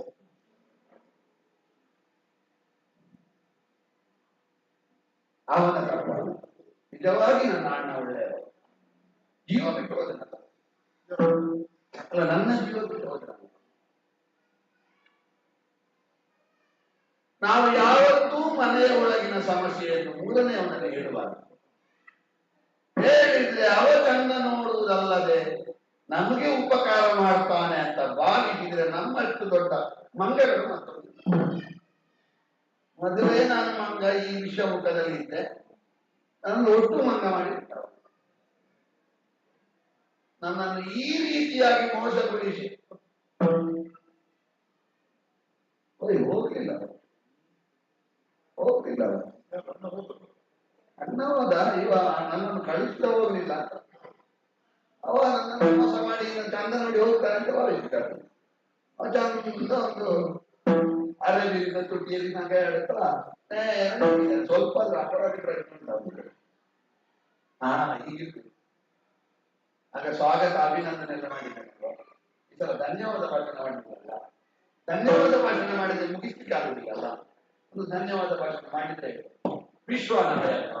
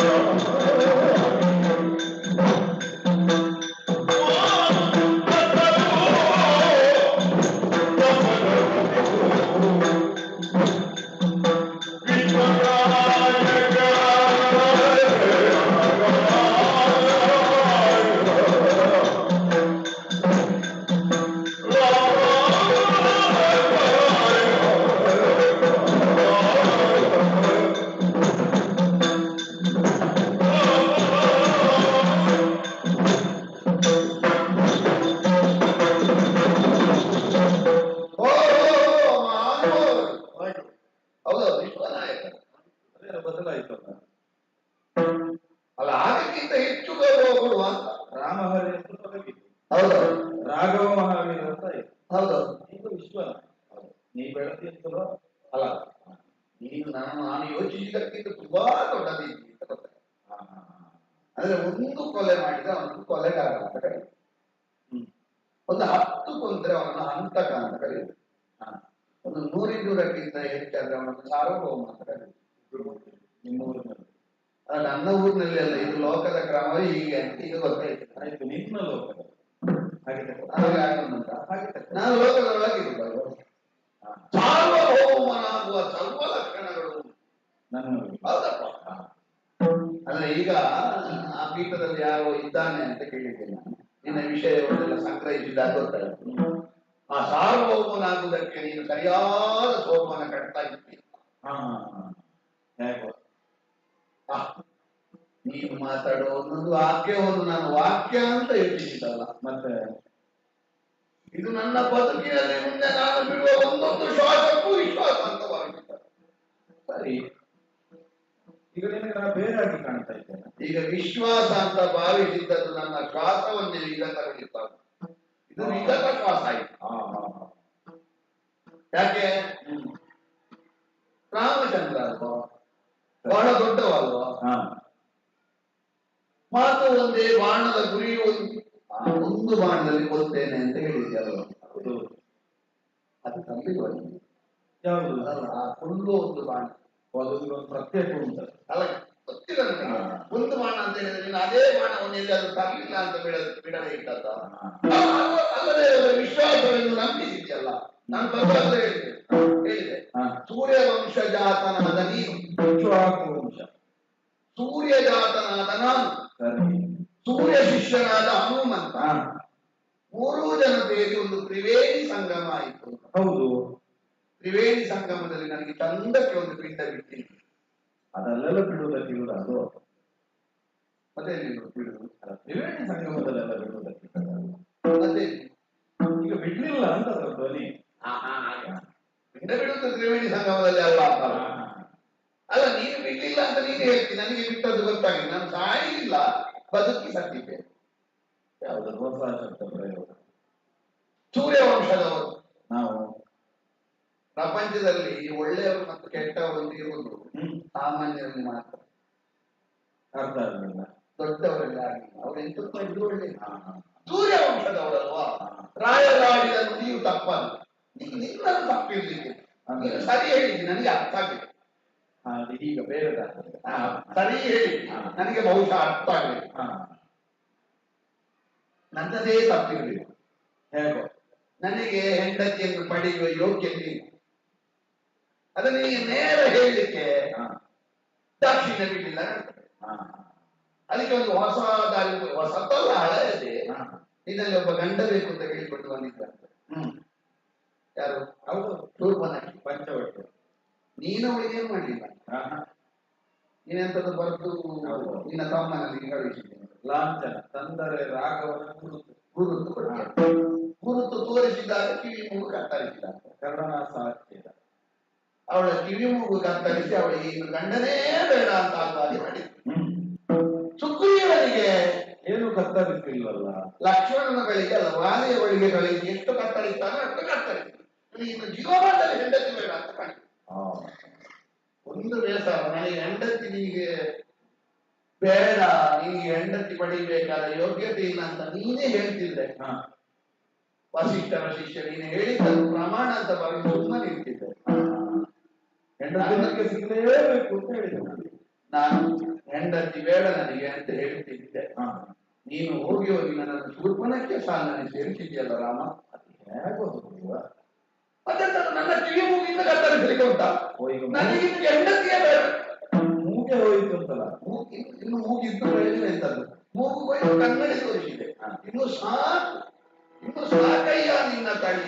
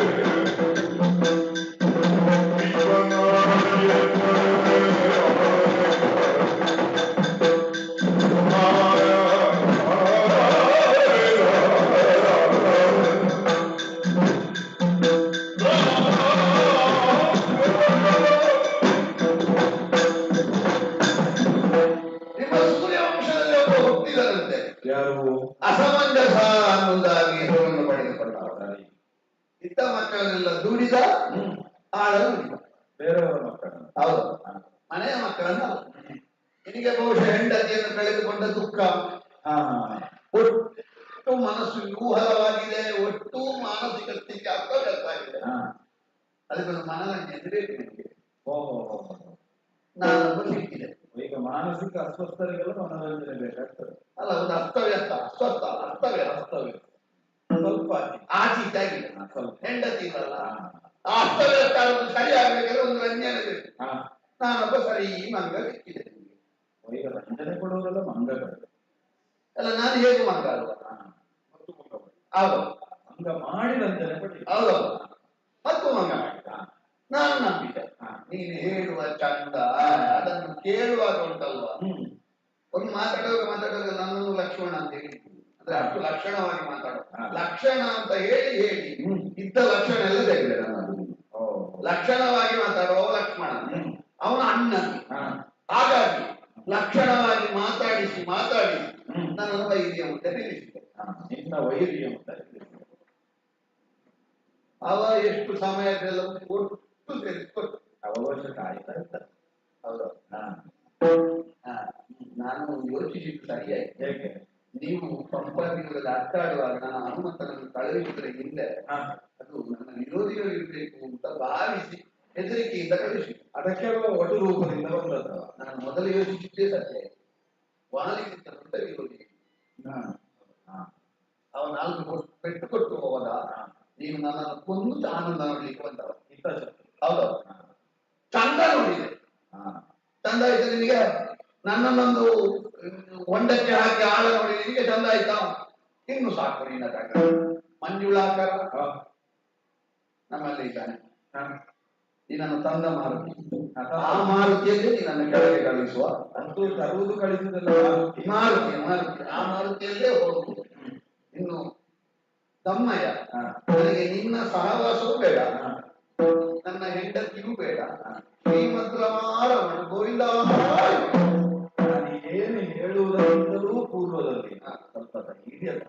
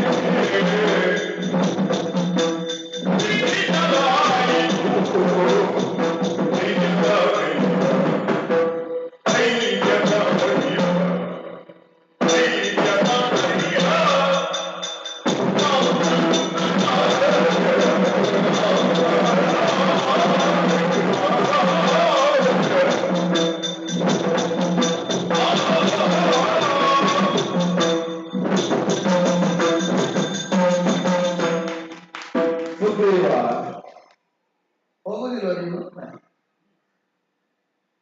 ಮೊದಲಾಗಿ ಸ್ವಲ್ಪ ಧೈರ್ಯಕಾರಿ ಹೇಳುವುದಕ್ಕಾದ್ರೂ ಒಂದು ವ್ಯವಧಾನ ಬೇಡ. ಅದಕ್ಕೆ ಮೊದಲು ಸ್ವಲ್ಪ ಧೈರ್ಯ. ನಾನು ಇಲ್ಲಿಯೇ ನಿಂತಿದ್ದೇನೆ ಅಂತ ಆದ್ರೆ ನಾನು ಹೋಗುವುದಕ್ಕಿಂತವಲ್ಲ ನಮಗೆ ಸ್ಪಷ್ಟ ಅಲ್ವಾ? ನಿನಗೆ ಬೇಕಾದಷ್ಟು ಬಿಟ್ಟು ಏನಿಲ್ಲ ಅಂತ ನೀನು ಹೇಳಿದ ದಾರಿಯಲ್ಲೇ ಕ್ರಮಿಸಿದೆ. ರಂಜನೆಯ ಉದ್ದೇಶದಿಂದ ರಂಜನೆಯನ್ನು ಲಕ್ಷ್ಯವಾಗಿರಿಸಿ ನಿನ್ನನ್ನು ನಾನು ಕಳುಹಿದ್ದೆ ಹೌದು ಅಂತಾದ್ರೆ ನನಗೆ ಬೇಕಾದ ರಂಜನೆ ನನಗೆ ಪೆಟ್ಟು ಬಿದ್ದಲ್ಲಿ ಮಾಡಬೇಕು. ಮನೋರಂಜನೆಗಾಗಿ ಬಂದವ ಮುಗಿದ ಕ್ಷಣದಲ್ಲಿ ಬಿಡ್ತಾನೆ. ಅದು ಕೆಲವೊಂದು ವ್ಯಸನ ಅಂದ್ರೆ ಈ ಕೆಲವೆಲ್ಲ ಜೂತದಲ್ಲಿ ತೊಡಗಿಕೊಂಡು ಹೋಗ್ತಾರೆ. ಪಗಡೆ ಸ್ವಲ್ಪ ಇಡು ಬಂದೀತು ಅಂತ ಹೋಗ್ತಾರೆ. ಇದು ಹೋದಷ್ಟು ಬಂದೀತು ಅಂತ ನಿರೀಕ್ಷೆಯಲ್ಲಿ ಮತ್ತೆ ತೊಡಗಿಕೊಳ್ಳು. ನಿನಗೆ ಒಮ್ಮೆಗೆ ಸಾಕು ಅಂತ ತೊಡಗಿಕೊಳ್ಳುವಾಗ ಇದು ಈಗ ನಿನಗೆ ಸಾಕು ಅಂತ ಕಾಣಿಲ್ಲ, ಇನ್ನು ತಿಳಿಸಬೇಕು ಅಂತ ಉಂಟ ನನಗೆ ಧಾರಣೆ ಇಲ್ಲ. ನನಗೆ ಕಾರಣ ನೀನು ಹೇಳಿದ ಹಾಗೆಯೇ ಬರುತ್ತೆ. ಊಟಕ್ಕಾಗಿ ಪಣಕ್ಕಿಡುವಾಗ ಇಟ್ಟದ್ದನ್ನೇ ಇಡುವ ಕ್ರಮ ಇಲ್ಲ. ಅದೇ ಹಾಗಾದ್ರೆ ನಾ ಮರಳಿ ಇರ್ಬೇಕಾದ್ರೆ ನಿನ್ನ ನಿರುದ್ಧ ಉಳಿದವರು ಅಲ್ಲ, ಅದು ಅದೇ ದಾರಿ ಹೌದಾದ್ರೆ ಈಗ ಬೇರೆ ದಾರಿಯಿಂದ ನಾನು ಮಲಗಿಸಬೇಕು ಅಂತ ಇದೆಯಾ? ಅದಕ್ಕೆ ಆಗಿ ಸ್ವಲ್ಪ ವ್ಯವಧಾನದಿಂದ ಕೇಳಬೇಕು. ಕೇವಲ ಚಪಲಶೀಲವನ್ನು ಹೊಂದಿದಂತಹ ಪ್ರಬಂಧವಾಗಿ ನಾನು ಗುರುತಿಸಿದ್ದೆ ಅಲ್ಲ. ಸುಗ್ರೀವಂ ಶರಣಂ ಗಚ್ಚಾಮಿ. ಹೌದು, ಹೌದಾ?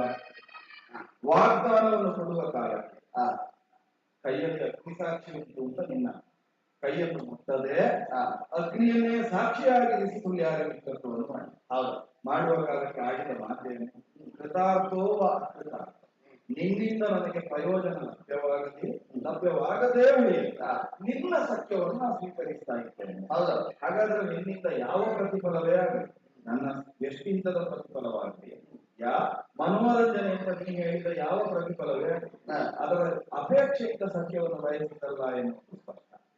ಹಾಗೆ ಹೇಳಿದ್ದಿ, ನಾನು ನಂಬಿದ್ದೆ.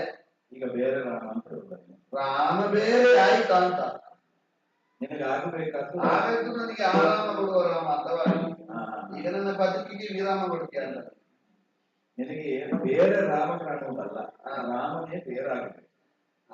ಆಗ ನಿನ್ನ ಬದುಕಿಗೂ ಲಕ್ಷ್ಯ ಬದಲಾಗುತ್ತದೆ, ಬದುಕಿಗೂ ಫಲ ಕೊಡುತ್ತದೆ. ನೀ ಬಯಸಿದ ಸತಿ ಸಿಗಬೇಕು ಅಂತಾದ್ರೆ ರಾಮ ಬೇರಾಗಬೇಕು. ಒಂದು ಶಬ್ದ ಹೇಳ್ಬೇಡ, ನನಗೆ ಮೈಯೆಲ್ಲ ಕಂಪಿಸಿ ಹೋಗ್ತದೆ. ಸತಿಗೆ ಅನ್ನೋ ಶಬ್ದ ಹೇಳ್ಬೇಡ. ಹೀಗೆ ಮಾಡುವ ರುಮೆ ನಿನಗೆ ಲಭ್ಯವಾಗ್ತದೆ. ಅಲ್ಲ, ಎರಡು ಒಂದೇ. ಅದನ್ನು ಬಿಡುವ, ನನ್ನ ಹೆಂಡತಿ ವಿಷಯವನ್ನೇ ಬಿಡುವ. ಬಹಳಷ್ಟು ವಾಲಿಯ ಕುರಿತಾಗಿ ಆಡಿದೆ ಪೂರ್ವದಲ್ಲಿ. ಹೌದಾ? ನನಗೀಗ ಸುಗ್ರೀವನು ಹೊಸದಾಗಿ ಕಾಣುತ್ತದೆ. ಸುದೀರ್ಘವಾಗಿ ವಾಲಿಯ ಪರಾಕ್ರಮ ಅಂತದ್ದು, ದುರ್ಗುಗೆ ಅಟ್ಟೆ ಕಟ್ಟುತ್ತಾನೆ, ಸಪ್ತಕಾಲ ವೃಕ್ಷವನ್ನು ಛೇದಿಸ್ತಾನೆ. ಕೊಂಕಾನುಭೂತವಾಗಿ ವಾಲಿಯ ಶೌರ್ಯ, ವಿಕ್ರಮ, ಪರಾಕ್ರಮ ಇತಿಹಾಸವನ್ನು ಸ್ಪಷ್ಟವಾಗಿ ಹೇಳಿದೆ. ಎಲ್ಲವನ್ನು ಹೇಳಿದೆ, ಎಲ್ಲ ಹೇಳಿದೆ. ಹೇಳಬೇಕಾದ್ರೆ ದೊಡ್ಡ ಸಮಸ್ಯೆ ಆಗ್ತದೆ. ಯಾವುದು ಹೇಳಬೇಕು ಅದನ್ನು ಬಿಟ್ಟುಬಿಟ್ಟದ್ದೆಲ್ಲ ಹೇಳಬೇಕಂತ ಹೇಳಿಲ್ಲ ಅಂತ ಹೇಳಿದ್ರೆ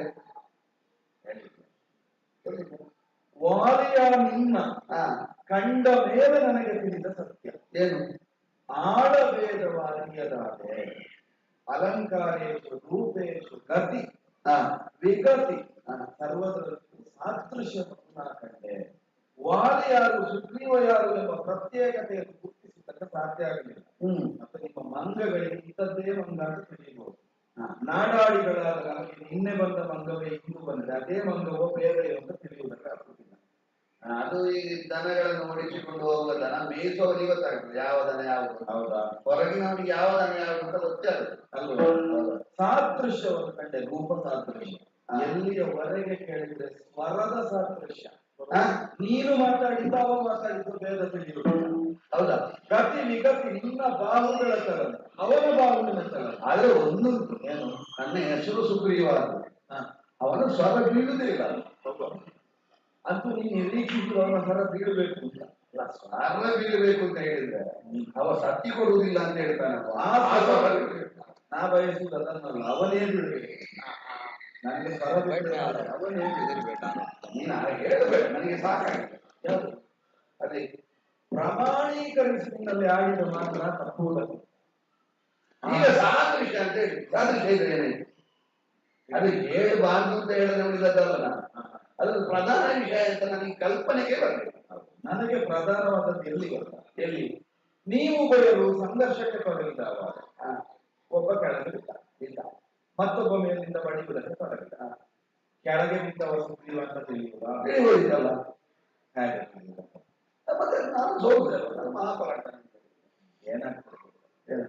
ಬಹಳ ಸಂದರ್ಭದಿಂದ ಸೋಲುತ್ತಾ ಇದ್ದವನು ಒಂದು ಬಲ, ಬೆಂಬಲ ಹಿಂಗಡೆಯಿಂದ ಬಲ ಸಿಕ್ಕಿದವ ಗರಿಷ್ಠ ಪ್ರಯತ್ನ, ಜೀವ ಬಿಟ್ಟು ಕೆಲಸ ಮಾಡುವುದು. ಹಾಗೆ ಪ್ರಯತ್ನಿಸಿದ್ರ ಫಲವಾಗಿ ವಾಲಿಯೇ ಕೆಳಗೆ ಬಿದ್ದು ನೀ ಮೇಲೆ ಬಿಟ್ಟಿದೆ. ಭಾರತ ಯಾಕೆ ನಾನು ದಾಳಿ ಮಾಡುವುದು?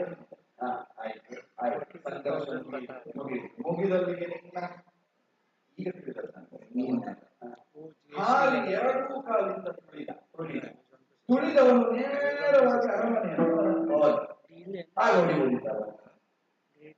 ಮೊದಲಾಗಿದ್ದ ಮಾತು ನೆನಪಾಯಿತು. ಸತಿಯನ್ನು ಕಾಣದೆ ನಿರ್ಬಲನಾಗಿದ್ದೇನೆ ರಾಮ. ಸತ್ಯವೊಂದು ದೊರಕಿಸಿಕೊಟ್ಟರೆ ನಿನ್ನ ಪಾದ ಸೇವಕನಾಗಿ ಬರ್ತೇನೆ, ಸಮಸ್ತ ಕಪಿಸೇನೆಯನ್ನು ಕೊಟ್ಟು ಅಂತ ಹೇಳ್ತಾ ಎಷ್ಟೋ ಸಾವಿರ ಸತಿಯನ್ನು ಅಗಲಿ ಉಳಿದಂತಹ ನೀನು ವಾಲಿ ಬಿದ್ದ ಕ್ಷಣದಲ್ಲಿ ರಾಮನಿಗೆ ಧನ್ಯವಾದ ಮತ್ತೆ ಕೊಡಬಹುದು, ಮೊದಲು ಸತ್ಯವನ್ನು ನೋಡುವಂತ ನಿಶ್ಚಿತೆಗೆ ಹೋಗಿರಬಾರದು ಯಾಕೆ? ಅದೊಂದು ಸಾಧ್ಯತೆ ಉಂಟು. ನೀನೊಂದು ಹೀಗೆ ಕೆಲಸ ಮಾಡುದು ಹೇಗೆ? ಜಾಣ ನೀನಾದರೆ ನೋಡೆನ್ನ ಕೈಯೊಳಗಿರುವ ಬಾಣ ಜಾತಂಗಳನ್ನು ಅಂತ ಹೇಳಿದ್ದು ನೀನಲ್ವ? ತೋರಿಸಿದ್ದೇನೆ, ಬರೀ ಹೇಳಿದ್ದಾರೆ. ಒಂದು ಸಂಕಲ್ಪ ಮಾಡಿ. ಹೇಗೆ? ಇದು ವಾಲಿಗೆ ಹೊಡಿಸಿ ವಾಲಿಗೆ ಹೊಡಿಯುವ ಹಾಗೆ ಸಂಕಲ್ಪ ಮಾಡಿ ಬಾಣ ಬಿಡುತ್ತಾರೆ. ನೀನು ನಿಲ್ಲಿಟ್ಟು ಬಾಣ ಬಿಡುತ್ತಾ ಅಲ್ಲ, ನೀನು ನಾನು ಹೇಳುವಾಗ ಅದೇ ಹೇಳಿದಲ್ಲ, ನಾನು ಸಹಾಯಕ, ನೀನು ಮುಂದಾಳು, ನಾನು ಅವಶ್ಯ ಇದ್ದಾಗ ಮಾತ್ರ ಸಹಾಯ ಮಾಡುದು. ಅವಶ್ಯ ಬಂತು, ಈ ಯುದ್ಧದಲ್ಲಿ ಕೊನೆ ಆಗುವಾಗ ಒಂದು ಸಂಕಲ್ಪ ಮಾಡುದು. ಇದು ವಾಲಿಯನ್ನು ಕೊಂದು ಹಾಕಲಿ ಮಾಡುತ್ತಿದ್ದೆ. ಸುಗ್ರೀವ ಸೋತಲ್ಲಿ ವಾಲಿಯ ಹಣನಕ್ಕೆ ಬೆಂಬಲ, ಸುಗ್ರೀವ ಗೆದ್ದರೆ ಸುಗ್ರೀವನ ಗೆಲ್ಲಲು ಸೋತದ್ದು ಯಾರು ಅಂತ ನಿಮಗೆ ಗೊತ್ತಾಗುತ್ತೆ. ನಿರ್ಣಯಿಸುವ ಮತ್ತು ಒಂದು ಪ್ರಕರಣವನ್ನು ಸರಿಯಾಗಿ ತಿಳಿಯುವ, ಸ್ಪಷ್ಟವಾಗಿ ಅರಿತು ಇವನೇ ಸುಗ್ರೀವ ಅಂತ ಚಲನೆಯಿಂದ ಗುರುತಿಸಿ ಆದರೂ ಧ್ವನಿ ಮಾಡಿ ಆದರೂ ಕರೆಯುವುದು. ಪರಸ್ಪರ ನಿಮ್ಮ ಕಾದಾಟದ ಶೈಲಿ ಹಾಗೆ ಹಾರುವುದು, ಕುಣಿಯುವುದು, ಕುಣಿಯುವುದು, ಬೀಳುವುದು, ಮೇಲೆ ಎಳೆಯುವುದು, ಅವನ ಕಾಲು ನೀನು ಎಳೆಯುವುದು, ನಿನ್ನ ಕಾಲು ಅವ ಎಳೆಯುವುದು, ಭಂಗಿ ಚಲನೆ ಮಂಡಲಾಕಾರದಲ್ಲಿ ತಿರುಗುವುದು ಎಲ್ಲ ಒಂದೇ. ಗುಡ್ಡ ಕಿತ್ತು ಬಿಸಾಡುವುದಂತೆ, ಮರದನ್ನು ಎಸೆಯುವುದಂತೆ, ಕಲ್ಲು ಬಂಡೆಯನ್ನು ಹಾಕುವುದಂತೆ, ಈ ಪ್ರಕ್ರಿಯೆಯಲ್ಲಿ ನಾ ಪ್ರಯೋಗಿಸಿದ್ದು ಸುಗ್ರೀವ ಅಂತ ಎಣಿಸಿ ವಾಲಿ ಅಂತ ತಿಳಿದು ಇವನನ್ನು ರಕ್ಷಿಸಬೇಕು, ಅವನನ್ನು ಶಿಕ್ಷಿಸಬೇಕು ಅಂತ ಪ್ರಯೋಗಿಸಿದ್ರೆ ಅದು ನೀನಾಗಿರುತ್ತಿದ್ರೆ ರಾಮನ ಶರದಿಂದ ಸುಗ್ರೀವ ಅಳಿದ ಅಂತ ಆದ್ರೆ ಪೂರ್ವದಲ್ಲಿ ನಾ ಮಾಡಿದ ಮೈತ್ರಿಗೇನು ಫಲ, ಪೂರ್ವದಲ್ಲಿ ನಾನಿಟ್ಟ ಭಾಷೆಗೇನು ಫಲ, ರಾಮೋ ಭಾಷೆ ಎಂಬ ರಾಮ ಚಾರಿತ್ರಕ್ಕೇನು ಫಲ. ಆದ್ದರಿಂದ ರಾಮನಾಗಿ ಉಳಿದು ಸುಗ್ರೀವನ ಶರಣತೆಯನ್ನು ರಕ್ಷಿಸಬೇಕು, ಶರಣ್ಯನಾಗಿ ಎಂಬ ನೆಲೆಯಿಂದ ವಿವೇಚಿಸುವುದಕ್ಕೆ ಬೇಕಾಗಿ ಈ ಪ್ರಕರಣದಲ್ಲಿ ಇಷ್ಟು ಹೇಳಿದ್ರಿಂದ ಏನು ಪ್ರಯೋಜನ ಅಂತ ಹೇಳಿದ್ರೆ, ನೀನು ನನಗೆ ಮೋಸ ಮಾಡಲಿಲ್ಲ, ಮೋಸ ಆಗಿರ್ಬೇಕು. ನೀನು ಮೋಸ ಮಾಡಲಿಲ್ಲ ಎನ್ನುವಷ್ಟು ಗೊತ್ತಾಯ್ತು ಬಿಟ್ರೆ ಎಂತದ್ದು ಮಾಡುದು ಎಂತ ಆಗ್ತದೆ. ಈಗ ನನ್ನ ರೂಪವನ್ನು ಅವನ ರೂಪವನ್ನು ಬದಲು ಮಾಡ್ಲಿಕ್ಕೆ ಆಗ್ತದೆ, ನಾನು ಹೆಂಡತಿ ಅಂತ ಕೈ ಬಿಡ್ಬೇಕಾಗ್ತದೆ. ನೀನು ಇನ್ನೊಮ್ಮೆ ಒಬ್ಬರು ಹೇಳುದಾಗ್ತದೆ ನನಗೆ ರೂಪ ಸಾದೃಶ ಕಂಡಿದ್ದು ನನಗೆ ತಟ್ಟಿಗಿಂತ ಎಲ್ಲ ಒಂದೇ ರೀತಿ ನನಗೆ ಆಗ್ಲಿ. ನಾನು ಇಕ್ಷ್ವಾಕು ವಂಶದವರು ಅಂತ ಕಾಲಿಗೆ ಬೇಡಿ ರಾಮ ಹರೇ ಅಂತ ಆಡುವಾಗ ನೀನೇ ಹೇಳಿದ ಒಂದು ಮಾತನ್ನು ಏನು ಕೈಗೆಗಿಟ್ಟ ಮಾತಿನ ನೆವದಿಂದ ವನವಾಸಕ್ಕಾಗಿ ಒದಗಿ ಬಂದೆ, ನಮ್ಮ ಭಾಗ್ಯ ಇಲ್ಲಿವರೆಗೆ ಬಂದೆ ಅಂತ ಹೇಳಿದೆ. ಹೌದಾ? ಅದೇ ಕೈಕಾದೇವಿ ನನ್ನ ಅಪ್ಪ ದಶರಥನಿಗೆ ಕೊಟ್ಟ ಮಾತು, ದಶರಥ ಅಳಿದ ಮೇಲೆ ಚಿತ್ರಕೂಟ ಪರಿಸರಕ್ಕೆ ಬಂದ ಕಾಲದಲ್ಲಿ ಭರತನೊತ್ತಿಗೆ ಸೇರಿ ಪಕ್ಷವನ್ನು ಮಾಸವನ್ನು ವತ್ಸರಾಂತಲೋ ಬರೆದು ನೀನು ಆಡಿದ 14 ವರ್ಷ ಸಂದಾಯ ಆಯಿತು ಅಂತ ನಾನೇ ಹೇಳುತ್ತೇನೆ. ಇಲ್ಲಿಗೆ ವನವಾಸ ಸಾಕು ರಾಮ, ನಾನೇ ಕೊಟ್ಟ ಮಾತನ್ನು ಹಿಂಪಡಿತೇನೆ ಬಾ ನಾಡಿಗೆ ಅಂತ ಹೇಳಿದ ಕಾಲಕ್ಕೆ ನಾವು ಹೋಗಿದ್ದೇನೆ. ಹೋಗಿ ಯಾಕೆ ಹೋಗುದು? ಅಕ್ಷರಾರ್ಥದಿಂದ ಮಾತನ್ನು ಸ್ವೀಕರಿಸಿದ್ದೇನೆ, ಆಶಯಾರ್ಥದಿಂದ ಸ್ವೀಕರಿಸಿದ್ದೇನೆ. ತಂದೆ ಹೇಳಿದ ಮರುಕ್ಷಣದಲ್ಲಿ ತಂದೆಯಾಡಿದ ಮಾತು ಸಾಯುವುದಕ್ಕಿಲ್ಲ, 14 ವರ್ಷ ಕಾಂತಾರವಾಸಿಯಾಗಿ ಇರ್ತೇನೆ ಸ್ಪಷ್ಟವಾಗಿ ನಾನೇ ಹೇಳಿದೆ. ಚಿಕ್ಕಮ್ಮನಾದ ಕೈಗೆ ಬಿಡು, ದಶರಥನೇ ಹೇಳಿದ್ರು ಕೂಡ ನಿನ್ನ ನಿರ್ಧಾರವನ್ನು ನೀವು ತೆಗೆಯುವುದಿಲ್ಲ. ನೀನೇ ಕರೆಸಿಕೊಂಡವ, ಹೀಗಾಗಬೇಕು ಅಂತ ಹೇಳಿದಾಗ ನಾನೇ ಘೋಷಣೆ ಮಾಡಿದ್ದು, ವಾಲಿನಂತ ಮನುಷ್ಯಾನಿತವ ಬಾರಿ ಆಭಾರಿ, ನಿನ್ನ ಸತ್ಯನ ಅಪಹರಿಸಿದ ವಾಲಿಯನ್ನು ಕೊಲ್ಲುತ್ತೇನೆ, ನಾನು ಮಾಡಿದ ಪ್ರತಿಜ್ಞೆ. ನೀನೇ ಹಿಂದೆ ಹೋಗು ಅಂತ ಹೇಳಿದ್ರು, ಕಾರ್ಯ ಹಿಂದೆ ಹೋಗುವ ಒಳ್ಳೆ ನನ್ನದೇ ಕಾರ್ಯ ಮಾಡ್ತೀಯ ಅಂತ ಅಣ್ಣನೂ ಆಗುದು ನನ್ನ ಕಾರ್ಯ ನಿನ್ನದ್ದು ಆಗಬೇಕು, ಅಣ್ಣನದ್ದು ಆಗಬೇಕು. ನಿನಗೆ ಕಲ್ಯಾಣ ಕಾರ್ಯ, ಅವನಿಗೆ ಅಂತ್ಯ ಕಾರ್ಯ. ಕಲ್ಯಾಣ ಈಗ ಎಂತದ್ದು ಮಾಡುದು ವ್ಯವಸ್ಥೆ ನಾನು ಮಾಡ್ತೇನೆ. ಏನು? ನಾನು ಹೇಳುವ ಪೂರ್ವದಲ್ಲಿ ಬಾಲಕ ಗಜಪುಷ್ಪದ ಮಾಲಿಕೆಯನ್ನು ನಿನ್ನ ತಮ್ಮ ಅವರ ಲಕ್ಷ್ಮಣ, ಅದಕ್ಕೆ ಅವನಿಗೆ ಲಕ್ಷ್ಮಣ ಇದೆ. ಆಗ ನಾನು ಲಕ್ಷ್ಮಣ ಅಂತ ಕರೆದಂತ ನಿನಗೆ ತಿಳಿಯದ್ದು ಅವನಿಗೆ ತಿಳಿಯುತ್ತದೆ. ಒಂದೇ ನಿನ್ನನ್ನು ಮಂಗ ಮಾಡಬೇಕು ಅವ ಮಾಡಿದ್ದಾನೆ ಅಂತ ವಾಲಿ ನಿನ್ನನ್ನಂತೂ ಮಾಡಿದ್ದಾನೆ. ಇನ್ನು ಅಲ್ಲಿಂದಲೇ ಬಂದು ನಾ ಮಂಗ ಮಾಡಬೇಕು ಅಂತಿಲ್ಲ. ಅದ್ರಲ್ಲಿ ಏನಾಗಿತ್ತು ಅಂತ ನಾನು ಮಂಗನೇ ಮಂಗವೇ ಮಂಗ ಮಾನವ ಅಂತ ಹೇಳಿದ್ರೆ ಎಂತ ಆಗ್ತದೆ, ಮಂಗ ಅಂತ ಹೇಳಿದ್ರೆ ಬೆಸವಾಗಲಿಕ್ಕಿಲ್ಲ ನಮಗೆ. ಆದ್ರೆ ನಾನು ವಾನರ ಅಂತ ಗೊತ್ತಿಲ್ಲ. ಆದ್ರಿಂದಲೇ ಸತ್ಯವನ್ನು ಮಾಡಿ ತಂದ ಗಜಪುಷ್ಪದ ಮಾಲಿಕೆ ವಿಶೇಷ ಏನು, ಇದನ್ನು ಧರಿಸಿದ ಮರುಕ್ಷಣಗಳು ಯಾವ ಪರಿವರ್ತನೆ ಆಗಿದೆ ಅಂತ ನಾನು ಹೇಳುವುದಿಲ್ಲ. ಅವನ್ನ ಧರಿಸಿದ ನಿನಗೆ ಅನುಭವಕ್ಕೆ ಬರುವ ಹಾಗೆ ಇದಕ್ಕೆ ಇಷ್ಟು ಪ್ರಭಾವ ಉಂಟ ಗೊತ್ತಿದ್ರೆ ಅಲ್ಲಿ ಗಜಪುಷ್ಪ ಇಲ್ಲೇ ಇದ್ದಲ್ಲ ಮೊದಲೇ ಗೊತ್ತಿಲ್ಲ. ಏನ್ ಮಾಡ್ತಿದ್ದೆ? ಈ ಮಾಲೆ ಹಾಕಿಕೊಂಡು ಹೋಗುದು, ಅವನಿಗೆ ಯುದ್ಧ ಮಾಡುದು, ಪೆಟ್ಟು ದಿನದ ನೋವಾದರೂ ಪುನಃ ಮಾಲೆ ಹಾಕಿ ಹೋಗುದು. ಅವ ಪೆಟ್ಟು ಬರುವುದು ನೋಡಿ ನೋಡಿ ತಲೆಗಿದ್ದಾಗಿ ಒಮ್ಮೆ ಕೊಂಡು ಹೋಗಿ ನೀನು ಹೆಂಡತಿಯನ್ನು ಕೊಡ್ಬೇಕಿತ್ತು. ನಾನು ತಲೆಗೆ ಹೋಗಿ ಪ್ರಕರಣ ಹೇಗಾಗ್ತಿತ್ತು? ಮಲಗುವುದಕ್ಕೆ ಬಿಡದೆ, ಕುಳಿತುಕೊಳ್ಳುವುದಕ್ಕೂ ಬಿಡದೆ, ನಿತ್ಯ ಗಜಪುಷ್ಪ ಧರಿಸುವುದು ಯುದ್ಧಕ್ಕೆ ಹೋಗುವುದು. ಈವರೆಗೆ ಅವ ಹೊಡೆದು ಕಳಿಸುತ್ತಿದ್ದಾಗ ಮಾಲೆ ತೆಗೆದಿದ್ದ. ಮಾಲೆ ಹಾಕಿದರೆ ನಮ್ಮಲ್ಲಿ ಕಡಿಯುತ್ತದೆ. ಆದ್ರೆ ಒಂದು ಕಡಿಯೋನು ಮಾಲೆ ಹಾಕಿರ್ತಾನೆ. ಹೌದು, ಕಡಿಯೋನು ಮಾಲೆ ಹಾಕ್ತಾನೆ. ಇದು ಯಾಕಿದನ್ನು ಧರಿಸುವಂತ ಹೇಳಿದೆ? ಕೇವಲ ನಿನ್ನ ಮನಸ್ಸಿಗೋ ನಿನ್ನ ದೇಹಕ್ಕೋ ಚೈತನ್ಯ ಬರಬೇಕು ಅನ್ನೋ ಕಾರಣದಿಂದ ನೀನು ಗ್ರಹಿಸಬೇಡ. ಅವನು ಮಾಲೆ ಹಾಕಿದವನಿಗೆ ಹೊಡಿತಾನೆ ಅಲ್ಲ, ಅವನು ಮಾಲೆ ಹಾಕಿದವನಿಗೆ ಹೊಡೆಯುವುದಿಲ್ಲ ಅಂತ ಬರ್ತದೆ. ಯಾಕಂದ್ರೆ ಅವ ಸ್ವಯಂ ಮಾಲೆ ಧರಿಸಿದವ. ಹೌದಾ? ಹೌದು. ಅವ ಮಾಲೆ ಹಾಕಿದ್ದೇ ಹೊಡೆಯುವುದಕ್ಕೆ. ನಾವು ಹೇಳೋದು ಹೀಗೆ ಹೇಳ್ಬೇಕು, ಮಾಲೆ ಹಾಕಿದವರಿಗೆ ಹೊಡೆಯುವುದಲ್ಲ, ಅವ ಮಾಲೆ ಧರಿಸಿದ್ದೇ ಹೊಡೆಯುವುದು. ಅವ ಮಾಲೆ ಹಾಕಿಯೇ ಹೊಡಿತಾನೆ, ಮತ್ತೆ ಮಾಲೆ ಹಾಕಿದವನು ಬಿಟ್ಟಾನ. ನಾನೀಗ ನಿನ್ನನ್ನು ಕಳಿಸ್ತಾ ಇರುವುದು ಅದರಲ್ಲಿ ಬಿಟ್ಟು ತಿನ್ನುವುದಲ್ಲ, ಅಥವಾ ನಿನ್ನ ದೇಹಕ್ಕೆ ವಾದಿಯ ಘಾತದಿಂದ ಒದಗಿದಂತಹ ನೋವು ನಿವಾರಣೆಯಾಗುವುದಕ್ಕೆ ಮಾಲೆಯನ್ನು ಧರಿಸಿದ್ದು ಅಷ್ಟಕ್ಕೆ ಮಾತ್ರ ಅಲ್ಲ.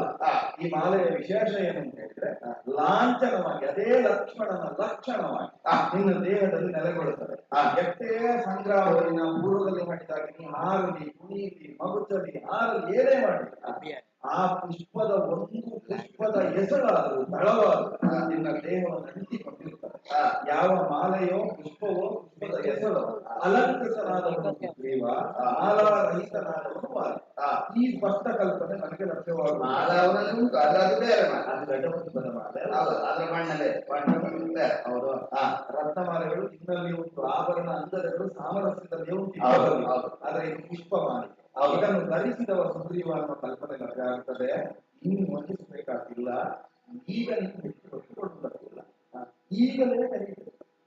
ಈಗಲೇ ರಾತ್ರಿ ರಾತ್ರಿ ಅದು ಹೊರಗಿನಿಂದ ಕಣ್ಣಿಗೆ ರಾತ್ರಿ ಕಣ್ಕಾಣುದು ನನಗೆ ಕಾಣ್ತದೆ. ಮಾಡಿದವ ಹೋದ್ರು ಮತ್ತೆ ಮುಂದೆ ಹೋಗಿಲ್ಲ, ಅಲ್ಲೇ ನಿಲ್ಲಿಸ. ನೀನ್ ನಿರಪರಾಧಿ ಅಂತ ಅಷ್ಟ ಆಡಿದ ಮೇಲೆ ನಿಮಗೆ ನಿನ್ನ ಮೇಲೆ ವಿಶ್ವಾಸ ಹುಟ್ಟಿಲ್ಲ.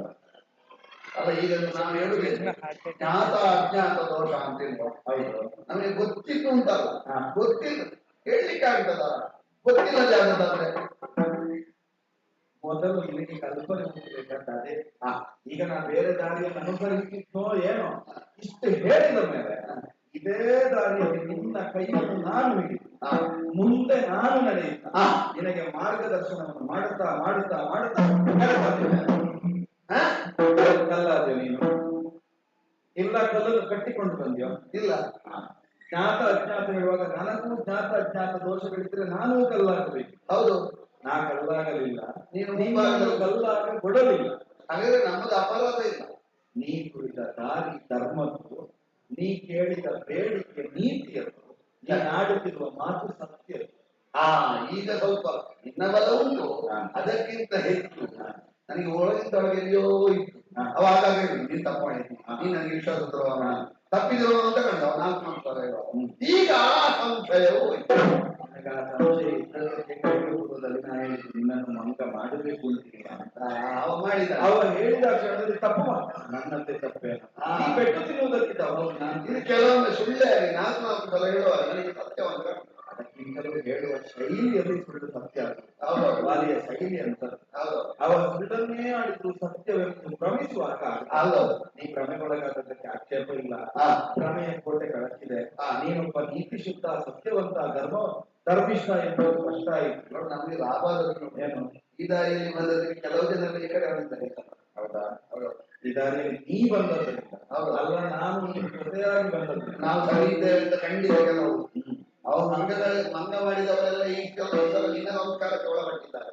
ಅನೇಕ ಮಂದಿಗಳು ನಿನ್ನ ಜೊತೆ ಸೇರಿದ್ದಾರೆ. ಈಗ ಒಂದು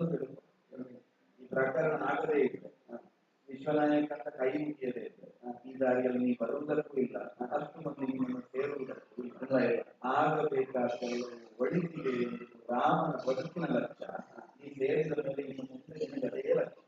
ಆಗುವುದೆಲ್ಲ ಒಳ್ಳೆಯದಕ್ಕೆ, ಆದದ್ದೆಲ್ಲವೂ ಒಳ್ಳೆಯದು, ಆದದ್ದೆಲ್ಲ ಒಳ್ಳೆಯದಕ್ಕೆ. ಈಗ ನಾನು ಮಾಡಿದ್ದೆಲ್ಲ ಸರಿ ಸರಿ, ಅವ ಅಪರಾಧಿ. ಹೌದು, ಅಪರಾಧಿಯನ್ನೆಲ್ಲ ಅಣ್ಣ ಅಂತ ಕರೆಯುವಷ್ಟು ದೌರ್ಬಲ್ಯ. ಕರೆದ್ರೆ ನೀವು ಕಳ್ಳಾಗುದಿಲ್ವ ಮರಳಿ ಅಪರಾಧಿ ಅಂತ ಹೌದಲ್ವ? ನಮ್ಮದು ಮೊದಲು ನಾವು ಮಾಡ್ಬೇಕಾದೇನು, ತಪ್ಪು ಮಾಡಿದವರನ್ನು ವಿರೋಧಿಸ್ಬೇಕು. ತಪ್ಪು ಮಾಡಿದವರನ್ನೆಲ್ಲ ನಾವು ಸುಮ್ಮನೆ ಬಿಟ್ಟುಕೊಂಡ್ರೆ ಅದೇ ನಮ್ಮ ಅಪರಾಧ ಅಲ್ವಾ? ಇಲ್ಲಿವರೆಗೆ ಮಾಡಿದ ಅಪರಾಧವನ್ನು ಇನ್ನೂ ಮಾಡಿದೆ ಅಲ್ವಾ? ಇಲ್ಲ. ಈಗ ಅಣ್ಣ ಬೇಡ, ಅಣ್ಣ ಬೇಡ, ಬರೀ ತಮ್ಮನೂ ಬೇಡ, ಅಣ್ಣ ಭಾವವೇ ಬೇಡ. ಭಾವವೇ ಇಲ್ಲ, ಬರೇ ನನಗೆ ವಿರೋಧಿ. ಅವ ಅಪರಾಧಿ, ಅವ ಸಾಯಬೇಕಾದ, ಅವ ವದಾರ್ಧ, ಹೌದು, ವಾಲಿ ಯುದ್ಧಕ್ಕೆ ಬಹಳ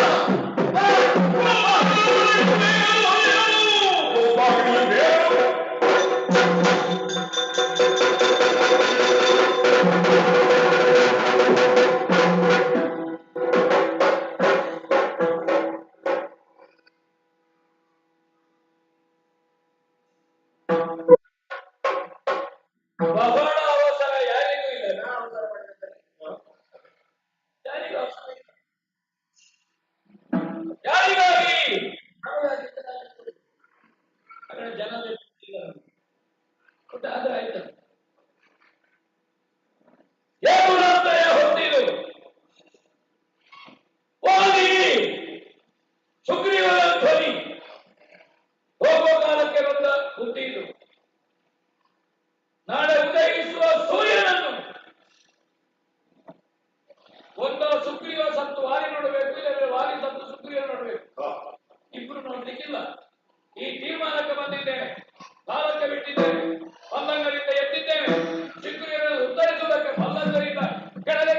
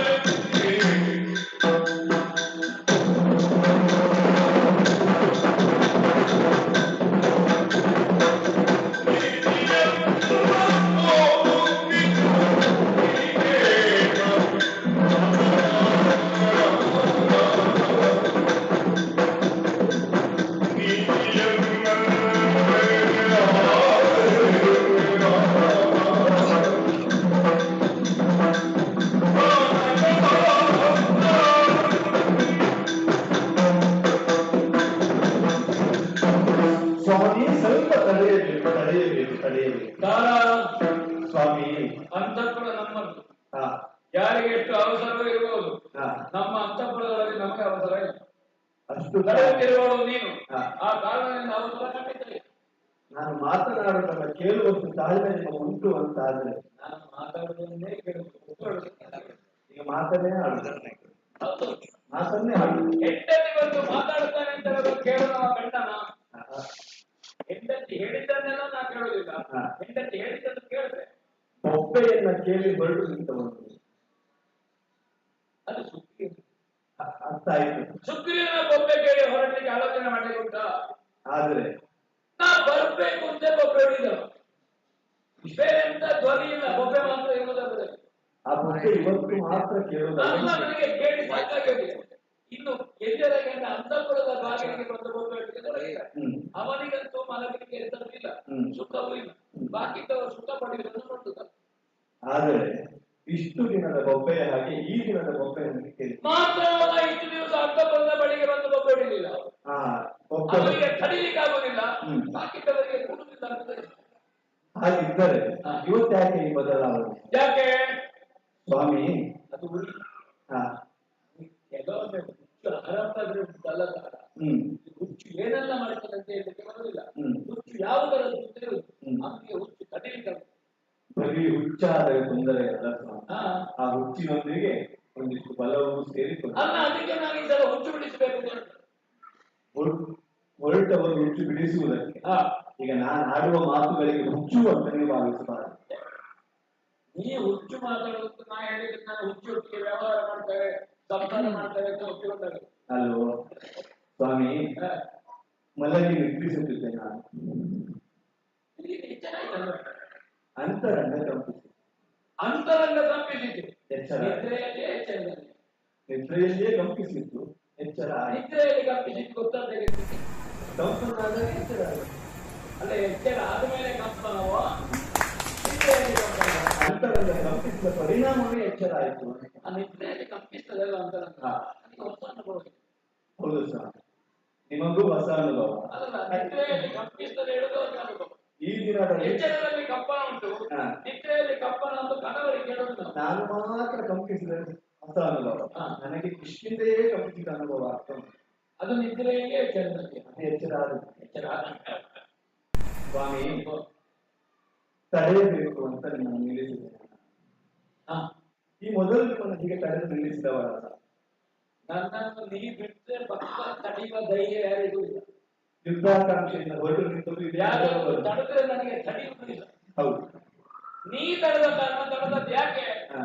ನನಗೊಂದು ನೀ ಹೆತ್ತು ಕೊಟ್ಟ ಮಗ ಇದ್ದಾನೆ ಅಂಕಲ್, ಹಾಗೆ ನನಗೆ ಅದು ತಡೆ. ಶಕ್ತಿಯಿಂದ ನಿಮ್ಮನ್ನು ತಡೆಯುವುದಕ್ಕೆ ಯಾರಿಗೂ ಸಾಧ್ಯ ಇಲ್ಲ, ಪ್ರಪಂಚದಲ್ಲಿ ಯಾರೂ ಇಲ್ಲ. ಆದ್ರೆ ಪ್ರಾಣಕಾಂತೆಯಾದ ನನ್ನ ಪ್ರೀತಿಯಿಂದ ನಿಮ್ಮನ್ನು ತಡೆಯುವ ಒಂದು ಪ್ರೀತಿಯ ಶಕ್ತಿ ನಿನ್ನ ತೊಟ್ಟು.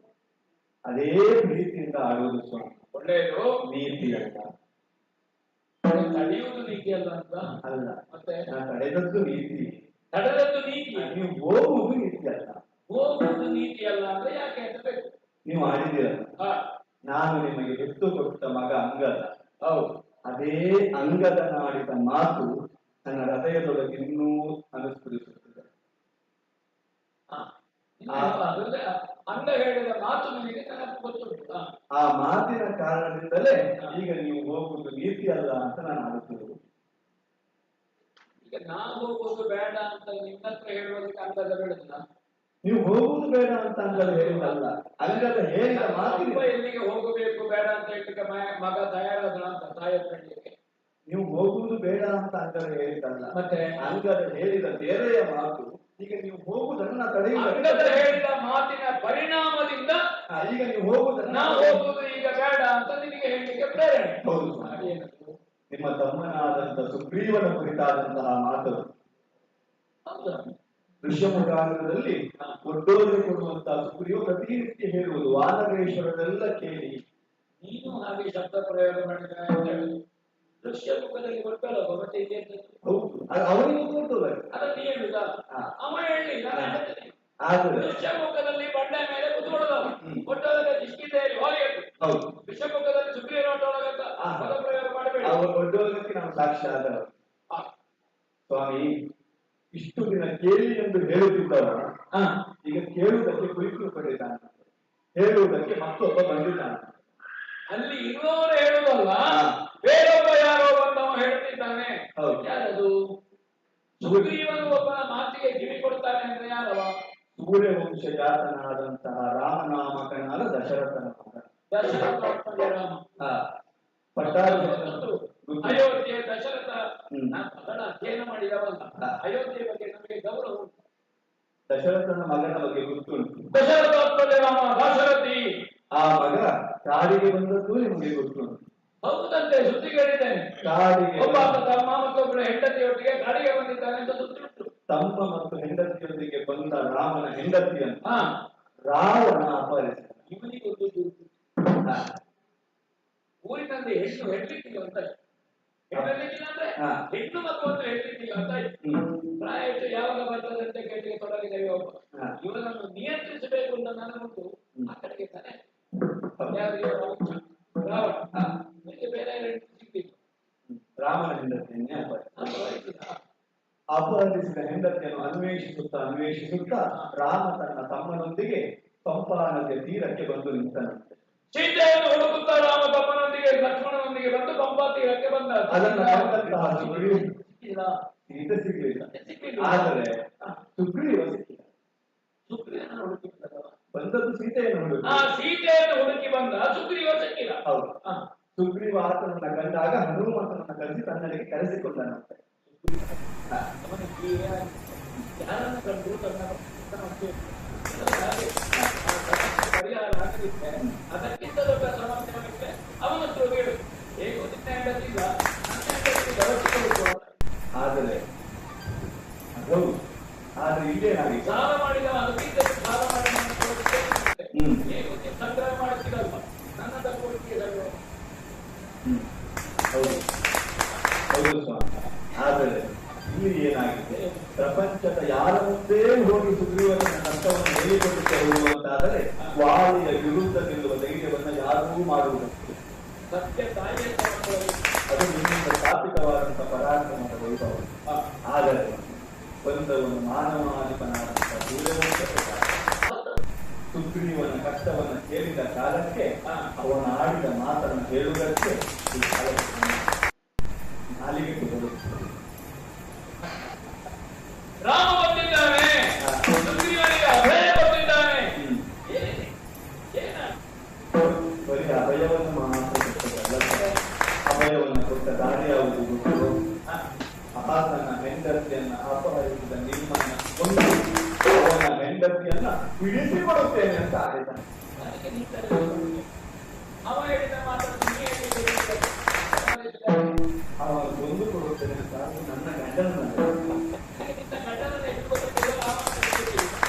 ನನ್ನ ಗಂಡನ ಕುರಿತಾಗಿ ನನಗೆ ವಿಶ್ವಾಸ. ಯಾಕೆ ಮನಸ್ಸಿನಲ್ಲಿ ಚಿತ್ರವನ್ನು ಕಟ್ಟಿಕೊಡ್ತೀವಿ?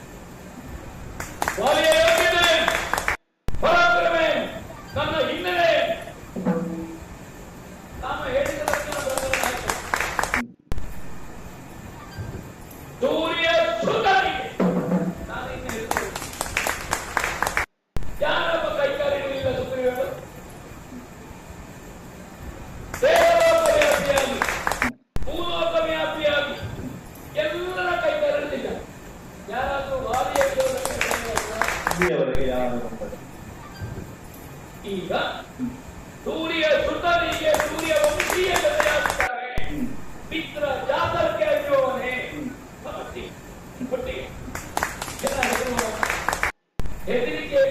ಕಿಕ್ಕಿನೆಯನ್ನು ಪ್ರವೇಶ ಮಾಡ್ತದ. ಸ್ವಾಮಿ, ರಾಮದೇವರು ಹಾಗೆ ಆಡಿದ್ದಾನೆ ಎನ್ನುವ ಕಾರಣಕ್ಕೆ ನಾನು ಈ ಬಗೆಯಲ್ಲಿ ಭಯಗೊಳ್ಳುವುದಲ್ಲ. ನಿಮ್ಮ ಪೌರುಷದ ಕುರಿತಾಗಿ ನನಗೆ ನಾನು ಶಂಕಿಸುವುದಕ್ಕೆ ಪೂರ್ವದಲ್ಲೇ ಸುಗ್ರೀವನು ನಿಮ್ಮ ಪೌರುಷ ಈಗ ಸುಗ್ರೀವನಿಗೂ ಕಾರ್ಯವು ನಾವು ಮೇಲೆ ಕಟ್ಟಡ ಕೂಡ ಅವ ಸಂಶಯದಲ್ಲೇ ಬದುಕಿನ ಉದ್ದಕ್ಕೂ ಸಂಶಯ. ಯಾಕೆ ಅವರನ್ನು ನೋಡಿದ ಹಸವನ್ನು ನೋಡಿದಾಗೆ ಅಲ್ವಾ? ಅವನಿಗೆ ಈಗ ವಾ ಹೇಳುವುದಿಲ್ಲ, ಭಯ ವಾ ಹೇಳಿದ್ರೆ ವಾ ಹಾಗೆ ಸುಗ್ರೀವ ಭಯನಲ್ಲೇ ಬದುಕುತ್ತಾ ಇದ್ದಾರೆ. ಅವ ಯಾರನ್ನು ನಂಬದ ಸ್ಥಿತಿಯಲ್ಲಿದ್ದಾನೆ. ನಾಳೆ ರುಮೆಯನ್ನು ಕೊಟ್ಟರೆ ಅವಳನ್ನು ನಂಬಿತು. ಅವನಿಗೆ ರುಮೆಯನ್ನು ನೋಡುವ ವಾಲಿ ನೆನಪಾದಿತ್ತು. ಹೆಂಡತಿಯನ್ನು ಸತ್ಯ ಓಡಿ ವಾಲಿಯಲ್ಲಿ ಆವೇಶ ಕೊಟ್ಟಿದ್ದಾನೆ ಅಂತ ಒಳಗೆ ಅಷ್ಟು ಭೀತಿಯಲ್ಲಿದ್ದಾನೆ.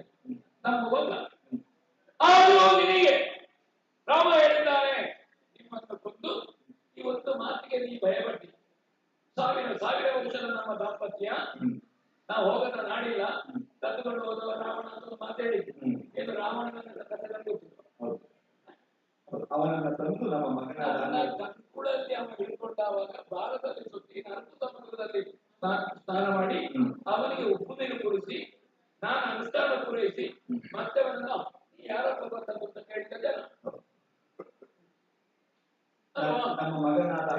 ಅವನ ಜನ್ಮದಲ್ಲಿ 4 ಸಮುದ್ರದಲ್ಲಿ ಅವ ಮುಳುಗಿದ್ದೇ ಇಲ್ಲ. ನನ್ನನ್ನು ಅವಕ್ಕಿದ ಕಾರಣ 4 ಸಮುದ್ರದಲ್ಲಿ ಮುಳುಗುವನ್ನು ಅವನಿಗೆ ಅವಕಾಶ ಸಿಕ್ಕಿದ ಇಲ್ವ? 4 ಸಮುದ್ರದ ನೀರಿನ ಉಪ್ಪಿನ ರುಚಿಯನ್ನು ಅವನಿಗೆ ಗೊತ್ತಿಲ್ಲ ಇಲ್ವ?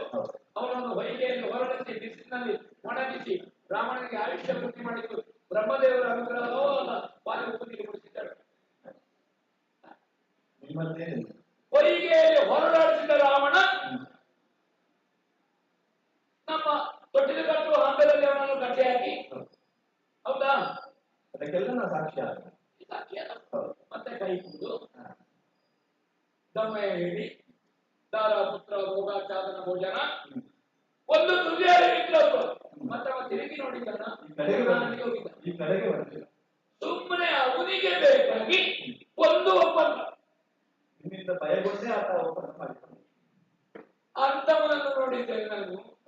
ಈಗ ಈ ರಾಮನವತಿನ ಹಗುರ ಮಾತಾಡ್ತಾನೆ ಅಂತಲ್ಲ, ತನ್ನ ಹೆಂಡತಿಯನ್ನು ಪಡೆಯುವ ಆವೇಶ ಮತ್ತು ಅನಿವಾರ್ಯತೆ ಉತ್ಸಾಹದಲ್ಲಿ ಮಾತುಗಳು ರಾಮನಿಂದ ದೊಡ್ಡಲ್ಲ. ಭವಿಷ್ಯಕ್ಕೆ ಕಾಣ್ತದೆ ರಾಮ ಬರಬೇಕಂದ್ರೆ ಅವನಿಗೆ ಕಿಷ್ಕಿಂದೆ ಪ್ರಕರಣ ಗೊತ್ತಿಲ್ಲ. ಹೆಂಡತಿಯನ್ನು ಕಳ್ಕೊಂಡ ಮೇಲೆ ಊರು ಬಿಟ್ಟಿದ್ದ, ಕಾಡಿಗೆ ಬಂದಿದ್ದಾನೆ. ಕಿಷ್ಕಿಂದೆಯಲ್ಲಿ ಏನು ನಡೀತದೆ ಗೊತ್ತಿಲ್ಲ. ಯಾರೋ ಮಹಾತ್ಮರು ಹೇಳಿರ್ಬೇಕು. ಒಬ್ಬ ಪ್ರಬಲ ಇದ್ದಾನೆ, ರಾವಣನನ್ನು ಮಣಿಸಿದ ವಾಲಿ. ಹಾಗೆ ವಾಲಿ ಹತ್ರ ಮಾತಾಡಿದ್ರೆ ನಿನ್ನ ಹೆಂಡತಿ ನಿಮಗೆ ಸುಲಭದಲ್ಲಿ ಸಿಕ್ಕುವುದು ಇಲ್ಲಿಗೆ ಬಂದಿಲ್ಲ. ಹಾಗೆ ಅವಗ್ರಹಿಸಿದ್ದು. ಈಗ ಒಂದು ಯುವರಾಜ ಅಂತ ಒಕ್ಕಣ ಇರ್ತಲ್ಲ ಊರಲ್ಲಿ, ಸುಗ್ರೀವನ ಹತ್ರ ಮಾತಾಡುವ. ಸುಗ್ರೀವನ ಹತ್ರ ಮಾತಾಡಿ ವಾಲಿಯ ಪ್ರೇಮ ಮಾಡಿ ರಾವಣನಿಂದ ಸೀತೆಯನ್ನು ಸುಲಭದಲ್ಲಿ ನಾನು ಹೇಳಿದ್ದೆ. ನಾನು ಇದ್ದಲ್ಲಿಗೆ ರಾವಣ ತೆಕೊಂಡು ಬರ್ಲಿಕ್ಕಿಲ್ವಾ? ನಿಮ್ಮ ಹೇಳಿಕೆಗೆ ಬರ್ಲೇಬೇಕು. ಈಗ ನಾ ಹೇಳ್ತೇನೆ ಮಾಡ್ತೇನೆ ಬಂದಲ್ಲ, ಹೀಗೆ ಬಂದಿರ್ಬೇಕು. ವಾಲಿ ಹತ್ರ ನೇರ ಮಾತಾಡಲಿಕ್ಕೂ ರಾಮನಿಗೆ ಒಂದು ಧೈರ್ಯ ಬೇಡುವ. ವಾಲಿ ನೀನಿಗೆ ಈ ಅಂಗದನಿಗೆ ಎಂತ ಖಂಡಿತ ಸ್ವಾಮಿ, ನಿಮಗೆ ಯಾವ ನೆಲೆಯಲ್ಲಿ ರಾಮನ ಕುರಿತಾಗಿ ಈ ಕಾಲಕ್ಕೆ ಒಂದು ಲಾಘವ ಭಾವ, ಅದೇ ಭಾವ ನಿಮ್ಮ ತಮ್ಮನಿಗೂ. ಹಾಗಾದ್ರೆ ಸುಲಭದಲ್ಲಿ ಸುಗ್ರೀವ ಒಪ್ಪುವ ಜನ ಒಪ್ಪಿಲ್ಲ. ನಿಮ್ಮ ಪರಾಕ್ರಮದ ಕುರಿತಾಗಿ, ನೀವು ಸಾಧಿಸಿದ ಕೀರ್ತಿಯ ಕುರಿತಾಗಿ ಅರಿವಿರುವ ಸುಗ್ರೀವ ಪರೀಕ್ಷೆ ಮಾಡಿದ್ದಾನೆ. ಹೇಳು.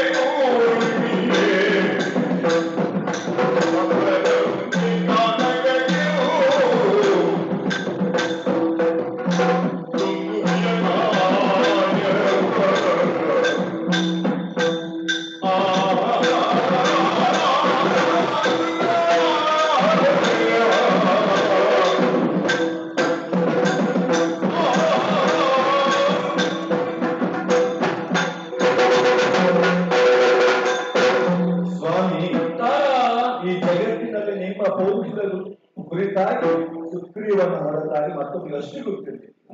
ಅದು ನಿಮ್ಮ ಕೌಶಲ್ಯಕ್ಕೆ ಅಷ್ಟು ಸ್ಪಷ್ಟ ಗೊತ್ತಿರುತ್ತದೆ. ಯಾರೋ ಒಬ್ಬರು ಬಂದು ನಿನ್ನ ಅಣ್ಣನನ್ನು ಕೊಲ್ಲುತ್ತೇನೆ ಅಂತ ಆಡಿದ ಕಾಲಕ್ಕೆ ಸುಗ್ರೀವ ಧೈರ್ಯ ಮಾಡುವುದಕ್ಕೆ. ಆದರೆ ಇಂದು ಧೈರ್ಯ ಮಾಡುವುದಕ್ಕೆ ಪೂರ್ವದಲ್ಲಿ ಕೊಲ್ಲುತ್ತೇನೆ ಎನ್ನುವುದಾಗಿ ಆಡಿದ ರಾಮನ ಪರಾಕ್ರಮವನ್ನ ಪರೀಕ್ಷಿಸುವುದಕ್ಕೆ ನಿತ್ಯ ಹೋಗಿ ಮೊಣಕಾಲಿನ ತನಕ ಎತ್ತಿ ಚಿಕ್ಕ ಬರುತ್ತಿದ್ದಂತಹ ಪ್ರತಿನಿತ್ಯ ಅಂತಲ್ಲ, ಅದು ಯಾವಾಗಲೂ ಒಮ್ಮೆ ಹೇಳಿ ಬಂದು ಯಾಕೆ ಉಂಟದು ದುಂದುಬಿ ಆಗ್ತದೆ. ಯಾವಾಗಲೂ ಉಲ್ಲಾಸ ಬರುವಾಗ ಹೋಗುದಷ್ಟೇ. ಅದನ್ನ ರಾಮನಿಗೆ ತೋರಿಸ್ತಾರೆ. ಹುಡುಗಿ ಗೊತ್ತಾಗಲಿಕ್ಕೆ ಹೌದು ಮಗನೇ ಹುಡಿ ಮಾಡ್ಲಿಕ್ಕೆ ಒಂದು ದಿವಸ ಹೌದೌದು ಇವನ ಕೊಂದ ಕಾರಣ ಮತಂಗ ಮುನಿಗಳ ಅನುಗ್ರಹದಿಂದ ಕೂತಿದ್ದಿ ಬೆಳತಾಯಿ ಮಗನೇ. ಅದಕ್ಕೆ ಅದು ಯಾವಾಗ ಹೋಗುದು? ಅದು ತಿಂಗಳಿನಲ್ಲಿ 4 ದಿವಸ. ಅದ 4 ದಿವಸ ಯಾವಾಗ ಅಂತ ಹೇಳುದು. ಆಯ್ತು, ನಾನು ಇವಾಗ ಕೇಳುವುದಿಲ್ಲ. ಅದನ್ನಂತರ ಹೇಳುವುದು ಸ್ವಾಮಿ, ಅದನ್ನ ರಾಮನಿಗೆ ತೋರಿಸಿದ. ನನ್ನ ಅಣ್ಣ ಬಂದು ಹೀಗೆ ಅದನ್ನ ಮೊಣಕಾಲಿನ ತನಕ ಎತ್ತುತ್ತಿದ್ದ. ವಾಲಿಯ ಪರಾಕ್ರಮ ಒಂದು ಪ್ರಮಾಣವನ್ನು ಹೇಳಿಕೆ ಒಂದು ವ್ಯಾಖ್ಯೆಯಲ್ಲಿ ಎತ್ತುತ್ತಿದ್ದ. ಅಷ್ಟು ಮಾತ್ರ ನಿಮ್ಮ ಶರತ್ಕಮತ್ವತೆಯ ಕುರಿತಾರೆ, ನಿಮ್ಮ ಕರಕೌಶಲತೆಯ ಕುರಿತಾರೆ. ಸಪ್ತಸಾಲ ವೃಕ್ಷಗಳು ಒಂದು ಬಾಣ ಪ್ರಯೋಗದಿಂದ ಅದನ್ನು ಹೋಗಿ ಅದರ ಸಪ್ತಸಾಲ ಕ್ಷೇತ್ರವನ್ನು ಮಾಡುತ್ತಿದ್ದೆ. ನಾವು ಬರ್ತಾ ಹೇಳ್ತೇನೆ, ನನಗೆ ಬಿಲ್ಲುಗಾರಿಕೆಯಲ್ಲಿ ದೊಡ್ಡ ಆಸಕ್ತಿ ಇಲ್ಲ, ದೊಡ್ಡ ತಿಳುವಳಿಕೆ ಇಲ್ಲ. ನಾನು ಗೊತ್ತಿಲ್ಲ ಅಂತ ಹೇಳ್ತೇನೆ, ಕೆಲವರು ಅದನ್ನೇ ಹೇಳುದಿಲ್ಲ. ನನಗೆ ಅದರಲ್ಲಿ ದೊಡ್ಡ ಆಸಕ್ತಿಯ ದೊಡ್ಡ ಕರ್ತವಲ್ಲ, ಎಂತದ್ದು ಮಾಡ್ತೇನೆ. ಬಿಲ್ಲುಗಾರಿಕೆ ವಿದ್ವಾಂಸ ಅನ್ನೋದಿಲ್ಲ. ಅದು ಅದಕ್ಕಾಗಿ ಎಲ್ಲರೂ ಆತ ಅವನಿಗೆ ತೋರಿಸ ಒಂದು ಉಲ್ಲಾಸದಲ್ಲಿ ಒಂದು ಉತ್ಸಾಹಕ್ಕೆ ಬೇಕಾಗಿ ನಾನು ನಡೆಯುವುದು. ಅದು ನನ್ನ ಕೈಗೊಂಡಿದೆ. ಅದು ಕತ್ತರಿಸಲ್ಪಡುವುದು. ಕೆಲವರ ಕೈಗೊಂಡಲ್ಲ, ಅವರು ಚಿಗುರಿದ್ರು ಅಂದ್ರೆ ಕೆಲವರು ಚಿಗುರದ ಹಾಗೆಯೇ ಕತ್ತರಿಸಿದ್ದಾರೆ. ಅದು ಚಿಗುರದ ಹಾಗೆ ಕತ್ತರಿಸುವುದಲ್ಲ, ಅವರ ಕೈಗೊಂಡು ಅವರು ಕತ್ತರಿಸಿದ ಕೆಲವರು ಬಡದ್ರೆ ಉಂಟಲ್ಲ, ಅದು ಬೆವರಿ ಕರ್ಣ ಹೋಗುದು. ಕೆಲವರು ಬಡದ್ರೆ ಶ್ರುತಿ ನಿಲ್ಲುವುದು, ಕೆಲವರು ಬಡದ್ರೆ ಶ್ರುತಿ ಏರುವುದು, ಕೆಲವರು ಬಡದ್ರೆ ಬಾಲನೆ. ಹೌದು, ಆವಾಗ ನಾವು ಗ್ರಹಿಸುವುದು ಕೌಶಲ್ಯ ಪಡೆಯುವ ಮುಚ್ಚಿಗೆ ಹಾಕುವ ಸಂಬಂಧಿಕ. ಸ್ವಾಮಿ, ರಾಮನಿಗೆ ಅದನ್ನು ತೋರಿಸಿದ ಕಾಲಕ್ಕೆ ರಾಮ ಅದನ್ನು ಮಾಡುವ ಹಾಗೆ ಸುಗ್ರೀವ ಅಪೇಕ್ಷಿಸಿದಂತೆ. ಹೇಗೆ ಒಂದು ವ್ಯಾಖ್ಯೆಯನ್ನು ನನ್ನ ಅಣ್ಣ ಮೊಣಕಾಲಿನ ನೀ ಅದನ್ನೇ ಮಾಡಿದ್ರೆ ನನ್ನ ಸಂದೇಹ ಹೋಗ್ತದೆ. ಸರಿ. ಆಗ ರಾಮ ತನ್ನ ಕಾಲ ತುದಿಯಿಂದ ಅದನ್ನ ಸಿಕ್ಕಿದ ಕಾಲಕ್ಕೆ 3 ಯೋಜನ ದೂರ ರಾಮ ಚಿಪ್ಪಿನ ಹೋಯ್ತು. ಮೊಣಕಾಲಿನ ತನಕ ನೀವು ಮೊಣಕಾಲಿನ ತನಕ ಎತ್ತುತ್ತಿದ್ದ ಅದನ್ನ ಕೇವಲ ಕಾಲ ತುದಿಯಿಂದಲೇ ಅದನ್ನು ದೂರ ಹಾಕಿ ಎಂದಿದ್ಲೇ ಹೋಯ್ತಾ ಇಲ್ಲ. ಅಷ್ಟು ಮಾತ್ರ ಅಲ್ಲ, ಶರತ್ಕಮತ್ಕೃತಿ ನೀವು ಕತ್ತರಿಸಿದರೆ ಮತ್ತೆ ಚಿಗುರುತ್ತಿತ್ತು. ಆದರೆ ಆತ ಮತ್ತೆ ಚಿಗುರದ ಹಾಗೆ ಸಮೂಲಾಗ್ರವಾಗಿ ಈಗ ಅಯೋಧ್ಯೆಯ ಕತ್ತರಿಸಿ ಅವರ ಪಾದ ವರ್ಷ ಆದ್ರೆ ಕಲ್ಲಿನಲ್ಲಿ ಎಣ್ಣಾಗ್ತಾರೆ. ಅದು ನಾ ಹೇಳಿದ್ದೆ ಇಲ್ಲ, ಶಿವದೇವರು ಕೊಟ್ಟಂತಹ ರಾಮ ಬದುಕುವಾಗ ಇಲ್ಲಿಗ ಅದೊಂದು 4 ಮರ ಇತ್ತು, ನೆರಳು ಕೊಟ್ಟಿಗೆ ಆಚರಣೆ ಕೊಡ್ಲಿಕ್ಕೆ. ಈಗ ರಾಮವಂತ ಮರವಿಲ್ಲದಾಗ ಮಾಡಿದ ಮೂಲ ನಗರ ಪ್ರದೇಶದಿಂದ ಬಂದರು. ನಾವು ಪ್ರಕೃತಿ ಉಳಿವಿ, ಪರಿಸರ ಉಳಿವಿ ಅಂತ ನಾವು ಕಷ್ಟ ಬರುತ್ತೆ. ನಾವು ಗೆಲ್ಲುವ ಕಡಿಬೇಕು. ನಿಮ್ಮ ಬುಡನಿಂದ ತೆಗೆದು ಅದನ್ನು ವಿಚಾರಿಸೋದು ನನಗೆ ಇಷ್ಟು ಮಾಡಿದ ಮೇಲೆ ಅದನ್ನು ನಡಬೇಕಿದೆ. ಉತ್ತಮದಿದ್ದೇವೆ ಗೊತ್ತುಂಟ, ನಮ್ಮ ಬೆಳೆಗಳು ಅಂತ ಗೊತ್ತುಂಟ. ಕೆಲವು ಕಪ್ಪಿಗಳ ಚಿಂತನೆ ಆರಂಭ ಮಾಡ್ತಾ ಇದ್ದವು, ಅವರಿಗೆ ಅತ್ಯಂತ ಮಾಡಿದ್ದ ರಾಮ. ಇಷ್ಟು ಮಾಡಿದ ಮೇಲೆ ಸುಗ್ರೀವನಿಗೆ ಫಲ ಬಂದಿದೆ. ಅಂದ್ರೆ ರಾಮನ ಕುರಿತಾಗಿ ವಿಶ್ವಾಸ. ನೀವು ಮಾಡಿದ್ದನ್ನೆಲ್ಲ ರಾಮ ಸಾಧಿಸಿ ತೋರಿದ ಕಾಲಕ್ಕೆ ಅವನಿಗೆ ಮಾತ್ರ ವಿಶ್ವಾಸ ಬಂತಲ್ಲ ಸ್ವಾಮಿ. ನೀವೇನೋ ಬಹಳ ಲಾಘವವಾಗಿ ಆಗ್ತೀವಿ. ನಿಮ್ಮ ಹೆಂಡತಿಯಾದ ನನಗೂ ಕೂಡ ನಿಮ್ಮ ಮೇಲೆ ವಿಶ್ವಾಸ ಗೊತ್ತಾಯ್ತು. ನನ್ನ ಮೇಲೆ ವಿಶ್ವಾಸ ಅಲ್ಲ, ರಾಮನ ಶಕ್ತಿಯಲ್ಲಿ ಅತೀವವಾದಂತಹ ವಿಶ್ವಾಸ ನಿಮಗೆ ಮೂಡಿದೆ. ಅವನ ವಿಶ್ವಾಸದ ವ್ಯಾಪ್ತಿ ತುತ್ತುವಿ ಅಟ್ಟೆ ಮತ್ತು ಸಪ್ತಸಾರದಲ್ಲಿ ನನ್ನ ಶಕ್ತಿಯ ವ್ಯಾಪ್ತಿ ಎಷ್ಟು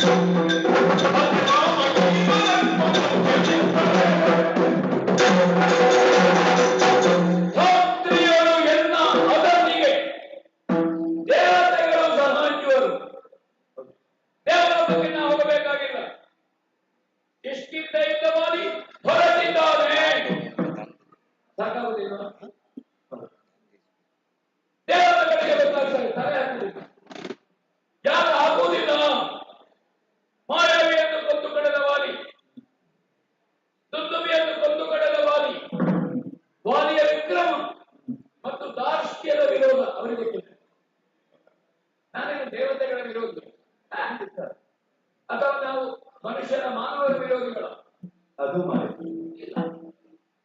ಪ್ರಧಾನವಾದಂತಹ ಇಬ್ಬರು ರಾಕ್ಷಸರನ್ನ ಮಾಯಾವಿಗಳನ್ನು ಕೊಂದವಾದಿ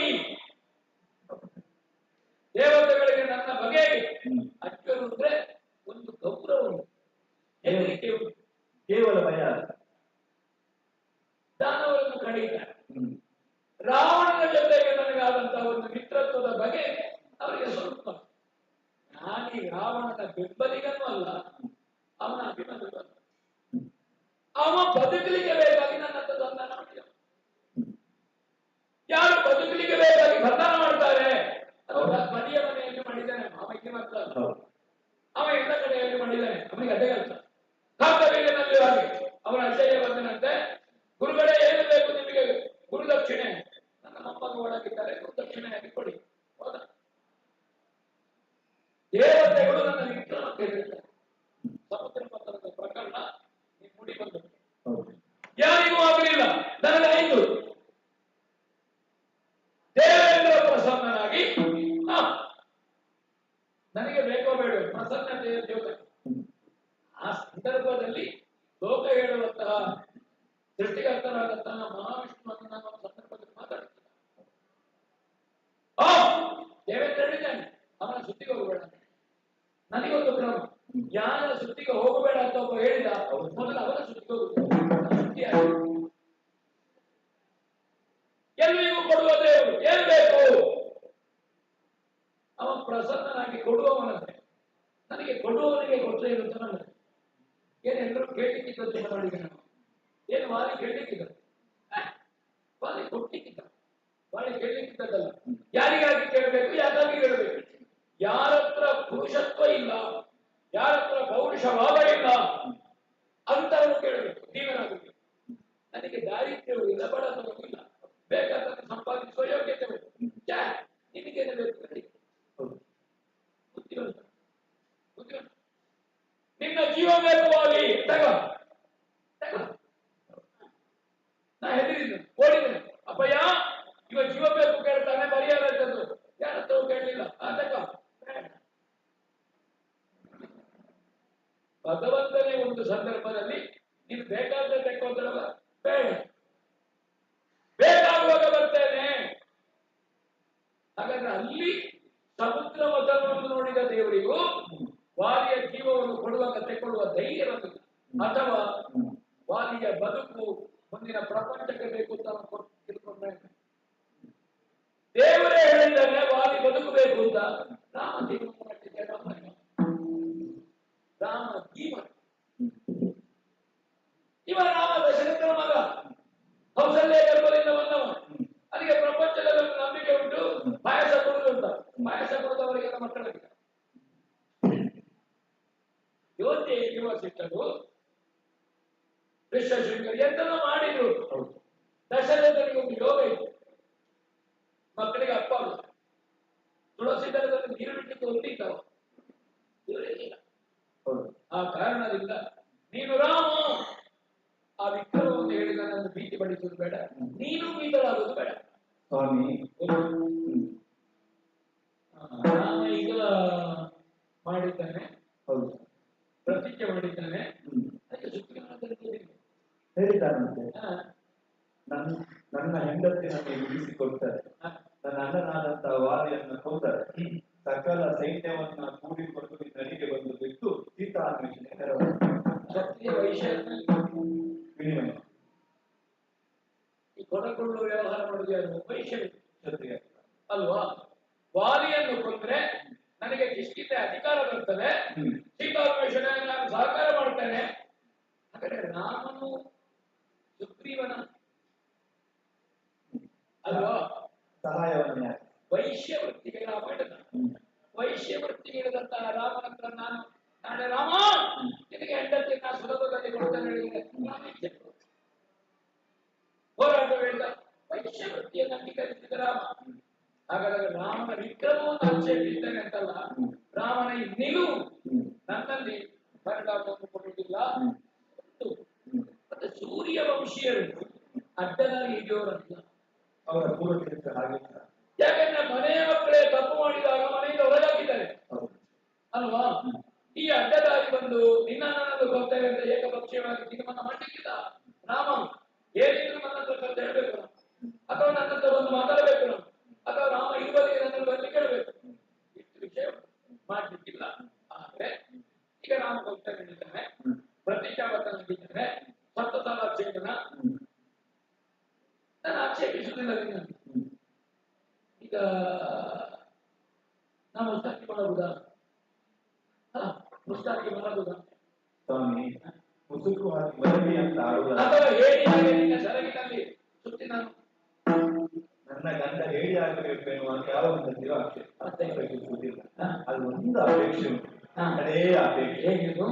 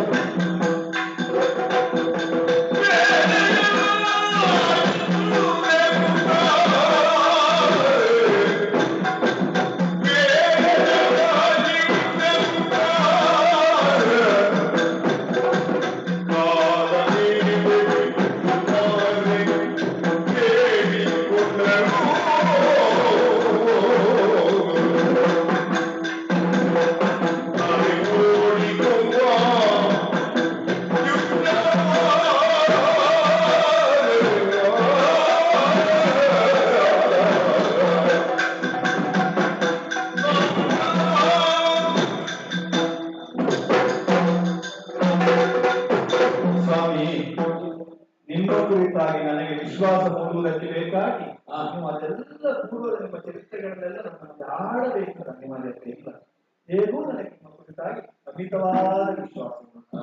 ಆದರೆ ಸ್ವಾಮಿ ಕಡೆಯದಾಗಿ ನಿಮ್ಮ ಹೆಂಡತಿ ಎಂಬ ಅಧಿಕಾರದಿಂದ ಆ ಪ್ರೀತಿಯಿಂದ ಒಂದು ಮಾತನ್ನು ಕೇಳಬೇಕು. ಇದು ಕತ್ತಲು, ಈ ಕತ್ತಲು ಅಜ್ಞಾನದ ಸಂಕೇತ. ಈಗ ಬಂದು ಸುಗ್ರೀವನನ್ನು ಕರೆಯುತ್ತಾನೆ ಅಂತಂದರೆ ಕತ್ತಲು ಅಜ್ಞಾನದ ಸಂಕೇತ. ಈಗ ರಾತ್ರಿ ಅವನು ಅಜ್ಞಾನ ಆಗಬೇಕಲ್ವಾ? ಅಜ್ಞಾನದ ಸಂಕೇತ ಅಂದ್ರೆ ಅವನಿಗೆ ಅಜ್ಞಾನದ ಸಂಕೇತ ಅಲ್ವಾ? ಅಜ್ಞಾನ ಅಂತ ಮಾಡುವುದಾರೆ ಅವನ ಅಂತರಂಗದಲ್ಲಿ ಕುಟಿಲತೆ ಕಾರಸ್ಥಾನವೇ ಇರಬಹುದು. ಯಾವುದೋ ಒಂದು ತಂತ್ರವನ್ನ ಆತ ಯೋಚಿಸಿರಬಹುದು. ಆ ಕಾರಣಕ್ಕಾಗಿ ಇಂದಿನ ಕರ್ತವನ್ನು ಉತ್ತರಿಸಿದ ನಾಳೆ ಅಂದ್ರೆ ರಾತ್ರಿಯನ್ನು ಉತ್ತರಿಸಿ ನೋಡಿ. ಈಗ ರಾತ್ರಿ ಬೇಡ, ನಾಳೆ ನೋಡಿಕೊಂಬ ಯುದ್ಧಕ್ಕೆ ಹೋಗಬಾರದು ಮಾತನ್ನ ತಡೆಯುವುದಿಲ್ಲ. ಸ್ವಾಮಿ ಇದು ಇನ್ನೊಂದು ನಿಂತಲ್ಲ, ನಿಮ್ಮಲ್ಲಿ ಕೈ ನೋಡಿದಲ್ಲ, ಕಾಲಿಗೆ ಬಿಟ್ಟು ಕೇಳ್ತೇನೆ.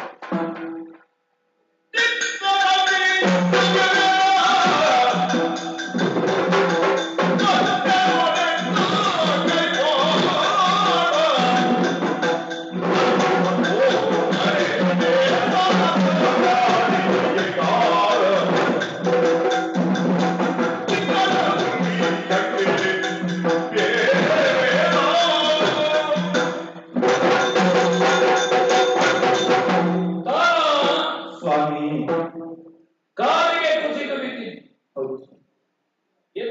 ಎದೆಗಾಗಿಸಿಕೊಂಡಿದ್ದೇನೆ. ನಾನು ಬದುಕಿರುವಾಗ ನೀನು ಕುಸಿಯಬೇಕಾದವಳಲ್ಲ. ಬದುಕಿರುವಾಗಲೇ ನನ್ನ ಅಂತಃಪುರದಲ್ಲಿ ನೀನು ಕುಸಿದಿದ್ದೀವೆ, ನಾನು ಉಸಿರಾಡುವ ಹೆಣ್ಣಾಗಬೇಕು. ಹಾಗಾಗಿ ಎತ್ತಿ ಎದೆಗಾಗಿಸುತ್ತಾರೆ. ಸುಗ್ರೀವನಿಗೆ ರಾಮ ಕೊಟ್ಟಂತಹ ಮಾತಿನಲ್ಲಿರುವವನಿಗೆ ವಿಶ್ವಾಸ,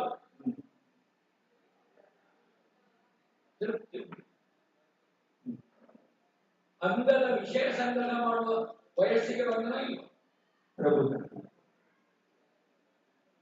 ಎಲ್ಲೇ ಇರುವಂತಹ ಕಿಷ್ಕಿಂಧೆಯಲ್ಲಿ, ಎಲ್ಲೇ ಇರುವಂತಹ ಋಷ್ಯಮುಖ,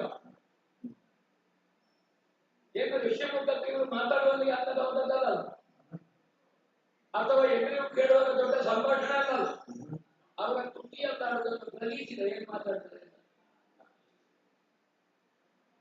ಅಷ್ಟು ಸೂಕ್ಷ್ಮ ವಿವೇಕ ಅಂಗದನಿಗೆ ಉಂಟು ಅಂತಾದ್ರೆ ಅಪ್ಪನಿಗೆ ನಿವೃತ್ತಿಯ ಕಾಲವನ್ನು ತರ್ತಾರೆ. ಮಗನೇ ತಯಾರಾಗಿದ್ದಾನೆ. ಯಾರ ಮಗ? ಈ ವಾದಿಯಿಂದ ತಾರೆ ಅಂತ ಮಗ ತಯಾರಾಗಿದ್ದಾನೆ. ಹಾಗಾದ್ರೆ ಅಪ್ಪನಿಗೆ ಯಾಕೆ ಹೇಳಿಲ್ಲ? ಇದು ನಾ ಕಲಿಸಿದ ಸತ್ಯ. ಹಿರಿಯರನ್ನು ಆಕ್ಷೇಪಿಸುವುದಕ್ಕೆ ಕಿರಿಯರಿರುವುದಲ್ಲ, ಚಿತ್ತದಲ್ಲಿ ಶಂಕೆಗಳು. ನಾಳೆ ನೋಡಿ ಒಬ್ಬ ಯುದ್ಧ ನೀನು ಯುದ್ಧವೇ ಬೇಡ ಸ್ವಾಮಿ, ಮುಷ್ಟಾಕಿ ಮಲಗಿ ಹೇಳಿಲ್ಲ ಮಂಚದಲ್ಲಿ. ನಾಳೆ ನೋಡಿಕೊಂಡು ನಾಳೆ ವಾಲಿಗೆ ಹೊಸ ಬಲ ಬಂದಿಕೊಂಡ ಅಂದರೆ ಏನಂದ್ರೆ ಹೇಳಿದ್ರ, ನಾಳೆ ಬೆಳಗ್ಗೆ ರಾಮ ಹಿಂದೆ ಹೋಗ್ತಾನೆ ಅಂತ ನಾನು ಹೇಳಿದ್ರೆ ಇವತ್ತೇ ಮುಗಿಸುತ್ತ ರಾಮನ ತಪ್ಪದ ಅವಧಿ ನಿರ್ಣಯ ಉಂಟಾ? ಇಲ್ಲ. ಹಾಗಾದ್ರೆ ನಾಳೆ ವಾಲಿಗೆ ಹೊಸ ಬಲ ಬರಲಿಕ್ಕಿಲ್ಲ, ಸುಗ್ರೀವನ ಬಲ ನಾಳೆ ಹುಟ್ಟಿದಾಗಲಿಕ್ಕುಂಟ. ಸುಗ್ರೀವನು ರಾಮ ಸಹಾಯವನ್ನು ಕಳ್ಕೊಳ್ಳಿಕ್ಕಿಲ್ಲ, ವಾಲಿಗೆ ಹೊಸ ಬಲ ಬರಲಿಕ್ಕಿಲ್ಲ. ನಾಳೆ ಆಗುವುದು ಇವತ್ತೇ ಮಾಡಿದ್ರೆ ಯಾಕೆ? ಈಗ ಇವತ್ತು ಮಾಡೋದನ್ನು ರಾಮ ನಾಳೆ ಮಾಡ್ತಾನೆ. ನಾನೆಲ್ಲಾದ್ರೂ ಅಭಿತು ಕುಳಿದ್ರೆ ಲೋಕ ವಿಕ್ರಮಿಯಾದಂತಹ ವಾಲಿ ಕೊನೆಯ ಕಾಲದಲ್ಲಿ ಹೆಂಡತಿ ಹೇಳಿ ರಾಮಬಾಣಕ್ಕೆ ಹೆದರಿ ಮುಷ್ಟಾಕಿ ಮಲಗಿದ ಅಂತ ಕೇಳುವುದ? ಹೆಂಡತಿ ಹೇಳಿದ್ರು ವಾಲಿ ಎದೆ ಕೊಟ್ಟಲ್ಲ ರಾಮಬಾಣಕ್ಕೆ ಕೇಳುದು ಯಾವುದು ಒಳ್ಳೆಯದು? ನಾ ಬದುಕಿ ಸುಗ್ರೀವನಿಗೆ ಇರುಮೆಯನ್ನು ಕೊಟ್ಟಿದ್ದೇನೆ, ಇನ್ನಂತ ಗೊತ್ತ ಹೇಳ್ತೇನೆ. ನಾ ಸತ್ತ ಮೇಲೆ ಅದು ಒಮ್ಮೆ ಸತ್ತಾರ ನನ್ನ ಗೊತ್ತು, ಮಾತ ಹೇಳ್ತಿದ್ದಿಲ್ಲ ಮುಂದೆ ಯಾಕಂದ್ರೆ ಬಟ್ಟಾಭಿಷೇಕ ಆಗಿತ್ತು. ಈಗ ಹೋಗಿದ್ದಾರೆ. ನಾನು ಯಾಕೆ ಹೇಳಿದೆ? ಇವತ್ತು ತಲೆ ಬರೆಯಿಸಿಕೊಂಡೆ. ನಾ ಚಿರಂಜೀವಿ ಪ್ರಪಂಚಕ್ಕೆ ಹುಟ್ಟಿ ಬರುವಾಗಲೇ ಸಾವು ಅನುಸರಿಸಿಕೊಂಡು ಬರುತ್ತದೆ. ಮೃತ್ಯುವಿನ ನಾಲಿಗೆ ಅಂತ ನಾವು ಹೇಳುದು. ಎಷ್ಟು ಸಮಯ ಬದುಕಿದ್ದಾನೆ ಅಂತಲ್ಲ ತರ, ಹೇಗೆ ಬದುಕಿದ್ದಾನೆ ಅಥವಾ ನಾವು ಬದುಕಿದ್ದು ಕಡಿಮೆ. ಎರಡು ಯುಗಗಳ ಬದುಕು ಕಾಣಿರುವಾಗ ಇಂದ್ರ ಸಂಕಲ್ಪದಿಂದ ಹುಟ್ಟಿದ್ದೇನೆ. ವೃಕ್ಷ ತೇಜಸ್ಸಿನ ಬಾಲಮೂಲದಲ್ಲಿ ಇಂದ್ರ ತೇಜಸ್ಸು, ವಿನಿಯೋಗಕ್ಕಿಲ್ಲದೆ ಇಂದ್ರ ತೇಜಸ್ಸು ಬಿದ್ದಿದ್ದ. ಅಥವಾ ಒಬ್ಬ ಕಾಮುಕನಾಗಿಯ ಇಂದ್ರ ತನ್ನ ತೇಜಸ್ಸನ್ನು ಹಾಕಿದ್ದು, ಅಥವಾ ಒಬ್ಬ ಕಾಮುಕನಾಗಿಯ ಸೂರ್ಯ ತೇಜಸ್ಸು ಬಿದ್ದದ್ದು ಅಲ್ಲ. ಹಾಗಾದ್ರೆ ದೇವಕಲ್ಪ ಇಂದ್ರನ ಹುಟ್ಟಿನಲ್ಲಿ ಚಿತ್ತ ಸಮಯದಲ್ಲಿ ಚಿತ್ತ ಚಾಂಚಲ್ಯ ಇರುವ ಅಗ್ನಿಶಸ್ತ್ರವನ್ನು ಏಕಸೂತ್ರಕ್ಕೆ ತರುವಂತಹ ಒಂದು ಹೊಣೆಯನ್ನು ವಾಲಿಯಲ್ಲಿ ಕಂಡಿದ್ದಾರೆ ಅಥವಾ ಜ್ಞಾನಿಗಳು. ಆ ಕೆಲಸವನ್ನು ಪ್ರಾಮಾಣಿಕವಾಗಿ ಮಾಡಿದ್ದೇನೆ. ಸ್ವಾಮಿ ಇನ್ನಂತ ಹೇಳ್ತೇನೆ, ಪುಂಡರೀಕ ನೇತ್ರ ರಾಮ ಅವನು ಮಾತಾಡಿದೆ. ಅವನ ಪಾದಸ್ಪರ್ಶದಿಂದ ಅಹಲ್ಯೆಗೆ ಮೋಕ್ಷ ಸಿಕ್ಕಿದೆ, ಅವನ ಕರಸ್ಪರ್ಶದಿಂದ ಕಬಂಧನಿಗೆ ಮೋಕ್ಷ ಆಗಿದೆ, ಅವನ ಸನ್ನಿಧಾನದಲ್ಲಿ ಮತ್ತೊಬ್ಬ ಶಿಷ್ಯ ಶಬರಿ ಮೋಕ್ಷವನ್ನು ಇಡುವುದು. ರಾಮನೆಂಬ ವ್ಯಕ್ತಿಯಲ್ಲಿ ಯಾವುದೋ ಒಂದು ದಿವ್ಯತೆಯನ್ನು ಜ್ಞಾನಿಗಳು ಕಂಡಿದ್ದಾರೆ. ನಾನು ಆಕ್ಷೇಪಿಸುತ್ತಿಲ್ಲ, ನಾನು ನಾಸ್ತಿಕ. ಅದೇ ರಾಮ ನೀನು ಹೇಳುವ ಪುಂಡರೀಕ ನೇತ್ರ ಮರೆಯ ಮಹಾಚೇತನ ನನಗೆ ಒಮ್ಮೆ ಅಭಿಮಾನ ಪಟ್ಟೆ. ಯಾವತ್ತೂ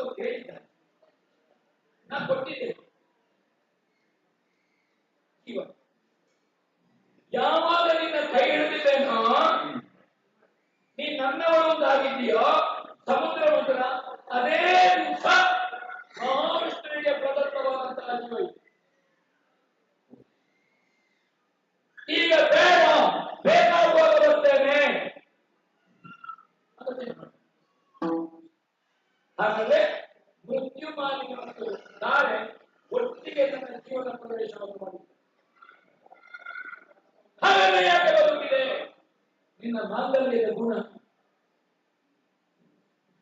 ನಿನ್ನ ಮಾಂಗಲ್ಯದ ಗುಣದಿಂದ ಬದುಕಿದೆ. ನಿನ್ನ ಜೊತೆಗೆ ಸಂಸಾರ ಉಳಿದ್ದೇನೆ.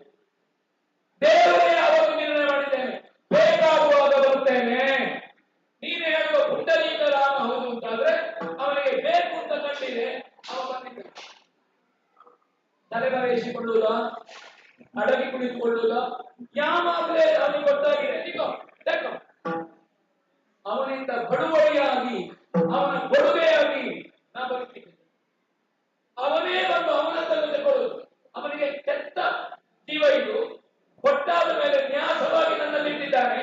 ಅವನೇ ಬಂದು ತಗೊಳ್ಳುವಾಗ ಅವನ ತಾವು ಕೊಂಡೋಗುವಾಗ ಬೇಡ ಅಂತ ನಾನು ಜನ, ಅವನ ತಾವು ಕೊಂಡೋಗುವಾಗ ಕೊಡಬೇಡಿ ಅಂತ ಹೇಳಲಿಕ್ಕೆ ನೀನ ಜನ, ನೀರಿನ ಎಂದೋ ಗೊತ್ತವಾಗಿದೆ. ಅದಕ್ಕೆ ಬೇಕಾದ ದುಃಖ ಇಲ್ಲ, ದುಃಖ ಇಲ್ಲ. ಮರೆಯ ಮಹಾಚೇತರ ಜನಕ್ಕೆ ಮನೆಯ ಕಡೆಗೆ ಬರುವಾಗ ಮೂರು ಮುಚ್ಚಿ ಬದುಕಬೇಕು. ಕಾಶಿಯಾತ್ರ ಮಾಡ್ತಾರೆ ಅಂತ ಹೇಳುವಾಗ ಭಗವಂತನೇ ಬಂದಿದ್ದ. ಅದು ಅವನದ್ದು ಅಂತಾದ್ರೆ ಕೊಟ್ಟೋಗುದು. ನನ್ನ ಮರಣದಲ್ಲಿ ಮಹಾನವಮಿಯನ್ನು ಕಾಣ್ತೇನೆ. ಅವನದ್ದಲ್ಲ ಅದು, ಕೇವಲ ದಶರಥಾತ್ಮಜನಾದಂತಹ ರಾಮ. ಮತ್ತೆ ನೋಡಿದ ಕೈ ಮಾಡಿ ಮರೆಯ ಮಹಾಚೇತನಾದ್ರೆ ನೀನು ಸಾಕ್ಷಿಯಾಗಿ ನಾಳಿನ ಪ್ರಪಂಚಕ್ಕೆ ಹೇಳಿದ್ದೆ. ದೇವರ ಮನುಷ್ಯ ನೀನು ಸಾಕ್ಷಿಯಾಗಿರು. ರಾತ್ರಿ ಯುದ್ಧದಲ್ಲಿ ನನ್ನ ಕೈವಾಡ ಯುದ್ಧದಲ್ಲಿ ಕಡೆಗೆ ಇರಬೇಕು. ಆ ಕಾರಣವನ್ನು ಹೇಳ್ತಾ ಇದ್ದೇನೆ. ಸುದೀರ್ಘವಾದಂತಹ ದಾಂಪತ್ಯ. ಆ ದಾಂಪತ್ಯದಲ್ಲಿ ಎಲ್ಲ ಕಷ್ಟವನ್ನು ನುಂಗಿ ನನಗೆ ಸುಖವನ್ನು ಕೊಟ್ಟವಳು ನೀನು. ಅದು ನನ್ನ ಭಾಗ್ಯ ಅಂತ ಭಾವಿಸ್ತೇನೆ. ನಾನು ಕಷ್ಟವನ್ನು ಮರೆತ ಮನೆ, ನಾನು ಸಂಭ್ರಮವನ್ನು ಅನುಭವಿಸಿದ ಮನೆ, ನೆಮ್ಮದಿಯನ್ನು ಕಂಡ ಮನೆ ಇದು ಕಾರಣ.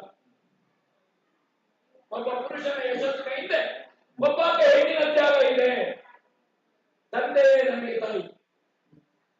ಕಾರಣ ಮಾತ್ರ ವಾತ್ಸಲ್ಯವನ್ನು ಬಹಳ ಹೊಂದಿದ್ದೇನೆ ಅಂತ ನಾನು ಹೇಳುವುದಿಲ್ಲ. ಅದನ್ನು ಎಲ್ಲವನ್ನು ನೀ ಕೊಟ್ಟಿದ್ದಿ.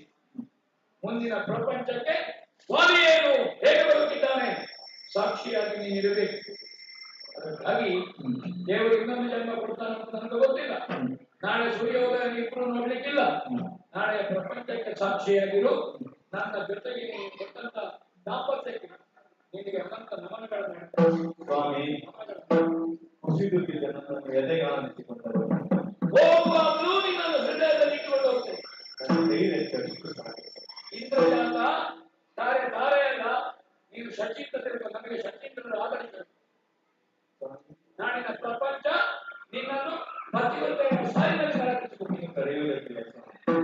ಎದ್ದು ಬಂದು ಎನ್ನುವ ಹಾಗೆ ಮಂಗಳಾರತಿಯನ್ನು ಬೆಳೆದು ವಾಲಿ ಬದುಕತನ ಸಾಹಿತ್ಯ ಗೊತ್ತಿಲ್ಲ. ವಾಲಿತನ ಆ ಸತ್ವ ನಿಶ್ಚಿತೆಯಲ್ಲಿ ಶಾಶ್ವತವಾಗಿರ್ತದೆ. ಕಾಲಕ್ಕೆ ಬಿಟ್ಟಿದ್ದೇನೆ. ಏನಂತೆ ಪುರಕ್ಕೆ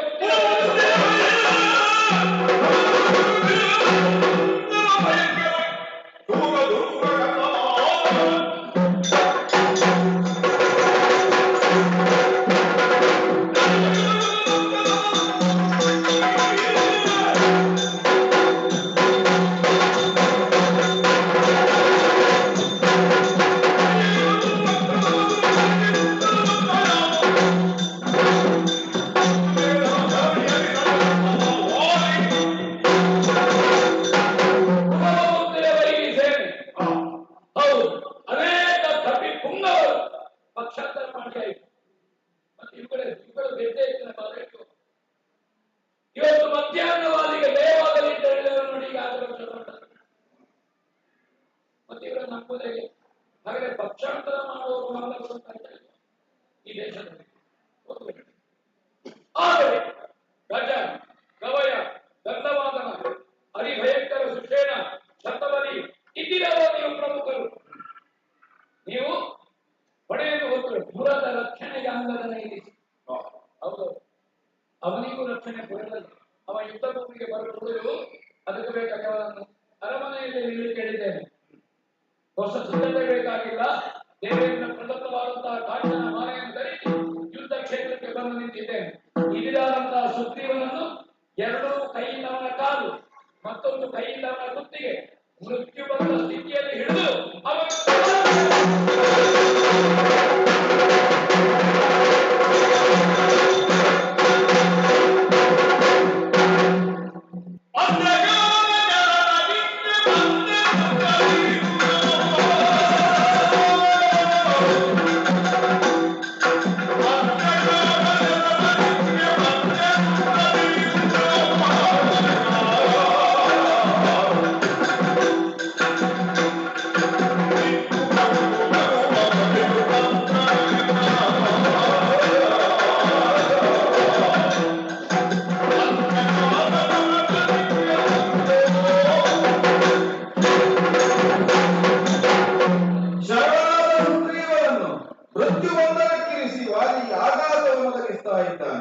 ಶರಣನಾದಂತಹ ಸುಗ್ರೀವನಿಗೆ ಅಂತ್ಯಕಾಲ ಮಾತ್ರ ಅಲ್ಲ, ಪಾರಮಾರ್ಥಕವಾಗಿ ಯೋಚಿಸಿದ್ರೆ ಶರಣನೆನಿಸಿದ ವಾಲಿಗೂ ಇದು ಅಂತ್ಯಕಾಲ.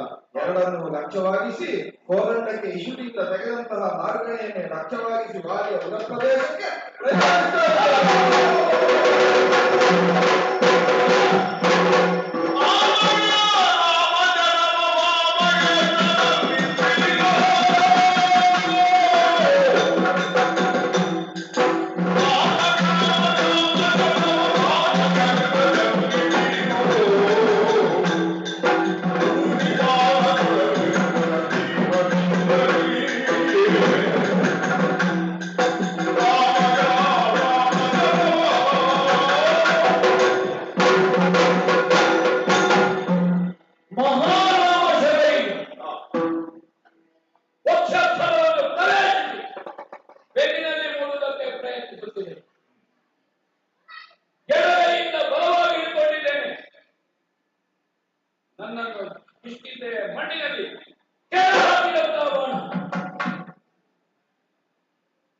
ಭೂಮಿಯನ್ನು ಆಧರಿಸಿ ಬಲಗೈಯನ್ನು ಊರಿ ಎದ್ದು ಕುಳಿತು ಹೃದಯ ವಿದ್ರಾವಕವಾದ ಬಾಣ, ತಾರೆ ಎಚ್ಚರಿಸಿದ ಬಾಣ, ಸುಗ್ರೀವನಿಗೆ ಭರವಸೆಯನ್ನು ಕೊಟ್ಟ ಬಾಣ, ಏಕಸಾಯಕ ಪ್ರವೀಣನಾದಂತಹ ರಾಮನ ಬಾಣ.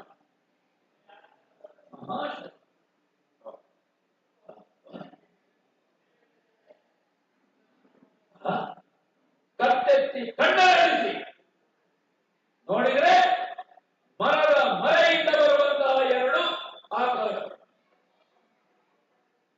ಒಂದು ದೇಹ, ಇನ್ನೊಂದು ಅನುಸರಿಸುವ ನೆರಳು. ರಾಮ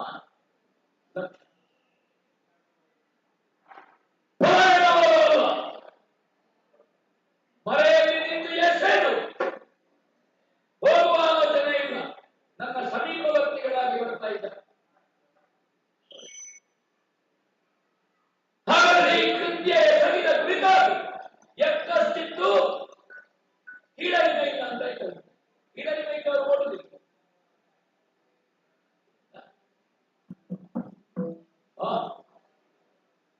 ಎತ್ತರ ವಿಶಾಲವಾದಂತಹ ಎದೆ, ಆದ್ರೆ ಒಳಗಿರುವಂತಹದ್ದು ಬರೇ ನೈತ್ಯಗಳು.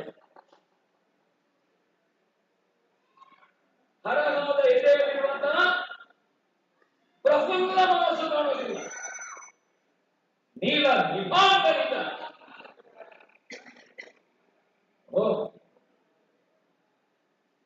ಬಂದನಲ್ಲ ನನ್ನ ಮನಸ್ಸಿನ ನೋವು.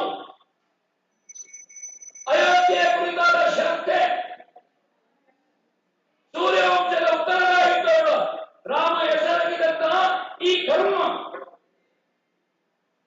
ವಾಲಿಯ ಈ ಕರ್ಮ ಒಂದಕ್ಕೊಂದು ಹೊಂದಿಕೆಯಾಗುತ್ತಿಲ್ಲ, ಅಘಟಿತ ಘಟನೆ ಇದೆ.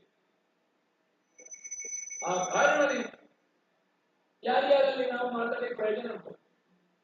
ಉತ್ತರಿಸಿದ್ರೆ ರಾಮ ಉತ್ತರಿಸಿದ್ರೆ, ಅದಕ್ಕಾಗಿ ಅವನನ್ನೇ ಉದ್ದೇಶಿಸಿ ಹೇಳ್ತಾನೆ, ಅಯ್ಯ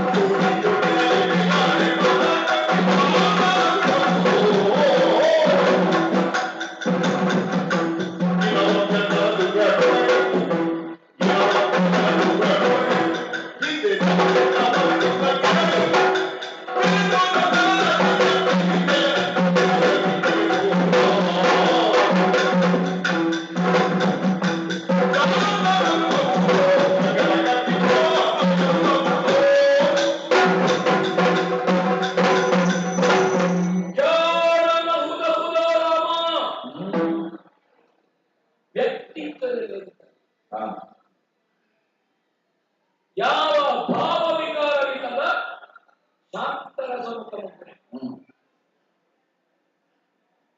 ವಿಚಾರಣೆಯಲ್ಲ ಸ್ಪಷ್ಟ ನಿಲುವೆ ಇರುವ ನಿನ್ನ ನಡೆ ಅನುಭವ ನಿನ್ನ ಕೃತ್ಯದಲ್ಲಿರುವ ವಿಶಾಲತೆ ಎದೆಯಲ್ಲಿರುವ ಹರಕು ನಿನ್ನ ಅಧಿಕಾರದ ವ್ಯಾಪ್ತಿಯನ್ನು ಹೇಳುತ್ತದೆ.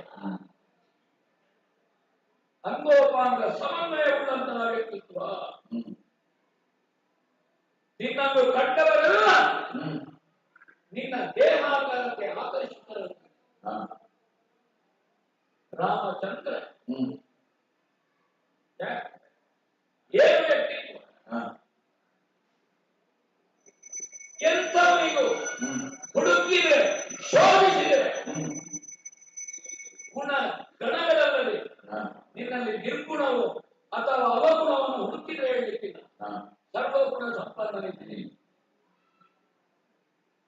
ಯಾರೋ ಎಲ್ಲಿಯೇ ಹೇಳಿದನ್ನು ಮಾತಾಡಿದೆ 16 ಗುಣಗಳ ಖಳಿರಾಮ.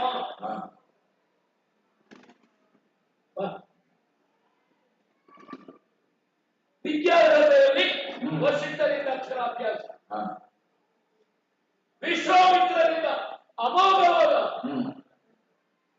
ಅಸ್ತ್ರ ಶಸ್ತ್ರಗಳ ಸಾಮ್ರಾಜ್ಯದ ಉಪದೇಶ ನಿನಗೆ ಅಪೂರ್ವ. ತಾತ್ವಿಕ ಭಿನ್ನಾಭಿಪ್ರಾಯವುಳ್ಳಂತಹ ವಸಿಷ್ಠ ವಿಶ್ವಾಮಿತ್ರರು ನಿನ್ನ ಕುರಿತಾಗಿ ಏಕಾಭಿಪ್ರಾಯ. ಅದಕ್ಕೊಬ್ಬ ರಾಮನನ್ನು ರೂಪಿಸಿದ ವ್ಯಕ್ತಿತ್ವ ಇದೆ. ರಾಮನನ್ನು ಕಂಡ ರೀತಿಯಾಗಿ ಅಪೂರ್ವ, ವಾಂಶಿಕವಾದ ಹಿನ್ನೆಲೆ ಅದು ಅಪೂರ್ವವೇ. ಅತಿರಿಂದ್ರಿಯ ನಿಗ್ರಹ, ಬಹಿರಿಂದ್ರಿಯ ನಿಗ್ರಹ, ಅಂತರಿಂದ್ರಿಯ ನಿಗ್ರಹ, ಇದು ಎಲ್ಲವೂ ನಿನ್ನಲ್ಲಿ ಹದಿಹರೆಯದ ಚಾಪಲ್ಯದ ವಯಸ್ಸಿನಲ್ಲಿ. ಜೊತೆಗೆ ವಿಶ್ವಾಮಿತ್ರರ ಯಜ್ಞ ಸಂರಕ್ಷಣೆಗಾಗಿ ನೀನು ತರಗೆರೆಯಲ್ಲಿ ಮನೆಗೆ ಬೆಳಗ್ಗೆ ಮಾಡುವುದಕ್ಕೆ ರಾಜೋಚಿತ ಉಪಚಾರವನ್ನು ಪಡೆದನು.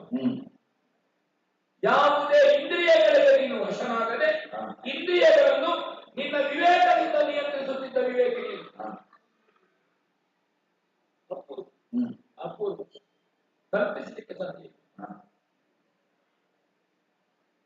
ಬಾಲ ವಯಸ್ಸಿನಲ್ಲಿಯೂ ವೃದ್ಧರನ್ನು ಹೇಗೆ ಕಂಡುಕೊಡಬೇಕು, ಮಾನವೀಯತೆಯಲ್ಲಿ ಬಿಡು.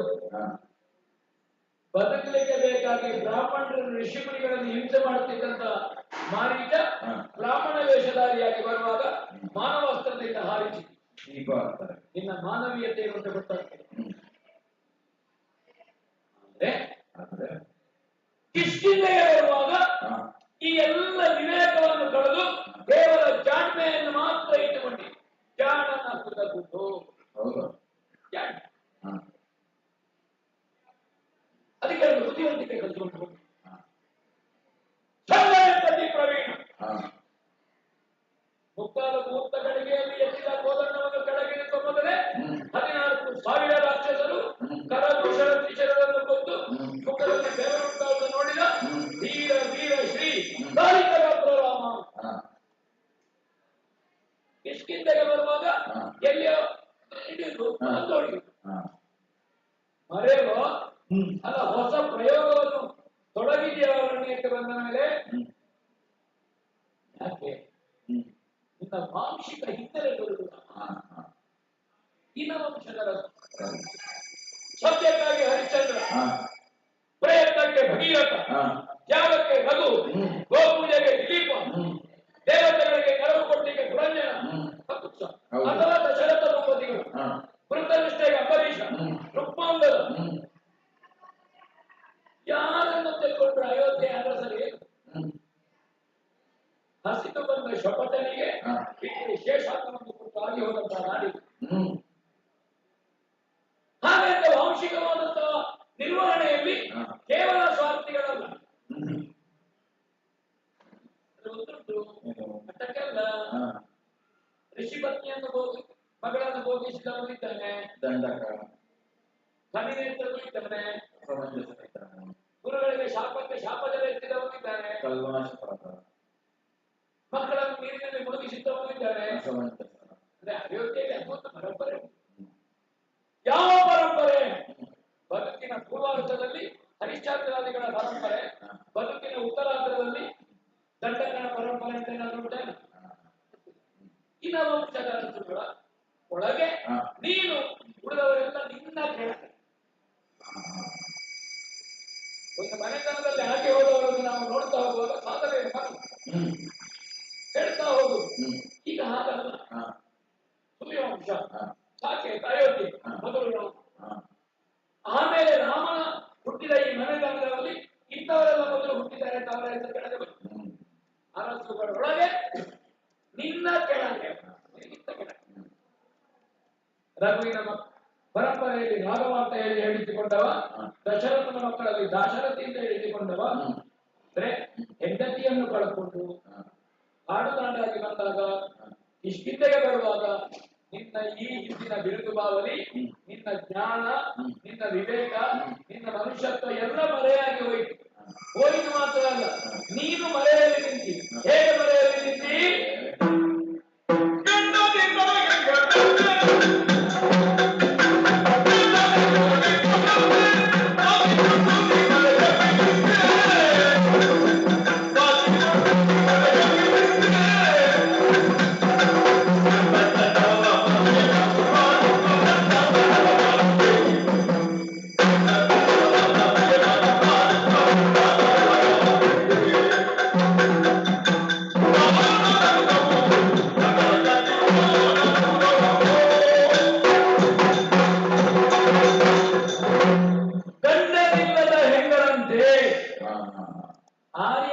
ಸಂಸ್ಕೃತಿ ಉಂಟು.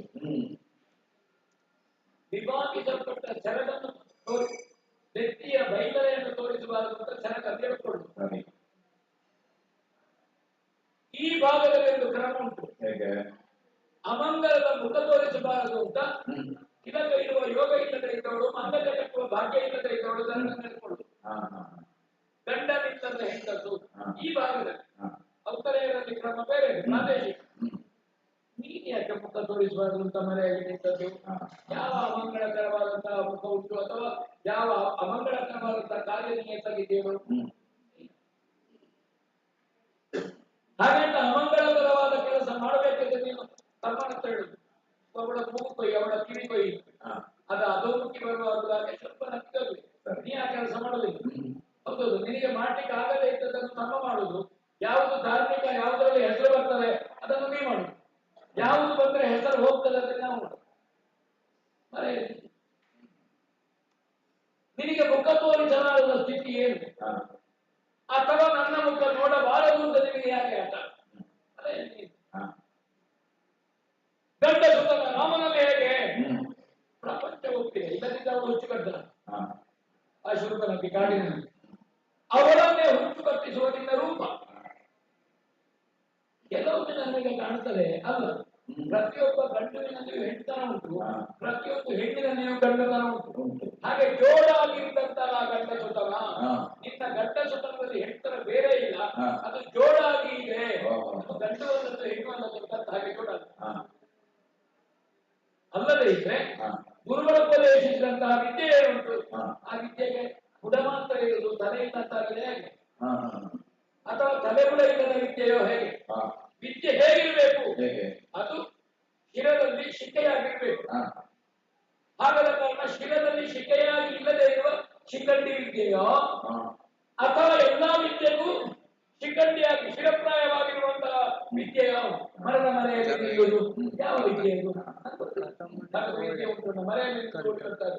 ಅಥವಾ ಬೇಟೆಯ ಧರ್ಮವೋ? ಬೇಟೆಯ ಧರ್ಮ ಅಂತ ಸರಿ, ಮಾಂಸಕ್ಕೆ ಬೇಕಾಗಿ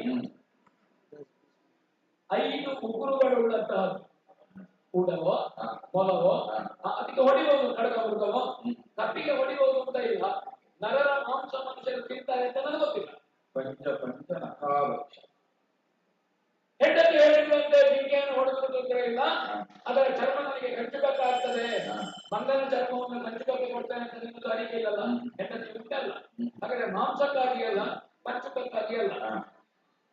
ಮೃಗಯ ವ್ಯಸನ ರಾಜರಿಗೆ ನಿಷೇಧ ಅಲ್ಲ, ಆದ್ರೆ ಬೇಟೆಯಲ್ಲಿ ಪಕ್ಷಿಯನ್ನು ಬೇಟೆ ಆಡಬಾರದು. ನರೋವ ಆ ಕಾರಣದಿಂದ ನಿಷೇಧ ಅಲ್ಲ.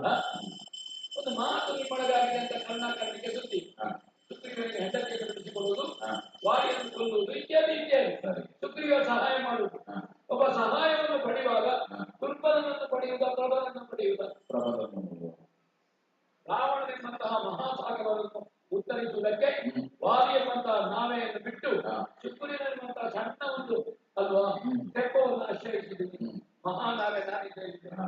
ದುರ್ಬಲ ಸುಗ್ರೀವ ಪ್ರಬಲವಾಗಿ ಪ್ರಬಲನಿಗೆ ಹೊಡೆಯುವುದು, ದುರ್ಬಲನನ್ನು ಪ್ರಬಲ ಮಾಡುವುದು. ಹಾಗೆ ಕ್ರಮ ವಾಲಿಯಿಂದ ಸುಗ್ರೀವನಿಗೆ ಅನ್ಯಾಯವಾಗಿದೆ, ಅಪರಾಧವಾಗಿದೆ. ಏಕಪಕ್ಷೀಯವಾದ ತೀರ್ಮಾನವೋ ಒಬ್ಬ ಚಕ್ರವರ್ತಿ ಪ್ರಾತಿನಿಧ್ಯವುಳ್ಳ ವಾಲಿಯನ್ನು ಕರೆದು ಕೇಳು, ಯಾರದ್ದು ತಪ್ಪು? ಸುಗ್ರೀವನ ಹೆಂಡತಿಯನ್ನು ವಾಲಿ ಇಟ್ಟುಕೊಳ್ಳಲು ತಪ್ಪು. ಬದುಕಿದ ವಾಲಿಗೆ ಶ್ರಾದ್ದ ಮಾಡಿ ಈ ಅಣ್ಣ ಬದುಕಿರುವಾಗಲೇ ಅಣ್ಣನ ಹೆಂಡತಿಯನ್ನು ತಮ್ಮ ಇಟ್ಟುಕೊಳ್ಳುವುದು, ಅಣ್ಣ ಸತ್ತ ಮೇಲಲ್ಲ ಇಟ್ಟುಕೊಳ್ಳುವಂತದ್ದು. ಅದಕ್ಕೆ ಶಿಕ್ಷೆ ಇಲ್ವೋ? ಅದರ ವಿಚಾರಣೆ ಇಲ್ವೋ? ಯಾರು ಸರಿ ಯಾರು ತಪ್ಪು? ಇನ್ನು ಊರಿನಲ್ಲಿ ಹೀಗೆ ವಿಚಾರಣೆ ಇಡಲೇ ಇಲ್ಲೇ ನೋಡಿಲ್ಲ. ಸಾಕೇತದಲ್ಲಿ ಆ ದಾರಿದ್ರ್ಯ ಬಂತ. ಇದು ಪ್ರಶ್ನೆ. ರಾಮ ನನ್ನ ಹತ್ರ ಒಂದು ಮಾತು ಹೇಳಿದ್ರೆ ಬಾಲವನ್ನು ಸುತ್ತಿ ತ್ರಿಕೂಟಾಚಾರವನ್ನು ಎತ್ತಿ ನೀನು ಇದ್ದಲ್ಲಿ ನೆನೆಸಿದ್ದೆ ಅಲ್ಲ. ಬಾಲವಾಗಿದ್ದು ಈಗ ಬೆಳೆದು ನನ್ನ ಮಗನನ್ನು ಕಳುಹಿಸಿ ಮಗ ಅಂಗದ ರಾವಣ ಬಂದು ಕಂಡು ಬರುವಾಗ ಸೀತೆಯನ್ನು ಎಲ್ಲಿ ಇಟ್ಟಿದ್ದಾನೆ ಅಂತ ಬೇಕಾದ್ರೆ ಎತ್ತಿಕೊಂಡು ಬರಲಿ, ಇದರ ರಾಮನನ್ನು ಕರ್ಕೊಂಡು ಹೋಗಿ ಕೊಟ್ಟು ಕಳಿಸಿ. ಬಾಲಿಯ ಯೋಗ್ಯತೆ ನನ್ನ ಮುಂದೆ ತಲೆ ಎತ್ತಿ ನಿಲ್ಲುವಂತ ಅರ್ಹತೆ ರಾವಣನಿಗಿಲ್ಲ. ಈ ಪ್ರಾಬಲ್ಯ ನನ್ನ ಹತ್ರ ಉಂಟು, ಅದನ್ನು ನೀವು ಮಾಡಲಿಲ್ಲ. ಶಿಕ್ಷೆ ಕೊಡಲಿಕ್ಕೆ ಅರ್ಹತೆ ಬೇಕು. ನಿನಗಂತೂ ಸಿಂಹಾಸನ ಇಲ್ಲ. ಪಿತೃವಾಕ್ಯ ಪರಿಪಾಲನೆ ಅಂತ ಹೊರಟದ್ದು ಅಂತಾದ್ರೆ ಭರತನಿಗೆ ಅಂತ ಅರ್ಥಬೇಕು. ರಾಮನಿಗೆ ವನವಾಸ, ಭರತನಿಗೆ ಪಟ್ಟಾಭಿಷೇಕ. ಅದುವೇ ಪಿತೃವಾಕ್ಯ ಪರಿಪಾಲನೆ ಹೋದ ಅಂತಾದ್ರೆ ನೀನು ಭರತನ ಪ್ರಜೆ, ಭರತನ ನಾಡಿನಲ್ಲಿ ಒಬ್ಬ ಪ್ರಜೆ ದಂಡಾಧಿಕಾರಿ ಆಗ್ಬೇಕಾಗ್ತದೋ, ಪ್ರಭು ಆಗ್ಬೇಕಾಗ್ತದೋ? ದಂಡಾಧಿಕಾರಿ ಭರತ ಯಾವ ರೀತಿಯಿಂದ ಹೊಡೆದಿ? ಅರ್ಹತೆ, ಅನಿವಾರ್ಯತೆ, ಅಗತ್ಯ ಇದೊಬ್ಬನಿಗೆ ಬೇಕು. ಕಾರ್ಯವನ್ನು ಎತ್ತಕೊಳ್ಳಿಕ್ಕೆ ಯಾವ ಒಬ್ಬ ವಾಲಿ ಹಿರಿಯಕ್ಕೆ ಜಂತುವಲ್ಲ. ಒಂದು ಸಾಮ್ರಾಜ್ಯವನ್ನು ಕಟ್ಟಿಕೊಂಡು ಆಡಳಿತ ಮಾಡುವಂತಹ ವಾಲಿ ಅದಕ್ಕೆ ಬೇಕು. ನನಗೆ ಕಾಣ್ತದೆ ಮೇಲೆ ಮುಚ್ಚಿದ ಬಾವಿ, ಬೂದಿ ಮುಚ್ಚಿದ ಕೆಂಡ. ಜನ ಹೇಳೋದು ಏನು ರಾಮ ಅಂದ್ರೆ ರಾಮನನ್ನು ದೇವರು ಮಾಡಿ ಆಗಿದೆ. ವೈಯಕ್ತಿಕವಾದದ್ದೇನಾದುಂಟ? ಹೆಣ್ಣು ಹೊನ್ನು ಮಣ್ಣು. ಅಯೋಧ್ಯೆ ಹೆಣ್ಣು ಮಕ್ಕಳಿಗೆ ಸ್ವಪ್ನದಲ್ಲಿ ನಾನು ತಪ್ಪೆಣಿಸಲಿಲ್ಲ. ಇಲ್ಲ. ಹೊನ್ನಿನ ಕುರಿತಾಗಿ ಇಲ್ಲ, ಮಣ್ಣಿನ ಕುರಿತಾಗಿ ಪ್ರಯತ್ನವೇ ಇಲ್ಲ. ಹಾಗಾದ್ರೆ ಅದು ಯಾವುದು ಹೆಣ್ಣು ಹೊನ್ನು ಮಣ್ಣಿನ ಕುರಿತಾಗಿ ನಮಗೆ ರಾಜ್ಯ ಇಲ್ಲ. ಅಯೋಧ್ಯೆಯವರನ್ನು ನಿಂದಿಸಲಿಲ್ಲ, ನಾ ಬರ್ಲಿಲ್ಲ. ಹಾಗಾದ್ರೆ ಈಗಿಂದಲೇ ನಾನು ಅಯೋಧ್ಯೆಗೆ ನಿತ್ಯ ಕೈಗೊಂಡು ನಮಗೆ ಗೌರವ ಉಂಟು ಅಯೋಧ್ಯೆ ಕುರಿತ. ಯಾವ ವ್ಯಾಜವೂ ಇಲ್ಲ. ಈ ವ್ಯಾಜ ನಿಮಗೆ ವೈಯಕ್ತಿಕವಾಗಿ ಸಂಬಂಧಪಟ್ಟದ್ದು ಅಲ್ಲ. ಅಥವಾ ಅಯೋಧ್ಯೆಗೆ ದೂರ ಕೊಟ್ಟ ಏನು ಸುಗ್ರೀವನ ಹೆಂಡತಿ ಮೊನ್ನೆ ನೀನು ವನವಾಸಕ್ಕೆ ಹೊರಟ ಮೇಲೆ ಅಲ್ಲ 1000 ವರ್ಷದ ಈ ದಾರಿಯಲ್ಲಿ ನಿನ್ನ ಹೆಂಡತಿಯನ್ನು ಹುಡುಕಿಕೊಂಡು ಬರುವಾಗ ನಾವು ಸಿಕ್ಕಿದ ದಾರಿಯಲ್ಲಿ ಕಂಡವರ ಮಾತು ಕೇಳಿ ನೀನು ಕಾರ್ಯಕ್ರಮ ಬದಲಾವಣೆ ಮಾಡುವುದು, ನಿನ್ನ ಕಾರ್ಯಕ್ರಮ ಉಂಟು. ಸೀತೆಯನ್ನು ಹುಡುಕುವುದು ರಾವಣನಿಗೆ ಶಿಕ್ಷೆ. ಋಷಿಮುನಿಗಳಿಗೆ ಕೊಟ್ಟ ಮಾತು. ಇದು ಯಾವುದೂ ಅಲ್ಲದ ಏಕಪಕ್ಷೀಯವಾದ ತೀರ್ಮಾನ.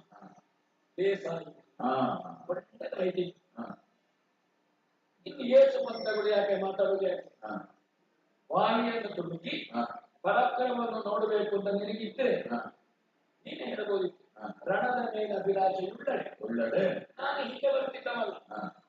ಅಥವಾ ಮರೆಯಲ್ಲಿ ಎಲ್ಲ ಮುಖಾಮುಖಿ ನೀನು ಹೊಡೆಯುತ್ತೀನಿ ಅಂತಾದ್ರೆ ಕಣ್ಣಾರೆ ಕಾಣುತ್ತಿದ್ದರೆ ನಿನ್ನ ಬಾಣವನ್ನು ಎಡಗೈಯಿಂದ ನಿವಾರಿಸ್ತಿದ್ದೆ.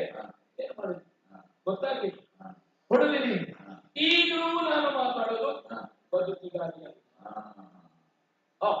ರಾಮನಿಂದ ಸಮಾನದ ಮತ್ತು ಹೇಳಿ ಬದುಕುವ ಪ್ರಯತ್ನಕ್ಕೆ ಬೇಕಾಗಿ ವಾಲಿ ಮಾತಾಡಿದ ಅಲ್ಲ.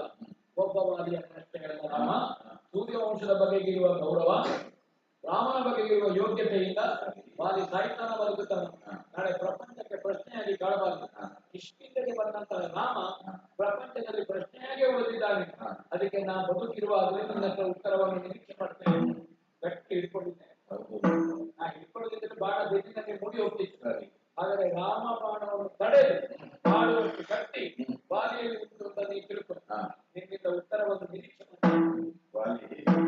ನಿನ್ನ ಒಬ್ಬರ ಪ್ರಶ್ನೆ ಇದಲ್ಲ, ಲೋಕದ 1000 ವಾಲಿಯ ಪ್ರಶ್ನೆ ಅಂತ ಅಂತಾದ್ರೆ ಆ ಉತ್ತರಕ್ಕೆ ಕಿವಿಯಾಗುವವನು ವಾಲಿಯಾಗಬೇಕಂತಲ್ಲ, ವಾನರ ಅಧಿಪತ್ಯ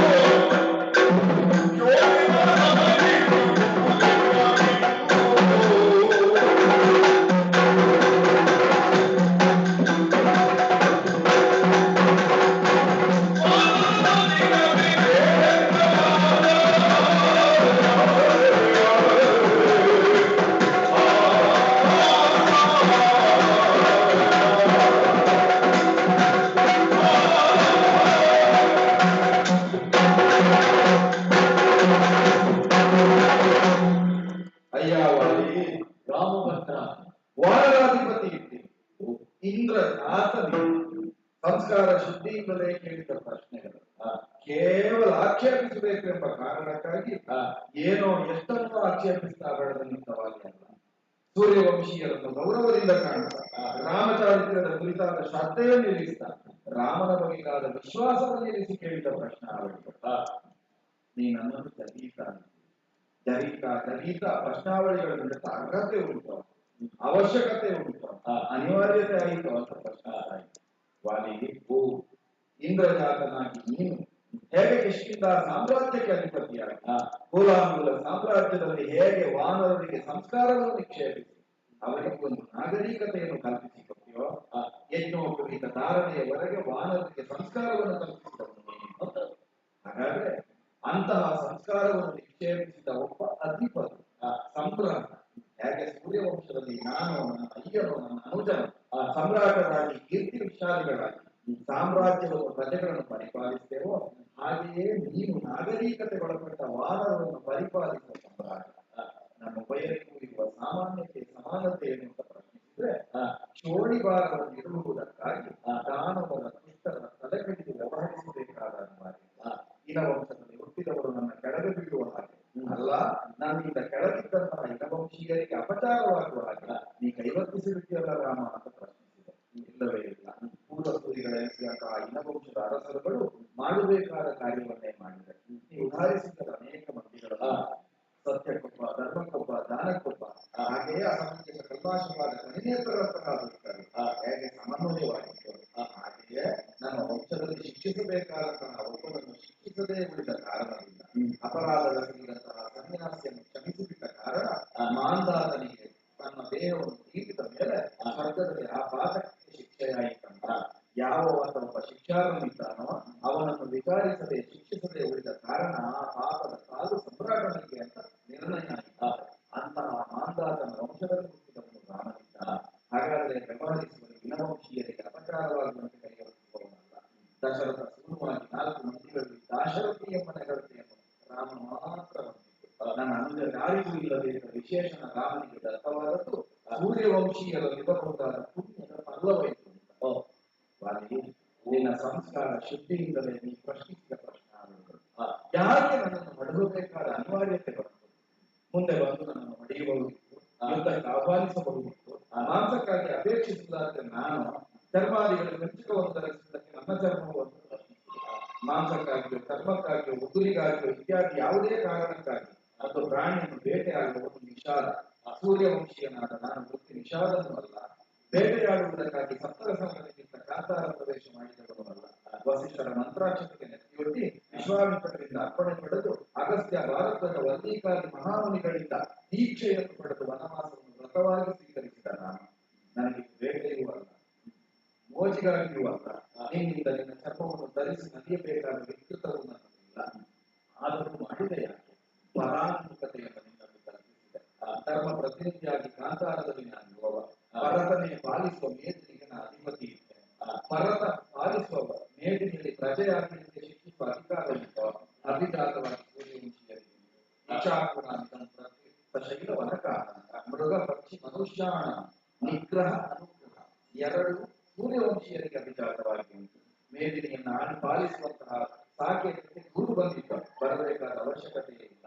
ಸುಗ್ರೀವ ದೂರ ಕೊಡಬೇಕಾದ ಅನಿವಾರ್ಯತೆ ಇಲ್ಲ. ಸುಗ್ರೀವನನ್ನು ಸಂಧಿಸುವ ಪೂರ್ವದಲ್ಲಿ ಶಕ್ತನಾದಂತಹ ಕದಂಬನಾಮಕನಾದ ಗಂಧರ್ವ ಶಾಪ ವಿಮೋಚನೆಯಾಗಿ ದಿವ್ಯ ಶರೀರವನ್ನು ಧರಿಸಿದಾಗ ವಾಲಿಯ ಅವತಾರತೆಯನ್ನು ಗುರುತಿಸಿದ ಶಬರಿ ನಾಮಕರ ಮಾತಂಗ ಕನ್ಯೆಯು ಅನೇಕ ಮಂದಿಗಳಿಂದ ನಿನ್ನ ಬಗೆಗಾಗಿ ಸಂಗ್ರಹಿಸಿ ವಿಚಾರವನ್ನು ಅರಿತು ಸುಗ್ರೀವನನ್ನು ಅರಸಿ ಹೊರಟವನು ರಾಮ. ಹಾಗಾದರೆ ಸುಗ್ರೀವನ ಕೋರಿಕೆಯಂತೆಯೋ ಸುಗ್ರೀವನ ಸಹಾಯವನ್ನು ಅಪೇಕ್ಷಿಸುವ ನಿನ್ನನ್ನು ಕೊಲ್ಲುವುದಕ್ಕೆ ಬಂದದ್ದಲ್ಲ. ಪ್ರಬಲನಾದಂತಹ ನನ್ನನ್ನು ಅಪೇಕ್ಷಿಸುವುದು ಬಿಟ್ಟು ದುರ್ಬಲನಾದ ಸುಗ್ರೀವನಿಗೆ ಸಾಗಿದ್ಯಾಕೆ ಅಂತ ಪ್ರಶ್ನಿಸಿದೆ. ಒಂದು ನೆನಪಿಟ್ಟುಕೋವಾಗಿ ಬಲಿಷ್ಠನಾದವನಲ್ಲಿ ಬಲ ನಿಕ್ಷೇಪವಾಗುವುದು ದುರ್ಬಲರನ್ನು ಪಾಲಿಸುವುದಕ್ಕೆ ಶತಪ್ರಾಯತೆಯಲ್ಲಿ ಶಾಸ್ತ್ರ ಆರ್ಥ ಪರಾಯಣೆಗಾಗಿಯೇ ಧನವನ್ನು ಧರಿಸಬೇಕು. ಕ್ಷತ್ರಿಯ ದಾರ್ಢ್ಯತೆಯ ಧನವು ಆರ್ತರನ್ನು ರಕ್ಷಿಸುವುದಕ್ಕಾಗಿ. ಹಾಗಾದರೆ ನಿನ್ನಲ್ಲಿ ಬಲವನ್ನು ನಿಕ್ಷೇಪಿಸುವುದು ದೇವತೆಗಳು, ನಿನಗೆ ಬಲಿಷ್ಠವಾದಂತಹ ರಕ್ತಮಾಲಿಕೆ ನಿಂತದ್ದು ಇಂದ್ರ, ಅನೇಕ ಮಂದಿಗಳ ಮಂತ್ರಾಕ್ಷತೆಗೆ ನೀವು ನೆತ್ತಿಯೊಡ್ಡಿದವ. ಹಾಗಾದರೆ ನಿನ್ನ ತೋರಲಿರುವ ಬಲ ದುರ್ಬಲರನ್ನು ಗಾದಿಸುವುದಕ್ಕಲ್ಲ. ಸುಗ್ರೀವನ ಪಕ್ಷವನ್ನಾಂತದ್ದು ಧರ್ಮಪಕ್ಷ ಎಂಬನಿಂದ ನಿನ್ನನ್ನು ವಧಿಸಬೇಕಾದ್ದು, ನಿನ್ನ ಪರಾನ್ಮುಖನಾದ ನಿಮಗೆ ಬಾಣ ಪ್ರಯೋಗಿಸಬೇಕಾದ್ದು ಅನಿವಾರ್ಯತೆಯ ಕರ್ಮವಾಗಿಯೇ ಹೊರತು ಅಗತ್ಯವಾಗಿಯೂ ಅಲ್ಲ, ಚಾಪಲ್ಯವಾಗಿಯೂ ಅಲ್ಲ. ಹಾಗಾದ್ರೆ ಅಂತಹ ಅನಿವಾರ್ಯ ಕರ್ಮವನ್ನು ಸೃಷ್ಟಿಸಿದ್ದು ಯಾವುದು ಅಂತ ಪ್ರಶ್ನಿಸಿದ್ರೆ ಪ್ರಾಂಜಲ ಮನಸ್ಸಿನಿಂದ ಬಾಣವನ್ನು ಹಿಡಿದು ನನ್ನ ಮುಖ ನೋಡ್ತಾ ಇರುವ ನಿನ್ನಲ್ಲಿಯೇ ನೇರವಾಗಿ ಪ್ರಶ್ನಿಸ್ತಾ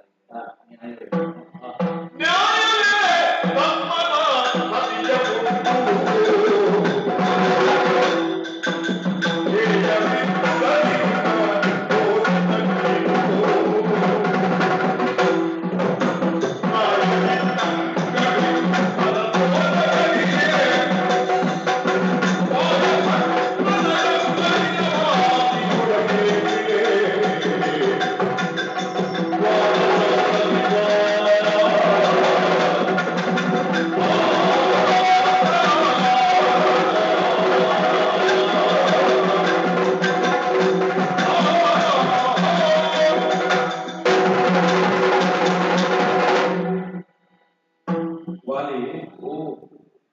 ಎಳೆಗರುವೆ ಎತ್ತಾಗಿ ತಾಯಿಯನ್ನೇ ಭೋಗಿಸುವ ಹಾಗೆ ಅದಕ್ಕೆ ಪಶುವೃತ್ತಿಯಿಂದ ಪಾಶವಿ ಪ್ರಕೃತಿಯಿಂದ ಪರಸ್ಪರವಾದ ತಾಯಿಯೋ ಮಗನೋ ಎಂಬ ಬಾಂಧವ್ಯದ ಸೆರೆ ಇಲ್ಲದೆ ಎಳೆಗರುವೆ ಎತ್ತಾಗಿ ಹಡೆದ ತಾಯಿಯನ್ನೇ ಭೋಗಿಸುವುದಕ್ಕೆ ಮುಂದುವರಿಯುತ್ತದೆ. ನೀವು ಹಾಗೆ ಪಶುಗಳಲ್ವ. ಸಂಸ್ಕಾರಕ್ಕೊಳಪಟ್ಟವರು ಯಜ್ಞೋಪವೀತವನ್ನು ಧರಿಸಿದವರು ಅರ್ಘ್ಯ ಪ್ರದಾನವನ್ನು ಮಾಡುವವರು ಆಚಮನಾದಿ ವಿಧಿಗಳನ್ನು ಹೊಂದಿದವರು. ಹಾಗಾದ್ರೆ ಇಷ್ಟೆಲ್ಲ ಸಂಸ್ಕಾರಕ್ಕೊಳಪಟ್ಟ ನೀವು ತಾಯಿಯಾರು, ಮಗಳ್ಯಾರು, ಸೊಸೆಯಾರು, ತಂಗಿಯಾರು ಎಂಬ ತಾರತಮ್ಯವನ್ನು ಕರತಮ ಭಾವವನ್ನು ಇರಿಸಿಕೊಳ್ಳಬೇಕಾದ ನ್ಯಾಯವೇನೋ ಮಾಡಿದರು. ತಮ್ಮನಾದಂತಹ ಸುಗ್ರೀವನ ಸತ್ಯವನ್ನು ಯಾವುದೇ ಪ್ರಕರಣ ನಿಮಿತ್ತವೇ ಆಗಲಿ ಬಲಾತ್ಕಾರದಿಂದ ಅಂತಃಪುರದಲ್ಲಿ ಇರಿಸಿ ಅವಳ ಕಬರಿಗೆ ಕೈಯಿಟ್ಟು ಬೋಧಿಸುವುದಕ್ಕೆ ಹೊರಡತಿದ್ದಾದರೆ ನ್ಯಾಯ ಅಂತ ಅಂಗೀಕರಿಸುವುದಕ್ಕಾಗಬಲ್ಲ. ಶಾಸ್ತ್ರವೇ ಸ್ಪಷ್ಟವಾಗಿ ಆಡುತ್ತದೆ. ಔರಸಿಯನ್ನು, ಭಗಿನಿಯನ್ನು, ಅನುಗನ ಸತಿಯನ್ನು ಬಲಾತ್ಕಾರದಿಂದ ಪ್ರವರ್ತಿಸುವವನನ್ನು ತಸ್ಮಾತ್ ದಂಡ ಬದ ಸ್ಮೃತಿ ಸ್ಮೃತಿಯಂತೆ ಅವನನ್ನು ವಧಿಸಬೇಕಾದ ಧರ್ಮ ಅಂತ ಪೂರ್ವಸೂರಿಗಳು ಮಾಡಿಕೊಟ್ಟಂತಹ ಶಾಸನ. ತಾಯಿಯನ್ನೇ ಭೋಗಿಸುವುದಕ್ಕಾಗಿ ತಾಯಿಯ ಸೀರೆ ಸೆರೆಗೆ ಕೈ ಇಟ್ಟಿದವನನ್ನು ವಿಚಾರಿಸಬೇಕಾದ ಅನಿವಾರ್ಯತೆ ಇಲ್ಲ. ಧರ್ಮ ವಿಮುಖನಾದವನನ್ನು ವಧಿಸಬೇಕಾಗುತ್ತದೆ. ಆದರೆ ನಿನ್ನನ್ನು ವಿಚಾರಿಸದೆ, ನನ್ನನ್ನು ಪ್ರಶ್ನಿಸದೆ, ಇದೇ ಪ್ರಕರಣಕ್ಕೆ ಸುಗ್ರೀವನನ್ನು ವಿಚಾರಿಸದೆ ಶಿಕ್ಷಿಸುವುದು ಸರಿಯೋ? ಒಂದು ಮುಖದ ಪ್ರಶ್ನೆ. ನಿನ್ನನ್ನು ವಿಚಾರಿಸಬೇಕೆಂಬ ಆಕಾಂಕ್ಷೆ ಇದ್ದದ್ರಿಂದ, ನಿನ್ನನ್ನು ವಿಚಾರಣೆಗೆ ಒಳಪಡಿಸಬೇಕೆಂಬ ಮನಸ್ಥಿತಿ ನನ್ನದಾದ್ರಿಂದಲೇ ಈ ಪ್ರಯತ್ನಕ್ಕೆ ಮುಂದುವರೆದರು. ಒಂದನ್ನು ಆಡುತ್ತೇನೆ ಕೇಳು. ಸಮ್ರಾಟನೊಬ್ಬ ತಾನು ಪಾಲಿಸುವ ಮೇಲಿನಲ್ಲಿ ತಸ್ಕರರ ಹಾವಳಿಯಿಂದ ದೂರು ಬಂದ ಕಾಲಕ್ಕೆ ತಸ್ಕರನಿಗೆ ಪತ್ರವನ್ನು ಕಳಿಸಬೇಕಾದ ಅನಿವಾರ್ಯತೆ ಇಲ್ಲ. ರಾಜಶಾಸನಕ್ಕೆ ದೂರು ಬಂದಿದೆ, ಶಾಸನದ ಮುಂದೆ ಒಂದು ಶರಣಾಗಬೇಕೆಂದು ಹೇಳುವ ಪ್ರಶ್ನೆ ಇಲ್ಲ. ಭಟನಿಗೆ ಅಪ್ಪಣೆ ನೀಡುವುದು, ತಸ್ಕರ ಯಾವ ಸ್ಥಿತಿಯಲ್ಲಿ ಬಂಧಿಸಿ ತಂದು ಹಿಡಿಯಿದೆ, ಮುಂದೆ ವಿಚಾರಣೆಯನ್ನು ನ್ಯಾಯಪೀಠ ಮಾಡುತ್ತದೆ ಅಂತ ಅದೇ ಪ್ರಕರಣವನ್ನು ಕೈಗೆತ್ತಿಕೊಂಡದ್ದು. ವಾಲಿಯಲ್ಲಿನ ಅವತಾರತೆಯನ್ನು, ವಾಲಿಯಲ್ಲಿನ ದೋಷವನ್ನು ಗುರುತಿಸಿದ ನಾನು ವಾಲಿಯನ್ನು ವಿಚಾರಿಸಬೇಕು, ವಾಲಿಯನ್ನು ದಂಡಿಸಬೇಕು. ಸಾಕೇತದ ಇಕ್ಷಾಕು ವಂಶದ ರಾಜದಂಡದ ಅಡಿಯಲ್ಲಿ ವಾಲಿಯನ್ನು ತಂದಿರಿಸಬೇಕು. ಆ ಕಾರಣಕ್ಕಾಗಿ ಕೈವರ್ತಿಸಿದ ನನ್ನ ಶಾಪ. ಧನುಷ್ಠೇಕಾರವನ್ನು ಮಾಡಿದ್ದೆ, ಅದು ಮಾಡಬೇಕಾದ ಅನಿವಾರ್ಯತೆಯೂ ಇಲ್ಲ. ನಿನ್ನನ್ನು ಎಚ್ಚರಿಸಿ ಬಾಣ ಪ್ರಯೋಗಿಸಬೇಕಾದ ಅನಿವಾರ್ಯತೆ ಇಲ್ಲ. ಮರೆಯಲ್ಲಿ ನಿಂತು ಬಾಣ ಪ್ರಯೋಗಿಸಿದ್ದೇನೆ ಎಂಬುದು ಸತ್ಯವಾದರೂ ನಿನ್ನ ಬೆಂಗಳಿಗೆ ಬಾಣ ಪ್ರಯೋಗಿಸಲಿಲ್ಲ ಎಂಬುದು ಶತಸಿದ್ಧ. ಹಿಂದಿನಿಂದ ಬಾಣವನ್ನು ಹೊಡೆಯುವ ಬೆನ್ನಿಗೆ ಮುಂದಿನಿಂದ ಬಾಣ ಬರುತ್ತದೆ ಅಂತಾದ್ರೆ ನಿನ್ನ ಸಮ್ಮುಖದಲ್ಲಿ ನಿಂತು ಪ್ರಯೋಗಿಸಿದ್ದೇನೆ. ನಿನಗೆ ಮರೆಯಾಗಿ ರಾಮನಿದ್ದದ್ದು ರಾಮ ಮರೆಯಾದಲ್ಲ, ಧರ್ಮಕ್ಕೆ ನೀ ದೂರನಾದ್ರಿಂದ, ನೀ ಧರ್ಮಪರಾಧನಾದ್ರಿಂದ ರಾಮನನ್ನು ಗುರುತಿಸುವಲ್ಲಿ ನೀ ಸೋತೆ. ಮತ್ತು ಸ್ಪಷ್ಟವಾಗಿ ಆಡುತ್ತಾ ಇದ್ದೇನೆ. ಇಂದ್ರದತ್ತವಾದ ಕಾಂಚನಮಾಲೆಯನ್ನು ಧರಿಸಿ, ಕಾಂಚನಮಾಲೆಯನ್ನು ಧರಿಸಿದಂತಹ ನಿನ್ನ ಸಮಕ್ಷಕ್ಕೆ ಬಂದವನ ಅರ್ಥ ಸತ್ವ, ಅರ್ಥ ತೇಜಸ್ಸು ನಿನ್ನನ್ನು ಪಡೆಯುತ್ತದೆ, ನಿನ್ನ ಸೇರುತ್ತದೆ. ಇದು ಇಂದ್ರದತ್ತವಾದ ಲೋಕಕ್ಕೆ ನಾ ಬಂದು ನಿಂತ ಕಾಲಕ್ಕೆ ಪ್ರಶ್ನಿಸಬೇಕು ಅಂತ ಬಂದು ನಿಂತ ರಾಮನ ಸತ್ವ ಅರ್ಧ ನಿನ್ನನ್ನು ಸೇರ್ತದೆ. ಅರ್ಧ ಸತ್ವದಿಂದ ರಾಮನ ನಿನ್ನ ಗೆಲ್ಲಲಾರ ಅಂತ ತಿಳಿಯಬೇಡ. ನಿನ್ನನ್ನು ಗೆಲ್ಲುವುದಕ್ಕೆ ರಾಮನಿಗೆ ಅರ್ಧ ಸತ್ವವೂ ಬೇಡ. ಆದರೆ ರಾಮನ ಅರ್ಧ ಸತ್ವವು ಪರವಾದಿಯನ್ನು ಅಪಹರಿಸಿದವನನ್ನು ಪ್ರಶ್ನಿಸುವುದಕ್ಕೆ ಬಂದ ಧರ್ಮಕ್ಕೆ ವಿರೋಧವಾಗಿ ವಿನಿಯೋಗಿಸುವುದಕ್ಕೆ ರಾಮ ಸತ್ವ ವಿನಿಯೋಗವಾಗುತ್ತದೆ. ಅದಾಗಬಹುದು. ರಾಮ ಸತ್ವ ಸದಾಕಾಲವು ಧರ್ಮಕ್ಕಾಗಿ ಧರ್ಮವನ್ನು ಉತ್ತರಿಸುವುದಕ್ಕೆ ವಿನಿಯೋಗವಾಗಿದೆ. ಧರ್ಮಪರಾಂತಕನಿಗೆ ರಾಮ ಸತ್ವ ಸೇರಕೂಡದು. ಆದ್ದರಿಂದಲೇ ಮರೆಯಲು ನಿಂತಿದ್ದೇನೆ, ಸ್ಪಷ್ಟವಾಗಿ ಆಡ್ತಾ ಇದ್ದೇನೆ. ನಾನು ಒಂದು ಕೈಯಲ್ಲಿ ಬಾಣವನ್ನು ಹಿಡಿದಿದ್ದೇನೆ, ಎಡಗೈಯಲ್ಲಿ ಹಿಡಿದು ನಿಂತು ಆಧರಿಸ್ತಾ ಇದ್ದೇನೆ. ನೀ ಕೇಳಿದ ಪ್ರಶ್ನೆಗೆ ಉತ್ತರಿಸ್ತಾ ಇದ್ರೆ ನನ್ನ ಪ್ರಶ್ನೆ ಅಲ್ಲ ಅಂತ ಆಡಿದೆಯಲ್ಲ. ಬಾಣವನ್ನು ನೀ ಆಧರಿಸಿ ಹಿಡಿದದ್ದು ಎಂಬ ಭ್ರಮೆಯನ್ನು ಬಿಡು. ನೀ ಕೈ ಬಿಟ್ಟರೂ ನಿನ್ನ ಬಾಣ ನಿನ್ನ ಬೆನ್ನನ್ನು ಪ್ರವೇಶಿಸಿ ಹೊರಬರುವುದಕ್ಕಿಲ್ಲ. ಸಜೀವ ಶವ ಎಂದು ಸಂಸ್ಕಾರಗೊಳ್ಳುವುದಕ್ಕಿದ್ದದ್ದು. ನನ್ನ ಸಂಕಲ್ಪದಷ್ಟೇ ಕೈವರ್ತಿಸುವುದು ಬಾಣಕ್ಕಿರುವ ಗುಣ. ನಿನ್ನ ಉರವನ್ನು ಬೇರಿಸಬೇಕು. ನಿನ್ನ ಉರ ಪ್ರವೇಶವನ್ನು ಮಾಡಿ ರಕ್ತ ಮಧ್ಯ ಮಾಂಸಗಳು ಹೊರಬರಬೇಕು. ಸಂಸ್ಕಾರಕ್ಕಾಗಿ ವಿನಿಯೋಗಿಸಿದ ಬಾಣ. ನಾನು ಒಂದು ಅಪ್ಪಣೆಯನ್ನು ಕೊಡದ ಹೊರತು ಬಾಣ ನಿನ್ನ ಹಸುವನ್ನು ಮುಂದೆ ತರುವ ಹಾಗಿಲ್ಲ. ಆದ್ದರಿಂದ ನೇರವಾಗಿ ಪ್ರಶ್ನಿಸ್ತಾ ಇದ್ದೇನೆ. ಮುಂದೆ ಇನ್ನು ಬದುಕಬೇಕೆಂಬ ಆಸೆ ಇದ್ದರೆ, ನೀ ಮಾಡಿದ್ದು ಸರಿ ಎಂಬ ಧೋರಣೆ ನಿನಗೆ ಈಗಲೂ ಇದ್ದರೆ, ಇಷ್ಟನ್ನೂ ಮಾಡಿದ ರಾಮ ಪಾದಕ್ಕೆ ಎಂಬ ಭಾವ ನಿನ್ನಲ್ಲಿದ್ದರೆ ಆಕ್ಷೇಪವೇ ಇಲ್ಲ. ವಿಶ್ವಾಮಿತ್ರರಿಂದ ಕಲಿತ ಗುರು ನೀ ಮಾಡಿದ್ದು ಸರಿ ಅಂತ ಹೇಳಿದೆಯಲ್ಲ. ವಿಶ್ವಾಮಿತ್ರರ ಅಪ್ಪಣೆಯಿಂದ ಮಾಡಿದ್ದೇನೆ. ಕಾಟಕಾವದ ಪ್ರಕರಣದಲ್ಲಿ ವಿಶ್ವಾಮಿತ್ರರೇ ಆಡಿದ ಮಾತು ತದೋಷಂಬ ಪಾದಕಂಬ ಕರ್ತವ್ಯಂ ರಾಜಸೂನ. ಪ್ರಜೆಗಳೆಲ್ಲ ಪಾದಕ ಅಂತಾಡಿ, ಪ್ರಜೆಗಳು ದೋಷ ಅಂತಾಡಿ ಧರ್ಮಕ್ಕೆ ನಿಷ್ಠವಾಗಿ ವರ್ತಿಸಬೇಕು. ಸ್ತ್ರೀವಧೆಯನ್ನು ಪ್ರಪಂಚ ದೂಷಿಸಿ ರಾಮ ಸ್ತ್ರೀ ಅಲ್ಲದ ಅವಳನ್ನು ಶಿಕ್ಷಿಸಬೇಕಾದ್ದು ನನಗೆ ಕರ್ತವ್ಯ. ಹಾಗಾದರೆ ಪ್ರಪಂಚದಲ್ಲಿರುವ ಸಾವಿರ ವಾದಿಗಳು ರಾಮನನ್ನು ದೋಷ ಅಂತ ಹೇಳಿದ್ದು ಪ್ರಶ್ನೆ ಇಲ್ಲ. ರಾಮ ಪಾದಕ್ಕಿಂತ ಆಕ್ಷೇಪಿಸಿದ್ದು ಪ್ರಶ್ನೆ ಇಲ್ಲ. ಸಾಕೇತದ ಪೀಠ, ಸಾಕೇತದ ಪ್ರತಿನಿಧಿ ರಕ್ಷಿಸಬೇಕಾದ ಧರ್ಮ. ಆದ್ದರಿಂದ ವಿಶ್ವಾಮಿತ್ರ ವಸಿಷ್ಠರ ಅಪ್ಪಣೆಯಂತೆ ಕೈವರ್ತಿಸಿದ್ದೇನೆ. ಮುಂದೆ ನಿನಗೆ ಬದುಕಬೇಕೆಂಬ ಆಸೆ ಇದ್ದರೆ ಹಿಂದೆ ಗದಗಿನ ಬಾಣ ವಧು ನೋಯದಂತೆ, ನೀನು ಒಂದಿನಿಗೂ ನೋವಾಗದ ಹಾಗೆ, ಬಾಣ ಛೇದಿಸಿದ ಪ್ರದೇಶದಲ್ಲಿ ಚಿಹ್ನೆಯೂ ಉಳಿಯದ ಹಾಗೆ ಬಾಣವನ್ನು ಮುಂದೆ ಹಿಡಿಯುತ್ತೇನೆ. ಅದಲ್ಲ, ಬದುಕಬೇಕೆಂಬ ಆಸೆ ನಿನಗಿಲ್ಲ ಅಂತಾದ್ರೆ ಅದೇ ಬಾಣವನ್ನು ನಿನ್ನ ಹಸುವಿನ ಸಮೇತವಾಗಿ ಮುಂದೆ ಹಿಡಿಯುತ್ತೆ. ಬೇಕೋ ಬೇಡವೋ ರಾಮ ವಿಶ್ವಾಮಿತ್ರ ಪ್ರದತ್ತವಾದ ಬಾಣ. ಸರಿ. ಯಾಕೆಂದ್ರೆ ಬದುಕಬೇಕು, ಬದುಕದಿದ್ರು ಸಾಯುತ್ತಿದ್ರು ರಾಮ ಬಾಣದಿಂದ. ಹೌದು, ಅಲ್ವೇ ಅಲ್ಲ. ನಮ್ಮ ದಶರಥ. ಸರಿ. ಹಾಗಾದ್ರೆ ಬಾಣದಲ್ಲಿ ಒಂದು ದಿವ್ಯತೆ, ಒಂದು ಅಮೃತತ್ವ, ಮತ್ತೊಂದು ವಿಷ ಒಂದೇ ಬಾಣದಲ್ಲಿ ಉಂಟು. ಅಮೃತ ಮತ್ತು ವಿಷ ಒಂದೇ ಇರುವುದು ಭಗವತ್ ಕ್ಷೇತ್ರದಲ್ಲಿ. ಸರಿ. ಅವ ವಿಷ ಕಂಠನೂ ಹೌದು, ಹಾಗೆ ಅಂತ ಅಮೃತ ಬರುವಾಗ ಉಪಸ್ಥಿತ ಇದ್ದವನು ಹೌದು. ಅಮೃತ ಧರಿಸಿದ ಚಂದ್ರಶೇಖರನು ಹೌದು. ಕೈಲಾಸದಲ್ಲಿ ತಾಯಿ ಏರಿ ಕುಳಿತುಕೊಳ್ಳುವುದು ಸಿಂಹದಲ್ಲಿ, ಶಿವದೇವರು ಏರುವುದು ಬಸವನಲ್ಲಿ. ವೃಷಭನು ಜಗಳ ಇದೆ. ಶೇಷ ಸಾಯುವುದು ಗರುಡವಾಹನದ್ದು. ಹಾಗಾದ್ರೆ ಒಂದು ಬಾಣದಲ್ಲಿ ಕೊಲ್ಲುವ ವಿಷವೂ ಉಂಟು, ಆ ಬಾಣದಲ್ಲಿ ಕಾಯುವ ಅಮೃತವು ನಿಗ್ರಹ ಅನುಗ್ರಹ. ನಿಗ್ರಹ ಅನುಗ್ರಹ ಇರುವುದನ್ನು ನಾವು ಭಗವಂತನ ಬಳಿಕ. ಹಾಗಾದ್ರೆ ಭಗವತ್ ಶಕ್ತಿಯ ನಿಯಂತ್ರಣ ಅಥವಾ ಅದರ ಪ್ರೇರಣೆ ಅದು ನಿಮಗೆ ಸಿಕ್ಕೇ ಆಗಿದೆ. ಭಗವಂತನ ಕೆಲವರು ಹೇಳ್ತಾರೆ ಭಗವಂತನಿಗೆ ಮೈ ಇಲ್ಲ, ಕೆಲವರು ಹೇಳ್ತಾರೆ ಭಗವಂತನಿಗೆ ಮೈ ಉಂಟು. ನಾನು ಹೇಳ್ತೇನೆ ಭಗವಂತ ಕರುಣಾಮಯಿ.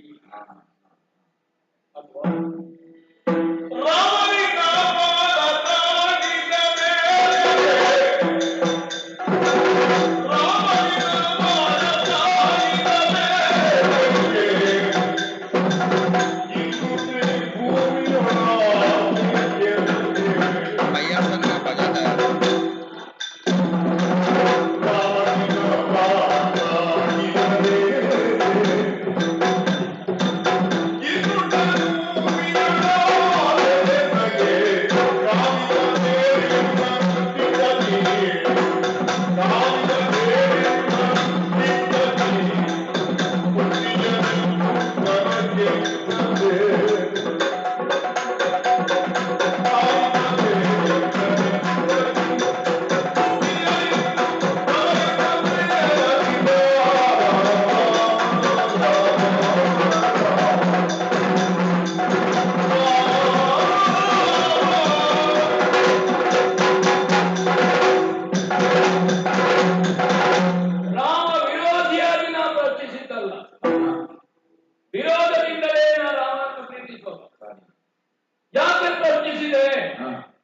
ಒಬ್ಬ ವಾಲಿಯ ಪ್ರಶ್ನೆ ಇದೆ.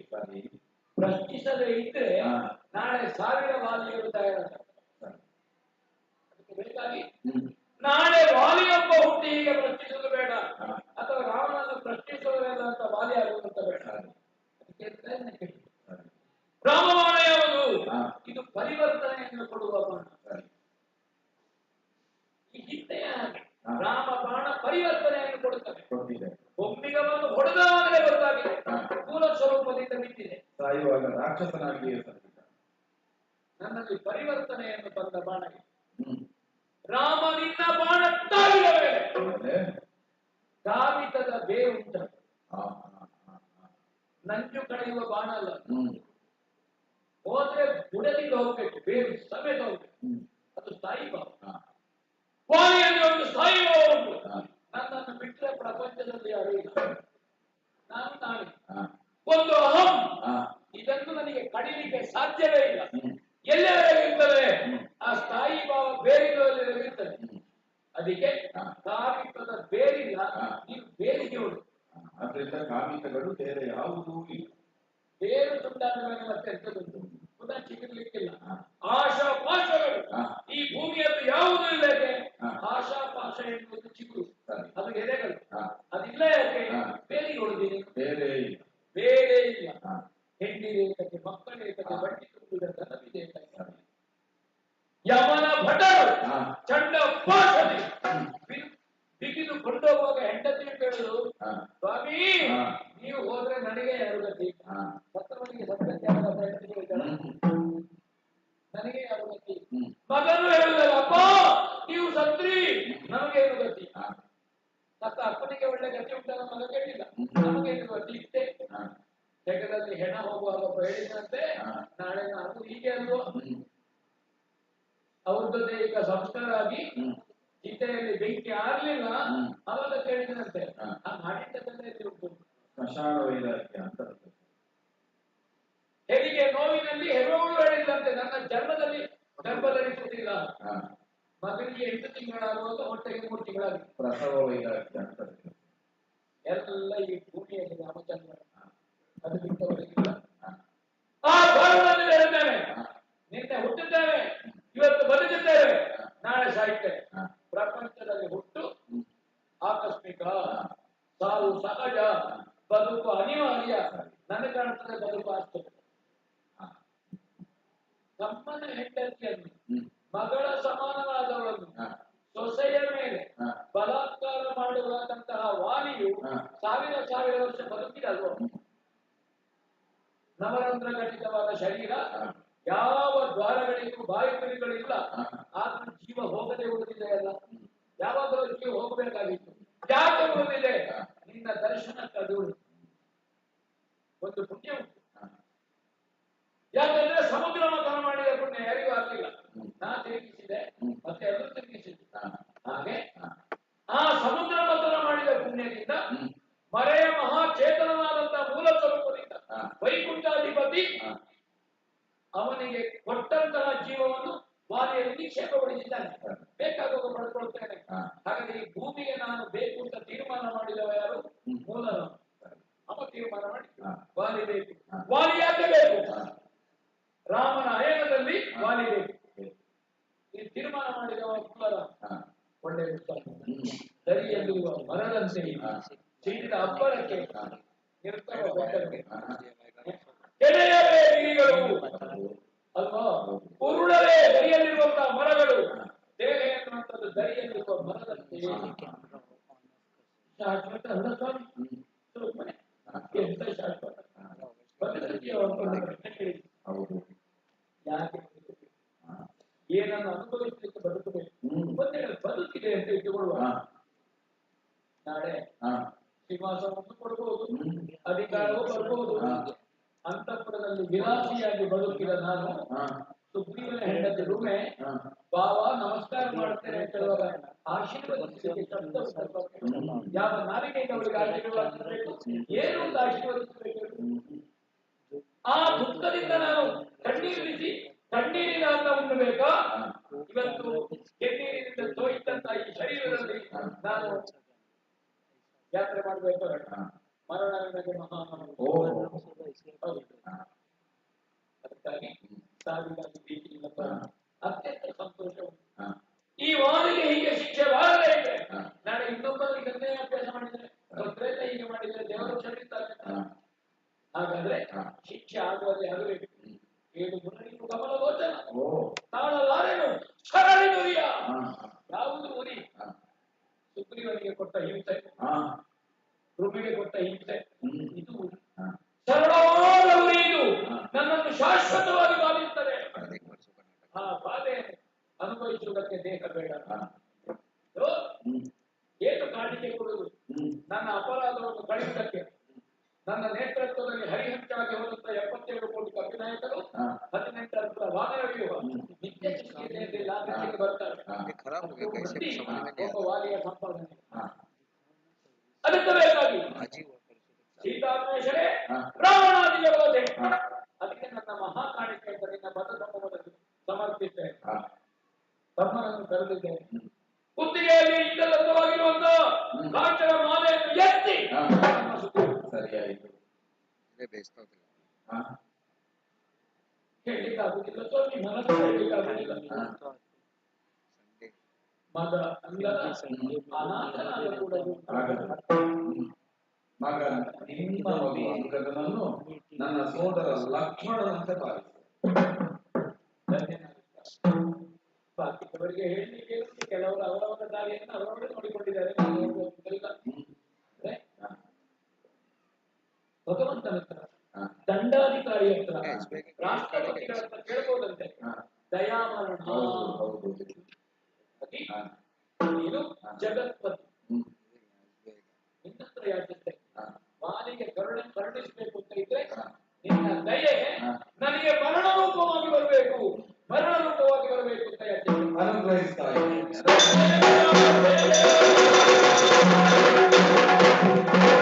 ಸುಗ್ರೀವಾದಿಗಳಲ್ಲಿ ಸ್ಪಷ್ಟವಾಗಿ ಧೈರ್ಯವನ್ನು ನೀಡ್ತಾ ಇದ್ದೇನೆ. ವಾಲಿಯ ಕೊನೆಯ ಇಚ್ಛೆ ಇದ್ದದ್ದು ಅದೇ ಅಲ್ವಾ? ನನ್ನ ಸಮಸ್ತ ಕಪಿಸೇನೆಯು ರಾವಣನನ್ನು ಸಂಹರಿಸುವುದಕ್ಕೋ ಸೀತೆಯನ್ನು ಮರಳಿ ಪಡೆಯುವುದಕ್ಕೋ ವಿನಿಯೋಗವಾಗಬೇಕು ಅಂತ ಅದೇ ಆಗಬೇಕಾದ. ಪರದಾರೆಯನ್ನು ಅಪಹರಿಸಿದ ಪಾತಕದಲ್ಲಿ ಪಾಲ್ಗೊಂಡ ಸೇನೆಗೆ ವಿಮೋಚನೆ ಲಭ್ಯವಾಗಬೇಕು ಅಂತಾದ್ರೆ ಪರದಾರೆಯನ್ನು ಅಪಹರಿಸಿದವರನ್ನು ಓದಿಸುವಲ್ಲಿ ಕೈಗೊಳ್ಳಿಸಿಕೊಳ್ಳಬೇಕು. ಹಾಗವರಿಗೊಂದು ಕ್ಷಮಾದಾನವನ್ನು ಕೊಟ್ಟಿದ್ದೇನೆ. ಮಾತ್ರ ಅಲ್ಲ, ಮೇಘಧಾರೆಯು ಸುರಿಯುತ್ತಾ ಇದೆ, ಕಿಷ್ಕಿಂಧೆಯಲ್ಲಿ ವರ್ಷ ಪ್ರವಾಹವಾಗುತ್ತಾ ಇದೆ. ಪರದಾರೆಯನ್ನು ಪಡೆದು ಆಡಳಿತೆಯನ್ನು ನಡೆಸಿದ ವಾಲಿಯ ಪಾಪವನ್ನು ಹೊಂದಂತಹ ಕಿಷ್ಕಿಂಧೆಯ ಮೇಲಿನಲ್ಲಿದ್ದ ಪಾಪವೆಲ್ಲವೂ ವರ್ಷಧಾರೆಯಲ್ಲಿ ತೊಳೆದು ಹೋಗ್ತಾ ಇದೆ. ಸುಗ್ರೀವನನ್ನು ಪಟ್ಟಕ್ಕೇರಿಸಿದ್ದೇನೆ, ಅಂಗದಲ್ಲಿ ಯುವರಾಜ್ಯಾಭಿಷೇಕವನ್ನು ಮಾಡಿದ್ದೇನೆ. ಸಮಸ್ತ ಕಪಿಸೇನೆಯ ನಾಥನಾದಂತಹ ಸುಗ್ರೀವನಿಗೆ ವರ್ಷಧಾರೆಯು ನಿಂತ ಬಳಿಕ ಸೀತಾನ್ವೇಷಣೆಗಾಗಿ ನಿಯುಕ್ತವಾಗುವಂತೆ ಅಪ್ಪಣೆಯನ್ನು ಮಾಡಿದ್ದೇನೆ. ಸಮಸ್ತ ವಾನರರಿಗೆ ಮಂಗಳ.